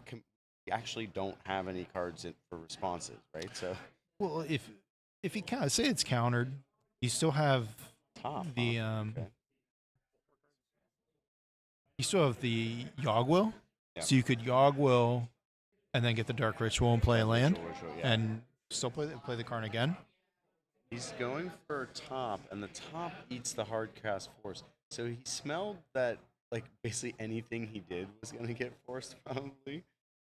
Because Yeah, from that's- Robert's side, It's a pretty good, you know, I don't know if I would have done that if I was Robert, but like it's letting him filter his deck so much. He's gaining a lot of advantage from it, or at least it must feel that way for Robert sitting across from it, right? So definitely see why you would use that. yeah, if you're Robert, time's kind of running out, so you know, it's kind of the play you feel like you have to make. Yeah. Yeah. And I still here would not attack No, I would not. because you could easily just die to one bowmaster. You could lose your Shieldred to one bowmaster Yeah. if that's one of the last 2 cards in hand. Dog will. Okay, here it is. So we'll play a land, Dark Ritual. Days. Finally got that value, baby. But he's Robert? just burning through the I mean, protection. yeah, which is true. I mean, he still has to do something. So, on the one hand, you know, Robert's used a lot of his reactive spells to deal with the haymakers. Now, when he gets the chance, will Robert have any protection left, like you said? And will see his opponent have a bunch of protection left because he's not had to do anything, basically. Oh, so right? he's going to attack. So jump block here. Yeah, and On that one, I I think s- the idea that if our opponent cast days, that means they are worried about what's happening. I don't know. Maybe you still don't attack there. I'm not sure why. I just don't think there's anything to be gained from it. Yeah. Like you could potentially lose from that spot. Sure.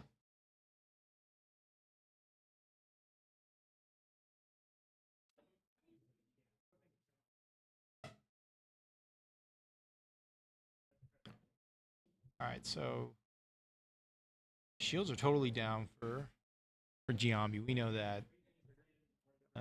Robert draws for turn. Got a force in his hand. He's down to 3 from the Shieldred. Yeah. So he'll get in Attack for 5. Okay. Cluster Storm Force in his hand. There's 2 cards. Robert is not wanting those to be his 2 cards, probably. No. Was he Dark Ritual? Oh. Yeah, I like the Dark Ritual. Just throw the bait spell out there. Because in Rob World, it will get countered. Well, not at this point. Yeah, the card makes sense here. Yeah. So, Yeah, good. Good. Sure. yeah, now I'm certainly. Yep.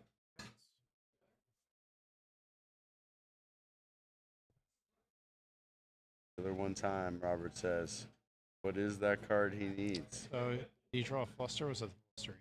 Cluster he had, I'm sure. Black spell. Fatal Push. There we go. Oh my gosh, right on time. Oh, That was and the right race is on on. time. What can Mr. Giambi do? He finds the next Ooh. saga right off the top. Dark Ritual. Here comes Flusterstorm. Gonna wait. Don't. I mean, If you cast it, you can pay. So it does. You gotta wait, right? yeah. Flusterstorm. Are we just baiting to get to Lorien revealed? Yeah. Oh, Citadel. Oh my goodness. That can't be Flusterstorms. No. Time walk. Go to 9. So we'll time walk. We'll be able to make a construct and we'll be threatening lethal. He has Lorien revealed in hand. So another draw 3. That is Lorien That's- revealed. He's casting Lorien revealed for life, going to 4. Sick, nasty. Well, He you're just- just dead on board then. Hmm? Because the construct. Oh no. He's in Okay. his time walk okay. turn. Oh, he's in. Okay, yeah, the time walk. Okay. I was like, wait a minute. That makes sense. Chain of Ah. I'm gonna sack a land, bounce the Polar Citadel. Yeah. I do Yeah, want to do I that. do want to do. Okay. Fine, do it. Okay, fine. But first, in response, I will. Let's see. So now he can cast the Lorien revealed in his hand, or he can be ready with a Force of Will.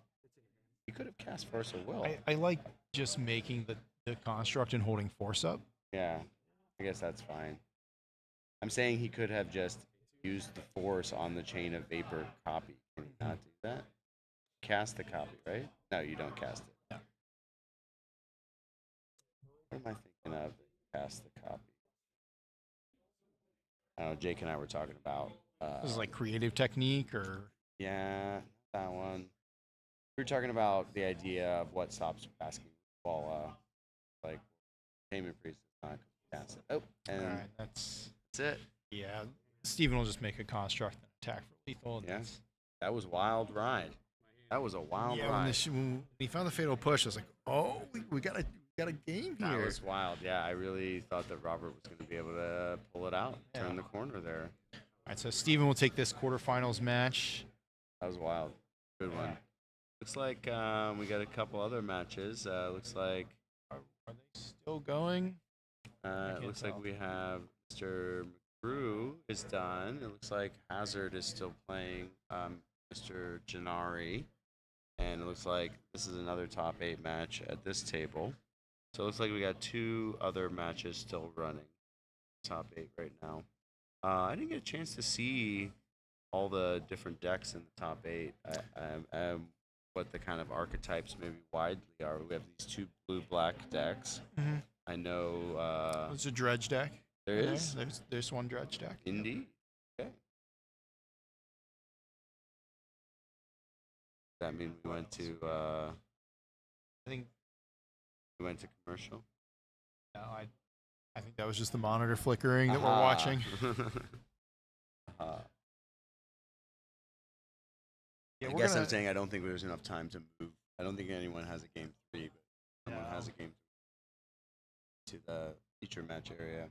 all right, we'll just take a break then, and then we'll come back with the next quarter or the semifinal round. Sounds good. All right. Yeah. Thanks, Rob.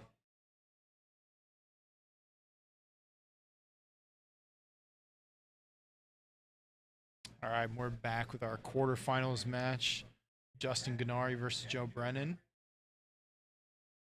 And it looks like a Mox Jet. We see a and- Luris revealed on Joe's side.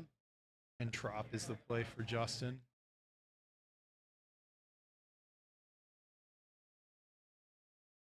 So Underground Sea. Underground Sea Joe, then Emerald. Yeah, this is a pretty great matchup for the two of them, because Justin the other day was talking about on Twitter, like, if I go to a paper event, Mm-hmm. am I favored in vintage, and who do I think could beat me? Okay. And Joe was one of the people who's like, I think Joe could beat me. Okay. So pretty poetic they meet here. Interesting. So Joe looks like he's putting it in at the end of the turn, and he's deciding that I have to do stuff, right? The Forbidden Orchard represents that Justin has an oath, or Yeah, if you're the Oath player, I don't think I mind this. I mean, these decks have cut down the card draw, other than typically Treasure Cruise and Ancestral Recall. So it's not that. Orcish Bowmaster does not have the impact that it has in Legacy, which is something Justin and I talked about towards the end of top 8. Okay. Yeah, Joe laying that Underground Sea, of course, it goes to his hand, which he knows. But how much would it have to cost for island building, Rob? There's rampant growth for an basic land. Here's Flash. So we'll flash in the attracts to refill the hand. This is flashing on Joe's I upkeep. think we're still at the. Because Joe untapped. So Okay, this yeah, is so we're- happening on Joe's upkeep. So Flusterstorm. Flusterstorm is good. Joe, I think here also, yeah, Justin was hoping to maybe there's only one blue source available to Joe, so it was Flusterstorm, and it couldn't be Force of Negation is the point. So, So he'll pitch Oko, fight back, and then pay. he's gonna exile the Fluster and pay for the copy. So presumably Traxa right there, as we expected. Traxa trigger, and then we'll reveal 10 cards. He's just clarifying. Joe is saying you exiled the actual spell, right? I didn't say, but yeah, it is. So here we got Force, Tinker. That's Brainstorm. That's the Japanese Brainstorm. Then we have Oath, yeah, Oath, Brainstorm, Tinker, Force of Will. Oko. Are those an Moxes? Emerald. Or yeah, that's an Emerald. And that's a Time, Time Walk. Yeah. And there's one more. The other proxy in the back behind the Oko is also a piece of power. Yeah, It's a Lotus, okay. Lotus. Okay, that's a pretty good one. It's a really good spread for Justin.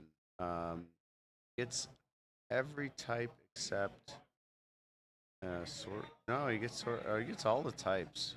It's really nice. No battles, I guess, but you know. I like taking force. Make sure you have a force blue card to protect. Yeah. Your Oath.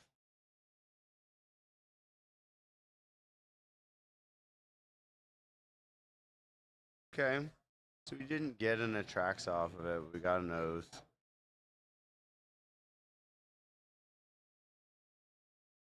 Joe says, "Can I draw my card now? Is it my turn still? Let me go."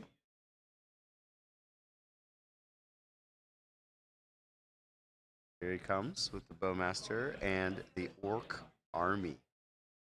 Leaving back the Spirit Token for some reason? Oh, it just. Oh, it just happened in his upkeep. Haha.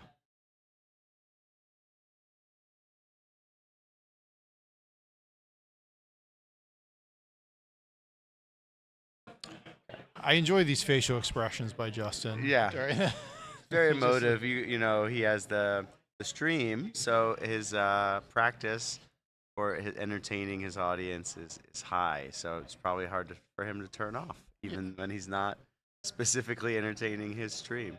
He's entertaining your stream. And you can check out Justin's stream pretty regularly. He's at I Am Actually Level 1 on pretty much everywhere. So, yeah, if you want to see vintage content, it's probably one of the best places to go. So, Time Walk here. Time Walk. And we'll okay. We'll play the put Oath. the Oath in. Yeah, I got to figure. There's Lotus. Is he thinking about a response? Okay. All right. It happens. It's spell pierced. Yeah, and Joe still only has one. No blue now available, so no more spell pierces. And good sequencing by Justin. The kind of heads up to play the Lotus. Yeah. Before jamming in. Mm-hmm. So. I think the way he sequenced it, actually, though, he wished he would have played the Lotus as the very first card, because he realized that there could be some kind of counter on the Lotus. So not great hits. I mean, you've got the Oko, Vampiric Tutor, Strip Mine. I mean, the Strip Mine will be pretty good here, given Joe's mana situation. Yeah. Back up both. Yeah, I like the Underground Sea. What? I guess Oath is just the only enchantment there. Doesn't matter, but Vamp. Yeah, I was say why? Yeah, get Vamp. Yeah, I want the Strip Mine. Underground Sea. So what is the artifact? I believe that's a Mox Pearl. Yeah. Strip Mine is really nice here. Mm-hmm. Joe is pretty constricted on his blue-black mana production. He gets a lot of tokens, right? But that's, you know. Sure. have all the 1/1s you want with a Traxa in play. Yeah. And if you're Justin and you run out of, you're getting low on cards, you could just let let the Atraxa go and refill as well. I mean, the Oath Trigger is a May. Yeah. So, Well, the thing that I forgot about, Rob, exactly what you're saying, is that you can flip Oath again, flip, and just keep the old one, right? Like, you don't Right. have to take the new one, which I somehow was just really locked in on when I was thinking about it the other day. Like, how is that good? But, yeah, of course, you don't have to take the new one. Just get the trigger and then let it die. and this isn't Justin's usual style of deck. I mean, typically we see him playing Paradoxical Outcome. Yeah. And drawing And on lots that, of blue card yeah, draw. with that in mind, Joe's deck is notably lacking a color from his normal color wheel. The green. Where's the green? He's the bug master. Yeah, so what Raj is referring to is Joe won Eternal Weekend with Bug mid-range. Oko. And this was the infamous Oko turn Black Lotus into an elk and attack for. Yeah, it was. So the bug deck is a pretty powerful deck in Vintage. It just might be being displaced somewhat. I can also see that the consistency of two colors is much higher, and it plays with some card draw. So but Joe's here you see gonna it's not scoop it up. consistent enough yet to stop the Atraxa menace. And losing. And this is a pretty bad matchup for Joe's deck. I think so. Because you have very few ways to deal with a resolved Atraxa or enchantments. Right.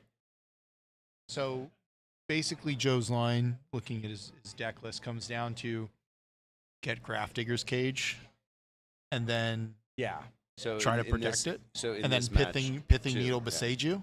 Okay. Yeah. So To protect your Grafdigger's Cage. Right. Okay. Yeah, and Beseiju, how many copies do you think Justin has in his deck? Two? Probably in the two. 75? I would say at least two. So, for Joe, you're gonna play Grafdigger's Cage. You're gonna try to keep your And then Pithing Needle is needle your way. on the Beseiju. Right. And how do you so Grafdigger's Cage stops Show and Tell. It stops Oath. It stops both, right? No, it just stops the Oath. The Oath. So what does he do for the Show and Tells? Well, Joe's just got a lot of blue interaction, so that's kind of the axis you fight on with that. So he's going to You just land try the to- Grafdigger's Cage and then. and just fight over the Show and Tells. Yeah, and you. If I'm Joe, I do not feel super good about No, how no, this it's is going down. It's a very narrow plan. Right. Like you kind of really have to, and keep in mind, Joe doesn't have some of the tools to find some of this stuff. Right. Like he only has maybe DT in his deck, and not. He's got DT Vampiric Tutor. I don't remember if Saga is in the list. Okay.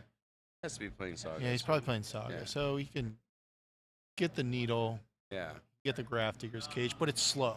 We haven't seen the Dark Confidants. Do you think those are probably cut from the last iteration of his deck? No, he's those are still in. They are. You saw them, or you looked I across and saw played them? against Okay. I played against Joe at Okay. one point. Those are still in, and kind of the plan there is actually using Skull Clamp to kill the Bobs if you need Okay. to, Got and it. you can Luris them back and just turn Bob To a Skull Clamp draw target. engine. Yeah, if you start to get under the In gun, the- and there's yeah. also Shadow Spear. Because I was in going the to say, list. you're taking five. There's call the deck take 5. Yeah, the Oath deck just kind of goes over the top of this list. Yeah, that's where I say I think for Joe, if he puts pressure, he has baseline pressure, and like you said, the key sideboard cards, Grafdigger's Cage, be able to resolve those against Justin.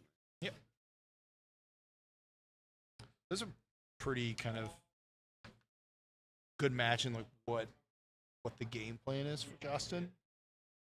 You have a way to protect the Oath, get the Oath in, and then just let Atraxa do the rest of the work. I was gonna say, does Justin sideboard anything specifically? Are there things in his deck that he doesn't like against Joe's deck? So you'll bring in interaction, Flusterstorm, things like that. Okay. Because that's a pretty reasonable. So yeah, Justin will maybe have an extra fluster storm, another the fourth negation or something. Yeah, you don't want to dilute the game plan. Right. A lot. And if you're Justin, you just kind of look for aggressive hands to really just slam the door on him. Now I didn't see, like we talked about, I didn't see all the lists, but did we see any of the One Ring in the top 8? I don't know. I haven't seen any. I have not seen it. I don't think. I think there was a One Ring player who was just bumped out by a hazard. I think Nick DeJean was playing that deck, and he was bumped by the hazard. Yeah. Okay. So Joe will float. It's 2 blue floating. Ponder. Misstep. I like that. I mean, this. I love it. This makes me feel like a desperation play. Meaning, Desperation ponder. Oh, well, the way you set it up, and it may be because it sometimes is, but often you might want to set it up that way to set up the spell. Yeah. Right. So, but the fact that it ate a misstep, he wasn't trying to. And but there we go. See, there's like, the bait. That's for the the whole actual. thing. And this is the Grafter's Cage we talked about. So that'll resolve. Justin's got his emotes on. Yeah. They're smiling over that because, of course, that's the card that gets Justin. Mm-hmm. And he must have an oath hand, right? Then Joe will put Luris in his hand and pass the turn. Joe gets Luris. Wow, this is really going to plan for Joe. Yeah, I would imagine Justin has some number of Force of Vigors that he brought in. Okay. So to go along with those Besiegers. Right. Don't you wish that Besieger was green, actually? So and you could piss it Justin's hand here looks like a lot of lands and a couple of Atraxas. Yeah, so he just brainstormed. He's going to put a couple back. Oof. Is that no? You see Hank the Obese in the background behind Justin?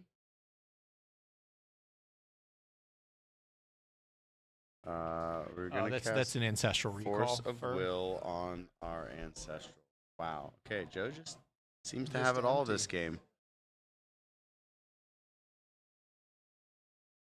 I mean, this could go sideways pretty quick if Justin rips a Force of Vigor. Yeah. Oh, for sure. For sure.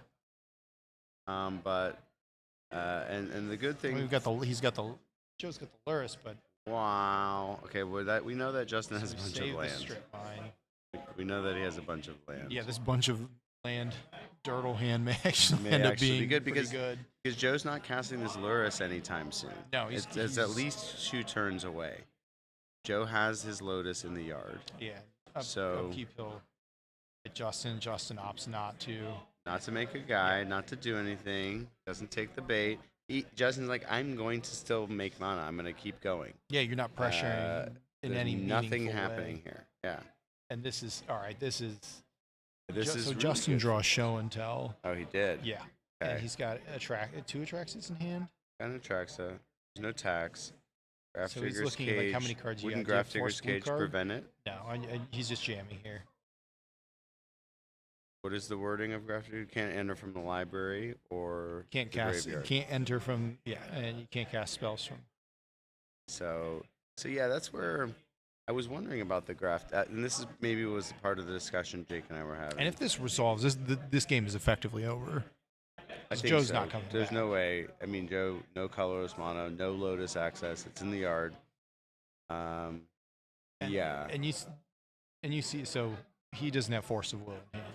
So he chooses a card to put in, which will be Orcish Bowmasters. A not bad card, but I would just probably put the Luris in play. Like, I don't know. I don't think it matters. Truthfully. Yeah, you know. You have Joe with 1 card and no lands, and okay, so those are the 2 Besages we talked about. Yep.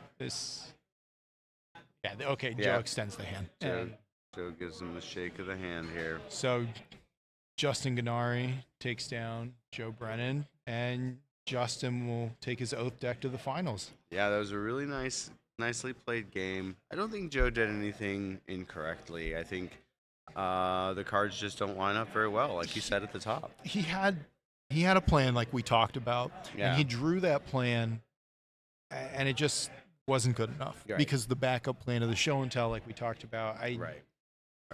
Yeah. So, okay, we will check on our other. On our backup match, yeah.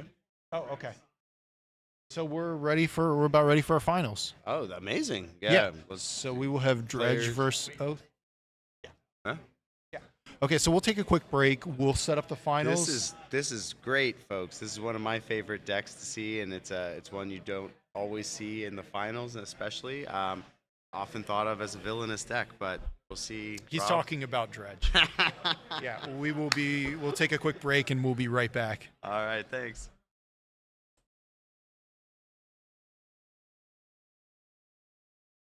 So we're on to the finals. And look at this massive trophy. Yeah, the winner gets their name on this. Massive. The new and improved BCDL trophy. This thing is huge. This thing is like Who is your trophy guy? What's his name? So I go to Village Trophy Village in Trophy. Grandview, Ohio. Okay. Grandview Heights, Ohio. And- yeah, this thing is massive. And was his name Gus or something? You were telling me. What is his name? So we'll say Gus. So Gus. Okay, Rob says we want. I told him, I was like, do you feel like he hands me back this after I describe what I want Yeah. a week later? Like, do you feel like you made your Stanley Cup? There you go. And Yes, this- that's this, what I like, want. stodgy old man, 70s, like, starts actually laughing. Like, Well, that's also answers one of the questions that Kevin had, which was, I didn't know there was trophy shops still. Who had? yeah, he says he's been killing it during COVID. Wow. Yeah, I don't know. A lot of trophies We're out in there. Well, the participation trophy era. well, this is what. So the second question was: there's a small chicken over here, Yeah, Rob. you can fit. So You can drink out of it. So is the small chicken? If I were to have one, I would have gotten to take that one home. So there also is a smaller trophy that the winner will take home. It's just a little chicken. But you get your name on this. But you get your this is immortality. Yeah, the immortalization on. But the point is, like, you get something to show your Yeah, you gotta have significant other, your something to mom. put- Like, Mom, look, I won this, right? Yeah, Like, you're able to take that home and show it. So winner of this match will take home an unlimited time vault and a chicken trophy to show their significant other. I love it. And the thing is as most of us know, the trophy will be much more exciting to our significant other. What is this time card? Something in a vault? I don't know. All right. Well, I think they're starting the match, so we'll just cut to that. Let's get it on. And here it is. We got sevens. I see a bazaar on the right, which means you keep. Yep. So we got Dredge and Oath. I appreciate a well piloted dredge deck. Or even not well piloted. You get zombies. I like zombies. I think Justin was the higher seed, right? So he should be on the play. Right. Okay. Justin was the 3 seed. Okay. And Andrew was probably what? Didn't just sneak in, right? Andrew's probably was up there. No, but do you know? I think I want to say it was 4. 4. Okay, so right behind Justin. So, but the point is, you go first if you're the higher seed. Right. in the top 8. Which is super important in a matchup like this, because you can be inclined to just jam against Dredge. I mean, so Dredge has a lot of pitch interaction between Force of Wills, Force of Negations, Force of Vigor. Indeed. And that stuff is pretty much all main deck for a lot of this. And I think we even saw Force of Will in Andrew's hand. Yeah, I saw just bizarre. That's all I was looking Yeah, for. So for anyone that isn't aware, you do not keep, if you're playing Dredge, you do not keep a hand that does not contain Bazaar Baghdad. You mulligan every time. Right.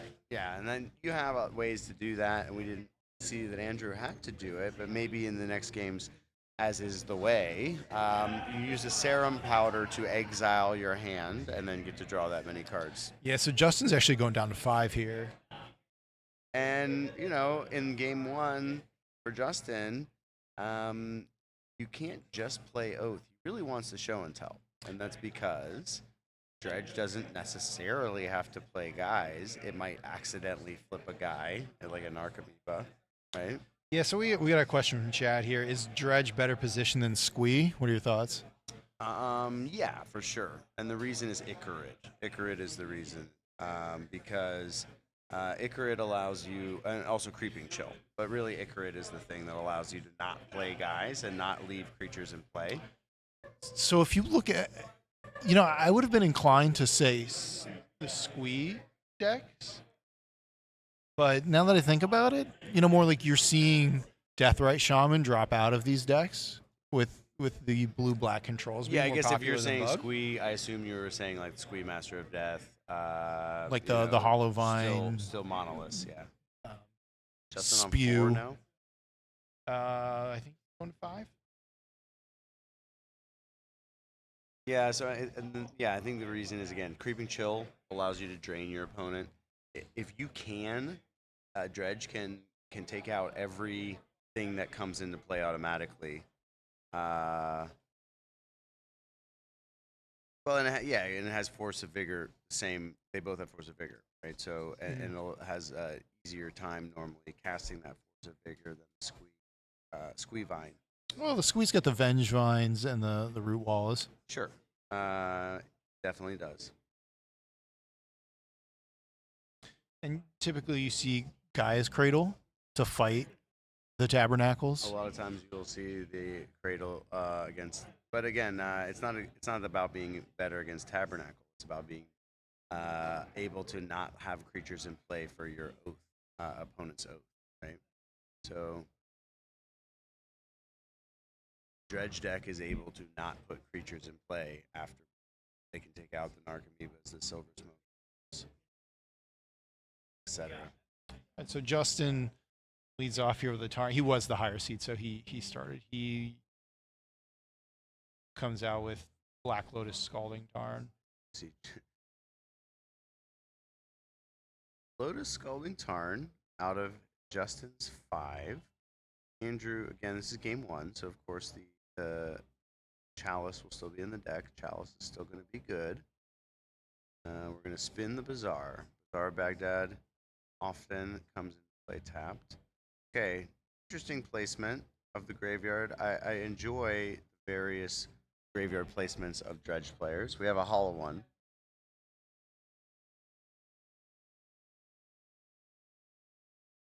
Maybe this is this the Squee Vine deck? Maybe it's just mislabeled as Dredge because of melee. Perhaps, yeah.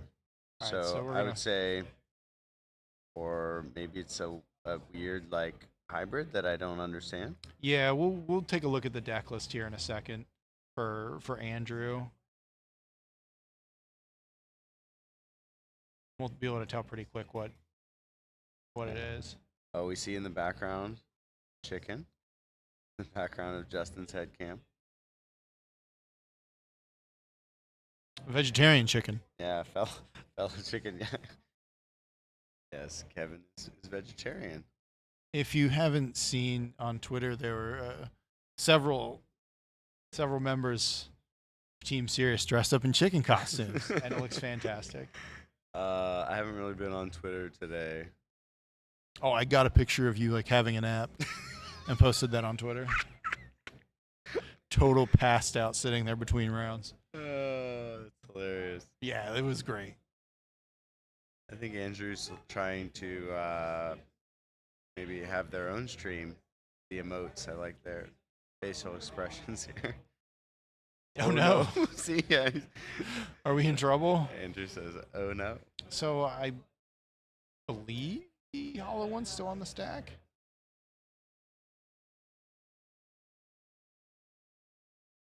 Because the blue man is still the blue man is still in the pool. That's what leads me to believe. Because Justin's got the two blue dice sitting there. Because I thought he just did it on his turn. I thought this was just his turn. Okay. Oh, maybe we are in his turn. Okay. We got countered. And we by chalice. Good chalice check there. Yeah.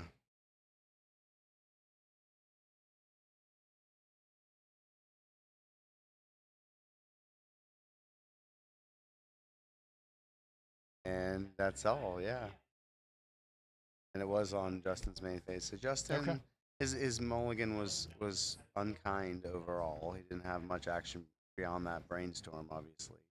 And we see Mystical Tutor in his hand. Why do you think not spend the Mystical? Is there a force in his hand? I assume he's wanting to protect the spell because we see the force, right? So He has a mystical tutor, Justin. That's that last. was it the blue card? Okay, well here's. He's What doing do you, it what do on you the go get? ends. Do you get ancestral or do you go for? I would think that's all you do. Yeah, I think that's the play here. Show and tells out. You don't have the mana. You know, he doesn't appear to have an attracts in there's hand, so he's ancestral. got ancestral. Okay. Do we see mental misstep? You have that? Yep. So Andrew with a misstep in hand, in addition to the force of will. Okay, so he'll misstep ancestral. All right. Yeah, I think this is just Slow rolling Squeevine. it? I think this is just a. What's happening? Why are you not? Oh, okay. Because you had to draw it. Oh, yeah. Aha.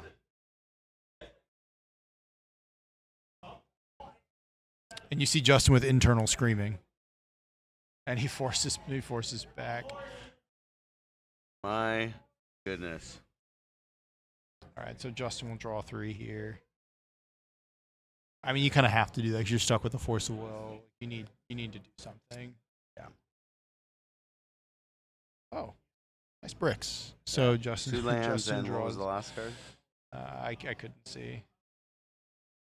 All right. It was a Trop, Underground Sea, and 2 duels I saw, yeah, and then nothing good. Okay, so this is the squee deck. yeah, All right. this is the Vengevine. This isn't Dredge. I'm a little disappointed, but I'm here for it. I like Bazaars. And Justin's face kind of says it all here. Oh, it's a Gataxian probe. It's like, how do I die? How are you going to kill me? Yeah, and then he's going to scoop it up because he knows he can't fight through the force.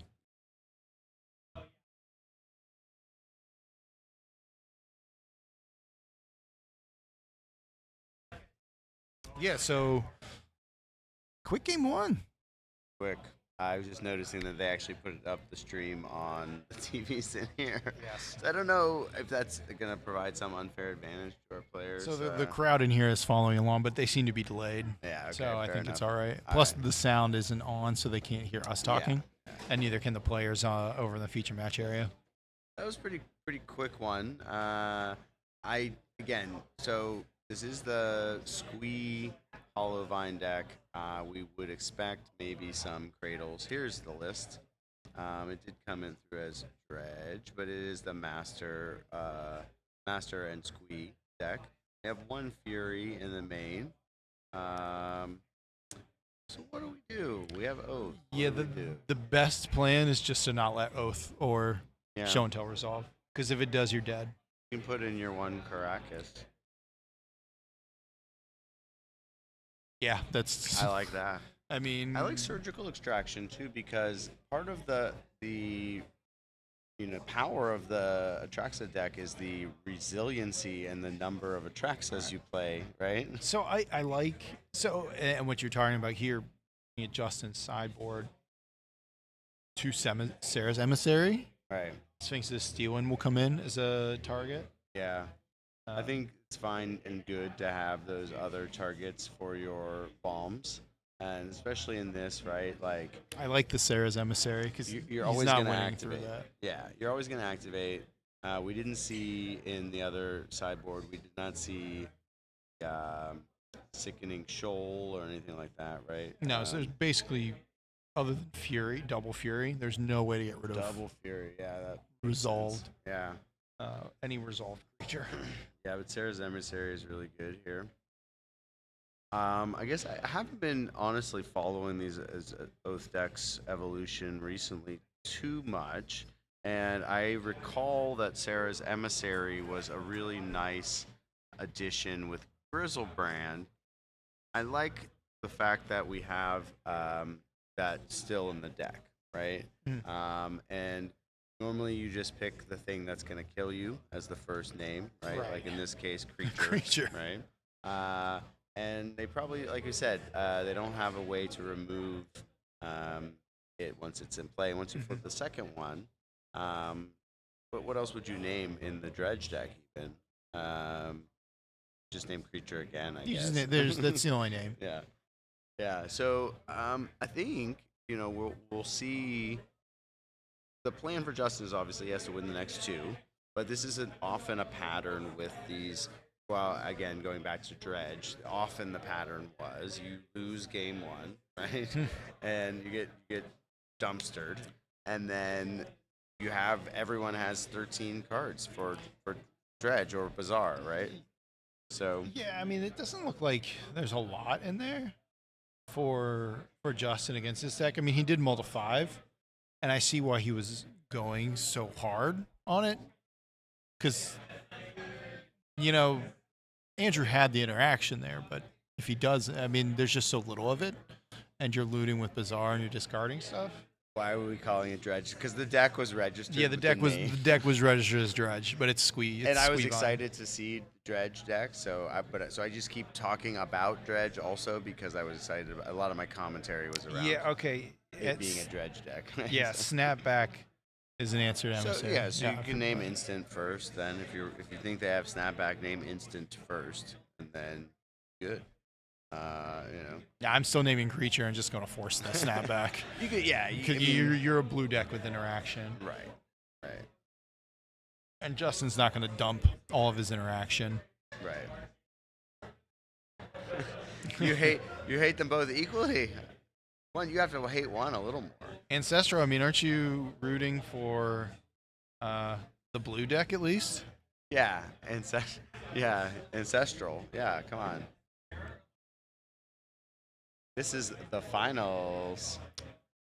Yeah, this is game 2 of the finals. Andrew is up 1. Thanks for everyone for tuning in.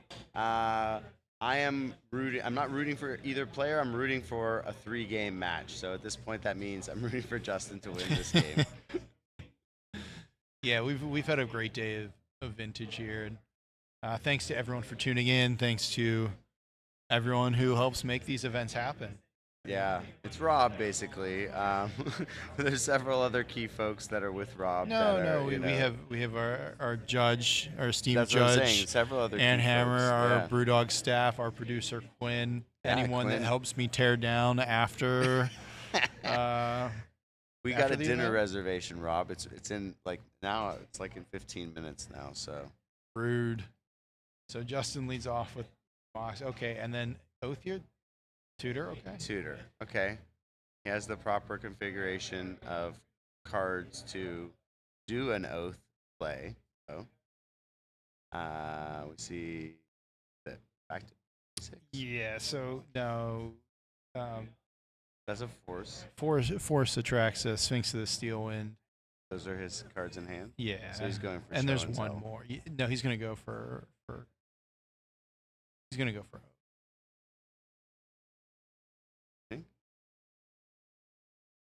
He just shows in Sphinx of the Steel Wind.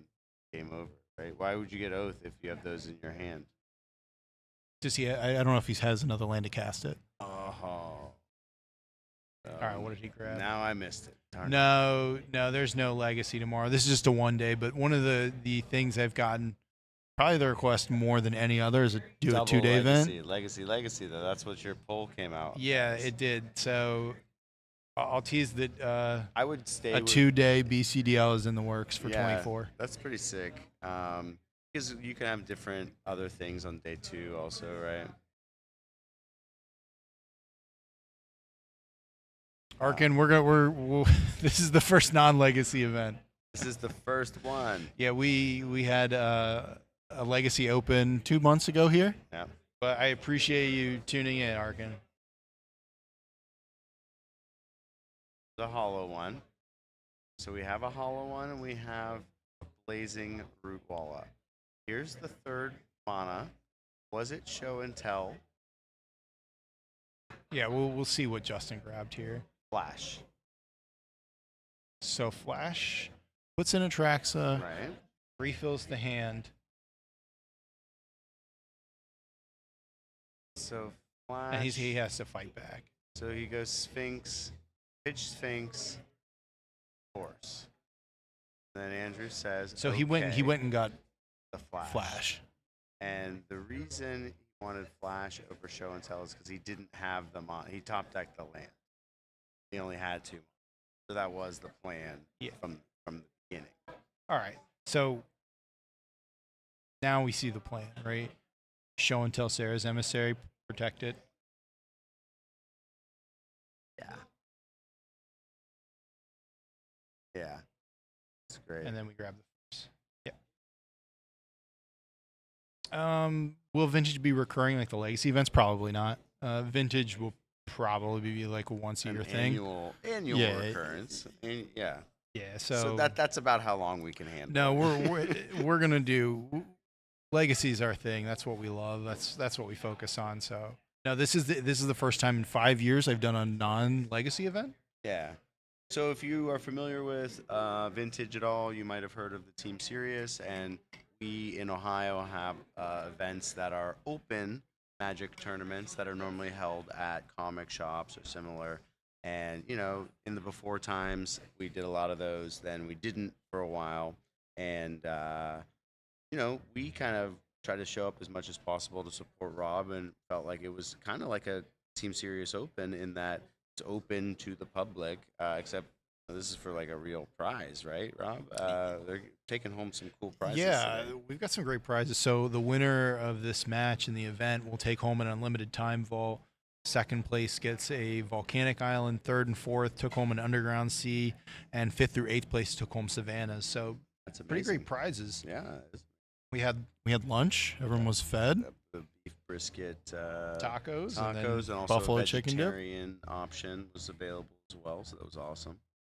All right, Andrew's trying to do some work here, trying to recover from that massive Atraxa just came down, and it looks like he has spun the Bazaar, and we have Master Esqui Vengevine.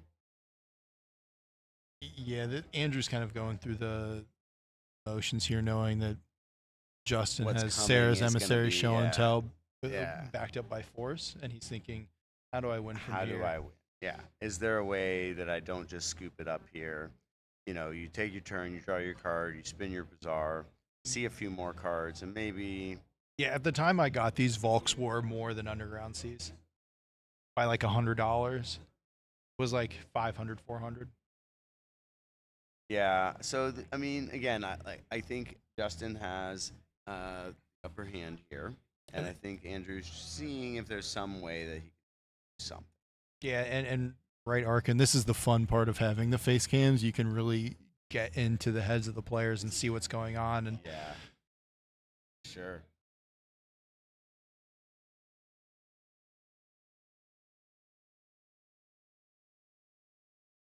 I mean, Ghost Quarter, sure.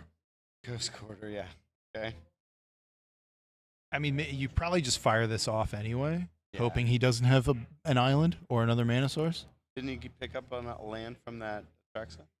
Yeah, whatever. I think we're in garbage time here for this game, Yeah, and we'll go which to is game okay. 3. Yeah. It's okay. Yeah. So let me talk a little bit more about Team Serious Opens. Yeah, let's. No, but that's what I was saying is I was just excited because Rob being someone affiliated, a member of Team Serious, of course, as you all know, Legacy is his primary love, but he enjoys Moxes and other old artifacts as well. So he's come to our opens and our invitationals and embraced the vintage side of things, and of course there's just not a lot of outlets to play it in the public, and the same thing he's done with this, just trying this Legacy thing, just trying something different and really saying, hey, maybe we do vintage and introduce it to a swath of people who wouldn't normally decide to go out and play it. So thank you, Rob. Yeah. Just all that to say thanks and good job today. Yeah, thank you, and you can see here from Justin's side here that we allow proxies for the event, and we allow full proxy to make it affordable so everyone can enjoy Eternal Magic, whether it be vintage or Legacy, or even people that do own Power. Like Justin didn't want to travel with this Power. Yeah.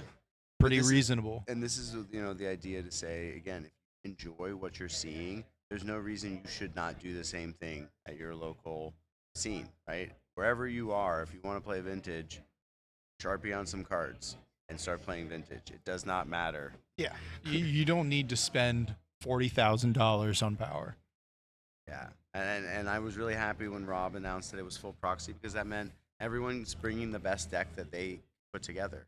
There's no bar to what you're going to see in this event, right? Everyone can decide to play the most powerful deck. That's what they decided to do because they're allowed to bring legible and responsible proxies. Yeah, I'm just. It's probably not 40K. It's legitimately probably 30. I have not done that 25 math. But now? yeah, if you just say it's 3, We'll call Yeah, a is it- beat up Lotus 13, Yeah, maybe so- 15, somewhere between 13 and 15. So yeah, then if the you other just- power if is you at literally 5? wanted to buy it today, right? No, it's not. It's not. I'm saying like you could probably go buy HP copies of all the power except Lotus for 3? under 3 today. Yeah. So about 30. Yeah, that's what I say. About Yeah. 30. So here we have another show and tell. It's a casually only $30,000. Again, but that's my point. That's Or right. it's like $2 of planes and Sharpies, right? You know? Exactly. So, so here's the emissary coming. Here is a sapphire.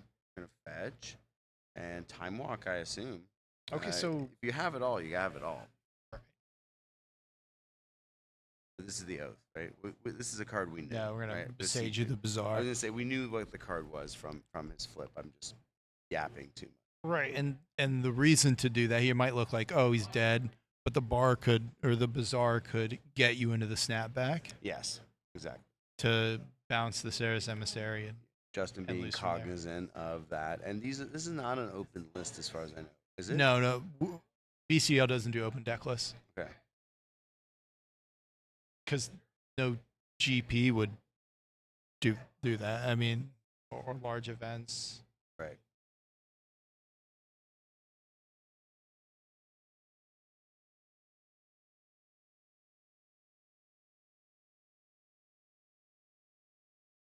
All right, so Noxious Revival on the bizarre. Noxious Survival, such a great card.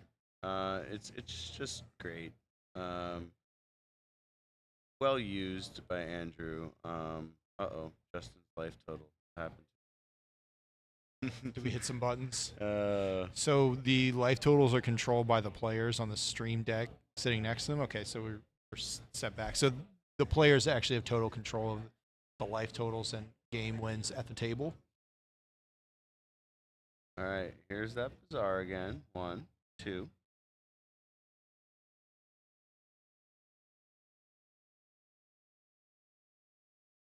Yeah, so what's the way Justin loses from here?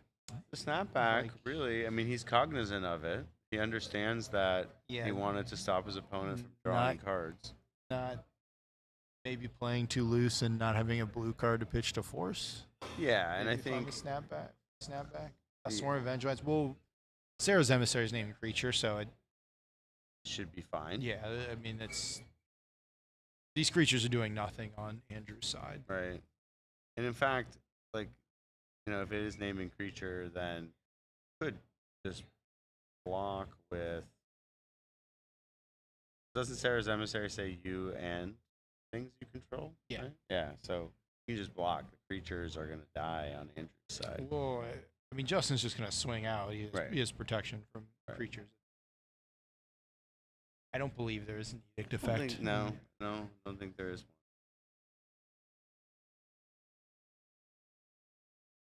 Okay.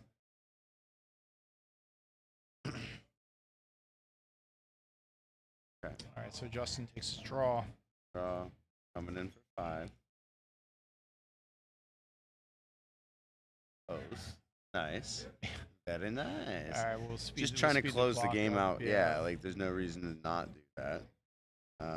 You're not gonna get blown out by your own oath. Here. 7. Okay, Sorry, force of okay. vigor. Reason. Sure. Sure. Quit. So Justin obviously. So I think this is. I don't like this. He's considering forcing it here. So he's doing the math. If I worst case scenario, if I force this and the last card is snap back, can I die to an attack? And that's 7 damage. So go to 4, and then tracks and fills you up. So it's probably fine either way. You go to 3 from Yeah. the force. I think the math If you need says to use it's it. correct. Force on this, if it has it. I think that's correct. I would. So you're not really speeding up the clock that much by getting Atraxa. Sure, but if he flips Sarah Emissary again, then he names instant, then it's done. He doesn't have to worry about it. I just.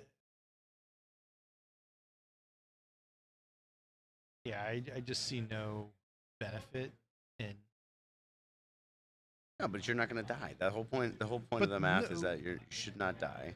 And I mean, I guess if it's perfect, Well, if you get it's- so snap back, yeah, it's like what, Because so you- what you Andrew go get- Andrew has yeah, squee, master, drawn card, 4 cards in hand. You activate Bazaar up to 6. Now you're down to 3. Snap back the 3. So you could the 3 you discard could be Root Wall, Vengevine. Then you have snap. So then you're dead, right? That's the reason to not do it. So it was not that. So Justin breathes a sigh of relief that it there was is a blue card in Andrew's hand. I couldn't see what it was. Traxa. All right, now we're done. Justin's good at flipping that directly. He's done that a couple times where Traxa's been on top. Did he brainstorm? Did he know? He No, this is didn't the know that. Atraxa trigger. No, I'm saying Oh, like, he put a didn't Traxa know. on top. Yeah, he didn't know it was there. Stop! He's already dead. Yeah, so Andrew Okay. just scoops it up Andrew there. scoops it. So we game get game 3. 3. Yeah, baby. You got your wish. All right, so Justin got to go first and ended up losing game 1. Then he got to go first again, and he wins. Now Andrew will get to go first. It's interesting, I will say. Andrew hasn't gotten to go first yet. So that turn 1 hand Andrew had, for example, with Chalice, let's see that again, right? Like, there's a lot of turn 1 hands that Andrew can have that are really devastating for Justin's deck. So, dropping 13 power is one of those things. So, I mean, there's a bunch of ways that Andrew wants it to go, and one of the best ways is that 13 power, hollow 1, Vengevine, Root Walla, hollow 1. So you would rather take if you're Andrew, you'd rather go the mulligan to an explosive hand rather than try and see what interaction. In this one, if it's really whatever comes up. If the interaction is what comes up, then probably I'll just take it. Right? I'm not gonna mulligan too aggressively if it's a Bazaar hand, right? As we talked about earlier. Yeah, right? if you have Bazaar, you have to keep. Yeah, Bazaar says I keep, right? So I don't think I've ever had a hand with Bazaar in it where I would mulligan. So yeah, it's difficult though. Sometimes you have bad hands with Bazaar, but you still have to keep them, right? So that would be a way Justin could win this final, right? By taking that, keeping that so Bazaar hand, right? Like I get to go first, but if I'm not doing something awesome, then it's gonna come in. Yeah, I like the line of. I would prefer to be aggressive, Yeah. but obviously you have to take what the Bazaar gives you. If you get Bazaar, you have to keep the hand. Did you see what Graveyard Hate was in Justin's deck? Did he flip any of it when he was flipping his Atraxas? No, but then again, you're like I would expect you're him hitting to some have engine pieces, but Soul that's not Guide the Lantern or axis to something. fight on. Maybe. I mean, I would expect him to have something like Relic or a Tormods or Soul Guide. I mean, he's got Tabernacle, like that is your main piece. How many of, tabs does he have? Like See? one. Just one. Tabernacle's good. Like I like that. I like that access. And we haven't really seen. Justin also has Oko in his deck, right? Just as a card. Yeah, I think they're line. I would assume there are ley lines in the sideboard as well, but I don't know if those came in. Into the ley line. Those come in? Yeah, ley line is difficult because you can still cast your root wallows, right? All right, and here's the sideboard for Andrew. This is the Andrew sideboard. Andrew is probably just on the 2 surgicals and the Caracas, I would guess. And then probably went down something like Fury. Do you think that you play the double Fury No, well, there's only one. Right, one but you have the 3. three in Would the you do sideboard. the 4 for that? I don't think I would. I don't think so. It's just kind of a stretch. Like, no, how many options do you have? But we saw Ghost Quarter, so obviously brought those in. Hi, what is the idea behind that? Just keeping them off of 3 mana. Well, I think you look at like cards you have to bring out. Like I would probably bring out the Mindbreak traps. You would? I like Mindbreak against a deck that's playing 3 spell. Like, I mean, Landmark's Oath is only 2. You're right. I don't know. I might not look at that one first. Yeah, but it's surprising to have 0 cradles. Usually, a lot of these lists have cradles to pay for Tabernacle. yeah, I would say it is a bit surprising. But the there's no- Ghost Quarters, that's what they're for, to fight the Tabernacles. Yeah, just more strip mines. That Tabernacle out of here. Yeah, I agree. I don't think Trap is good. This isn't a spell based deck, so it's a card I would only have in if I felt I had no better option. Right. Oh, Andrew's deck's upside down. Okay. Okay, we got a powder here. This is a pretty quick powder because That's actually pretty meaningful. That's a lot of creatures. it is. Is that a wallet? Yeah, but it's still. That's 4 creatures. I mean, that's Okay, so Justin's deciding to mulligan. Or Andrew is mulligan. Mhm. So on 6.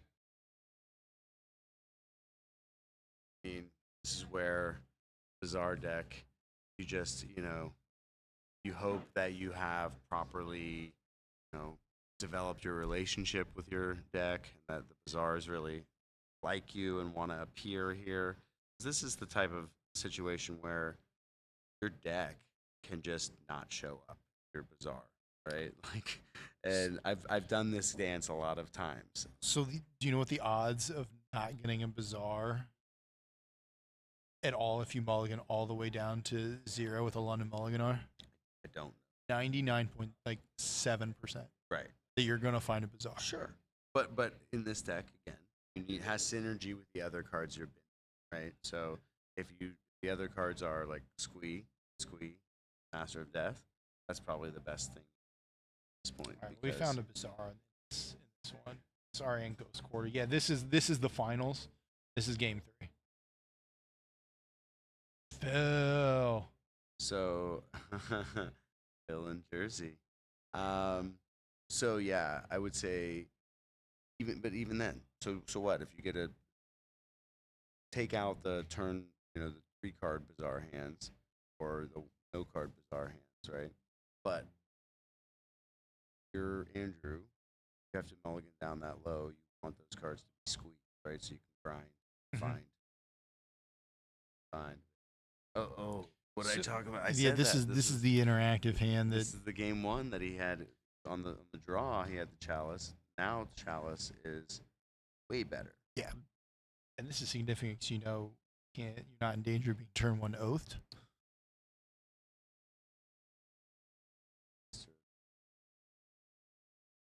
Master of Death. That's means a pretty he can good engine. grind. Okay, so this is what we talked about. He's able to grind now, and he also adds a hollow one. So The only way this hand could be better for Andrew is that's 4 card. it probably is. I didn't see what they were, but some now players are we will playing with see. real Now we cards will that see. looks like a real Bizarre. Some okay, there we go. Justin's face says it all. So yeah, Andrew's really good at this game, Magic, right now. He's paying 2 life, like he should. So it's back in the hand. And Justin brought in the ley lines, and he draws one's essentially a dead draw. That was his draw, was ley line. Yeah, it was. Oh gosh darn it. It's one. Come on. All right, Andrew's going to town. Andrew does not like the cards that Andrew.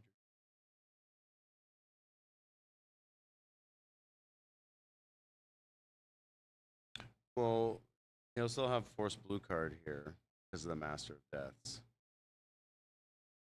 But so, Yeah, you got to pitch him to he's- keep the engine going. yeah, but he's saying Oh, Chad is saying that it should keep both the masters. Just keep 2 forces up. That seems like a and reasonable we'll take. fight the first one. But see, You but have that's to. what that was why, right? To keep the right. 2 forces up because he forces back. Oh, woof! But Justin had another force, so it wouldn't have mattered for Andrew. So Justin's getting in this game. Justin is getting in this game now. Yeah, so you might think like, why is Andrew not firing off the wasteland? It's he's gonna save it for Tabernacle. Yeah. Because the oath is in play, trying to constrict the mana isn't. But he could have what you wasted look him on his turn. But the idea is that Andrew Justin still has a ton of cards, and likely Right. some of it is mana, right? And yes, it has to be a land mana, but the likelihood that there's another land there is pretty high. So just save that for when you actually are going to.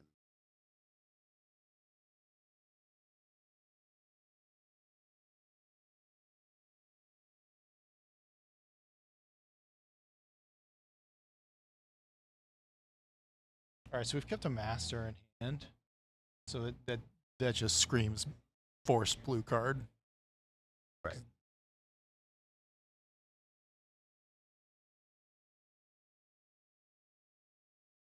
Want to represent it anyway. Yeah. Fun pedal. It's the not wasting was because you're keeping it up in case of a tabernacle. Yeah, the idea there, but again, they're saying, Yeah, which I like you agree could with. to I try probably and- would have done it. I probably would have done what Chad said. Just fired it off and made him have another. I mean, they're going to attract. So the oath is in play. They're either going to attract or Sarah's emissary. It's kind of the oath irrelevant. wasn't in play. That was the point. When he played the Wasteland, there was no oath over here. There was just 2 lands. I see what you're saying. And so Okay. that was that going back to that play. I thought did he fetch to get that and then play the land? Yeah.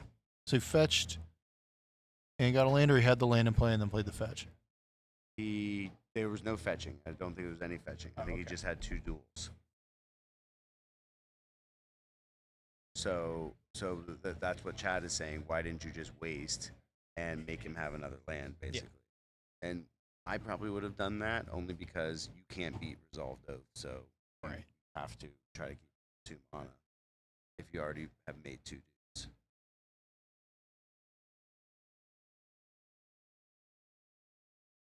Yeah, so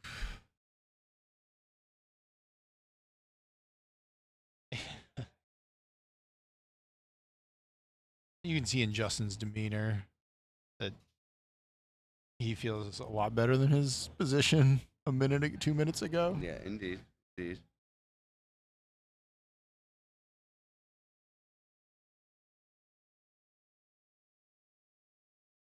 Now we can hear them a little bit because like the volume of the room has gone down. So I realized the crowd is here's focused. the snapback. Here's the snapback. He's got it. And there's the force. And it all goes back to And now there's no way left in the deck to get rid of. There's one snapback. one snapback. His Noxious Rivals. Yeah.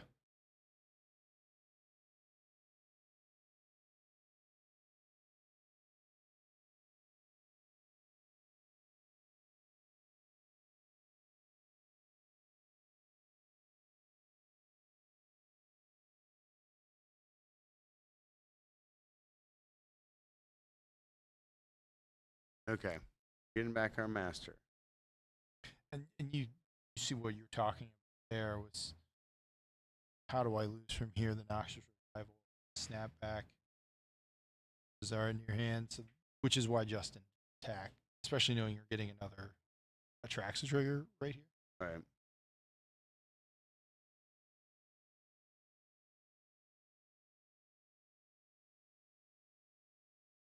We got the Vengevine.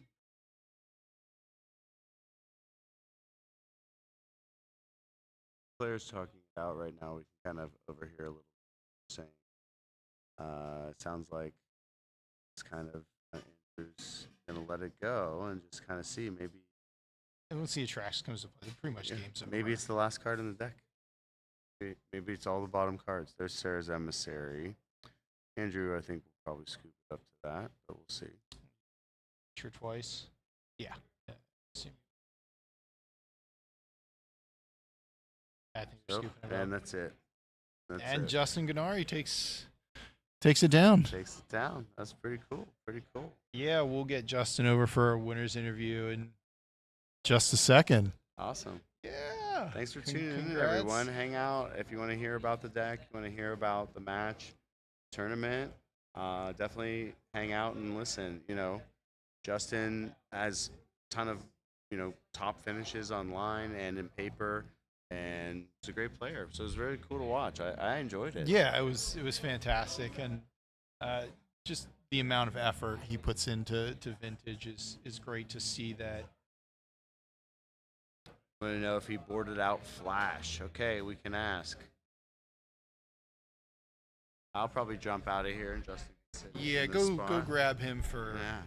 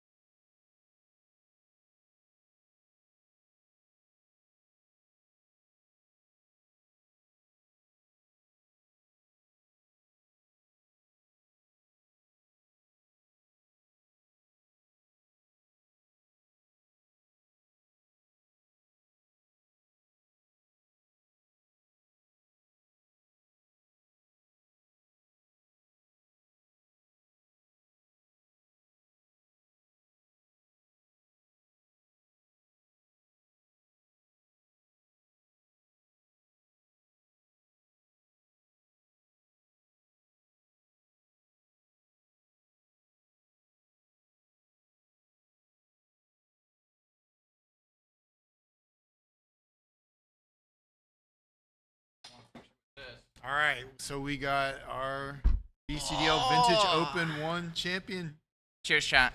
Justin. I am actually level 1 Ganari. Congratulations. Here, this one's yours. Whoa! Oh, you get sweet. this one, and you get your name on this beautiful thing. Sick. I'm gonna get a picture like holding that or Yeah, something. yeah, that's what it's for. I need a This new is profile like- picture. Hell yeah. What do you think, chat? How bad I play? We I got really we got lucky. a lot of questions. Oh my god, I got so actually, lucky. on Andrew's play, where they In it the- looked like they had a horse in hand and pitched. They didn't have an extra card to first twice on the. So I felt had double force when I probed and 2 master in the yard, so can just wait on the 2 forces, and I think should wait on the 2 forces. And they didn't. That's But where, just activated Bazaar, like made a very proactive play with Wasteland, or didn't actually use the Wasteland, but getting a Wasteland and another Hollow one and having a force. But that just like set me up to be able to play Oath with 1 force, and I didn't get Wastelanded out of their fear of Tabernacle, Right. which I'm not registered this weekend. Really? I decided with Sarah's Emissary and not Traxa, Sphinx, I shouldn't need a Tabernacle, so I just didn't play Tabernacle, which is great because I didn't have to draw another land. So if I got Wastelanded, I would lose that game. I'm pretty sure I got like really tough games 2 and 3 because my 7s were generically good. They were doing what I wanted to be doing, but my deck could do better. I had ley lines in my deck. None of my hands were like turn 1 Oath. Like it was all like Demonic Tutor go for turn 2, or in the Demonic Tutor game, I Demonic Tutor for Flash because Flash is not negatable if I do it on their turn. So And that's what we're like. Okay, what do you Cheers. get with the tutor? And that's what we were talking about. What do you get with the tutor? And right, so you can we choose saw Oath, this or you can choose flash thing. Show and Tell, or you can choose Tinker, or you can choose Flash. The biggest reason, another big reason to like choose Flash is if you get Wastelanded on turn 1. Mhm. And if I get a 3 cost and get Wastelanded, it's really bad for me.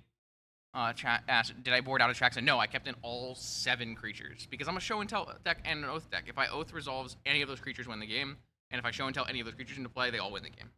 Yeah, and that's kind of what Raj and I were talking about. Like, you just don't let anything resolve. Like that's your main plan if you're in Andrew's position, because you're not gonna win. You're not gonna win a race. There aren't gonna be anything resolved. You're trying to figure out lines other than the one snapback. How do they pull out of the game? You know, the next best thing we could come up with was either Noxious Revival to snapback Okay, yeah. or multiple Fury. Like It's mostly multiple just the Fury pitch, snapback. and If just a something snapback. resolves, there's a snapback. So I don't. Chat probably can't tell, but every time I put in a Cyrus Emissary in play here, I had to choose between creature and instant. And it's actually a choice because you can theoretically let them go wide, and make it immune to snapback. But then it's hard to clock them because you're not vigilancing with the Sarah's Emissary. Right. And so in the 3rd game, when I put it into play, I didn't choose instant. I chose creature, and because I had the force in my hand. If I had, in fact, did not have the force in my hand, and there was 3 forces milled over, which is why they went for snapback immediately. Then I would probably choose instant against double hollow one and have to not attack, which makes the game even weirder. But another Oath trigger wins the game. So. And that's what we kind of saw with your second one. It's like, well, once the second emissary's in play, it's kind of done here. Yeah. I hit double Sarah. I hit Sarah, and then the next card underneath it was a Traxa, and then I hit another Sarah. But like, if realistically, a Traxa, Sarah's Emissary, and Sphinx are all the same card, they all just win. They all lose to snapback. Sphinx and Sarah's Emissary don't lose to Karakas if opponent has Karakas, but they also don't draw 10 cards or whatever. So. Right. Yeah, so those were the main questions. We got chat. Do you have anything else? I didn't have 2 forces immediately to protect Oath. I think I drew another force or something. I don't We saw the one there. Like, well, he's got it protected there. Yeah, but I then had we saw 2 the forces in the 2 game, but I didn't forces. have double. Oh wait, I drew force for turn, so I might have actually had double force for the turn I played Oath. The big thing I wasn't actually worried about, like, because well, I knew once the Masters were pitched that they didn't have double force. But I was so worried about getting Wastelanded because I just didn't have another land, and I had a Black Lotus that I drew right after I let the Chalice resolve, and then a ley line that I drew right after. Yeah, we saw the lay like, oh, here's Like, this. all my hands on game 2 and game 3 were reasonable hands, but like the deck has so many broken hands versus Squee, where I have like a ley line start with a Flusterstorm or a Force, or I have a show and tell on turn 1. I have a oath on turn 1. It was really hard to like keep those game 2 and 3 hands. Game 1, I like mulled the 5, lost. It wasn't close. I mean, he kept 7 on game 1, 7 on game 2, and game 3 was a powder and a 6. So it was like it's really hard to beat Squee when they keep that many cards. Yeah. There was a question about what's the price. It was an unlimited time vault. Second bag got already? a volcanic island. Third, fourth got an underground sea, and fifth through eighth got a savannah. So, yeah. All right. Well, congrats. Thanks for hosting. Thanks It was a for great making time. the trip out. And I love appreciate beer, buffalo dip, and vintage. getting. I had a lot of comments on the advertising you put on your stream that it really got the word out. So thank you for doing that for the past 4 months. Yeah, for a while. Yeah, it was Do up again. there for a while. So thank you to everyone that helps me put on the events. Thank you to BrewDog for hosting. Thank you to our judge Aaron Hammer, our producer Quinn, and thank you to everyone out there that watches and shows up for the events. And hopefully we'll see you all Eternal Weekend. And I'm probably gonna squeeze one more event in. I'm looking at November. Still working out some details, but we're gonna be back with Legacy in mid-November. So that'll do it for us here. Take care and good Cheers, night. chat. Thank you.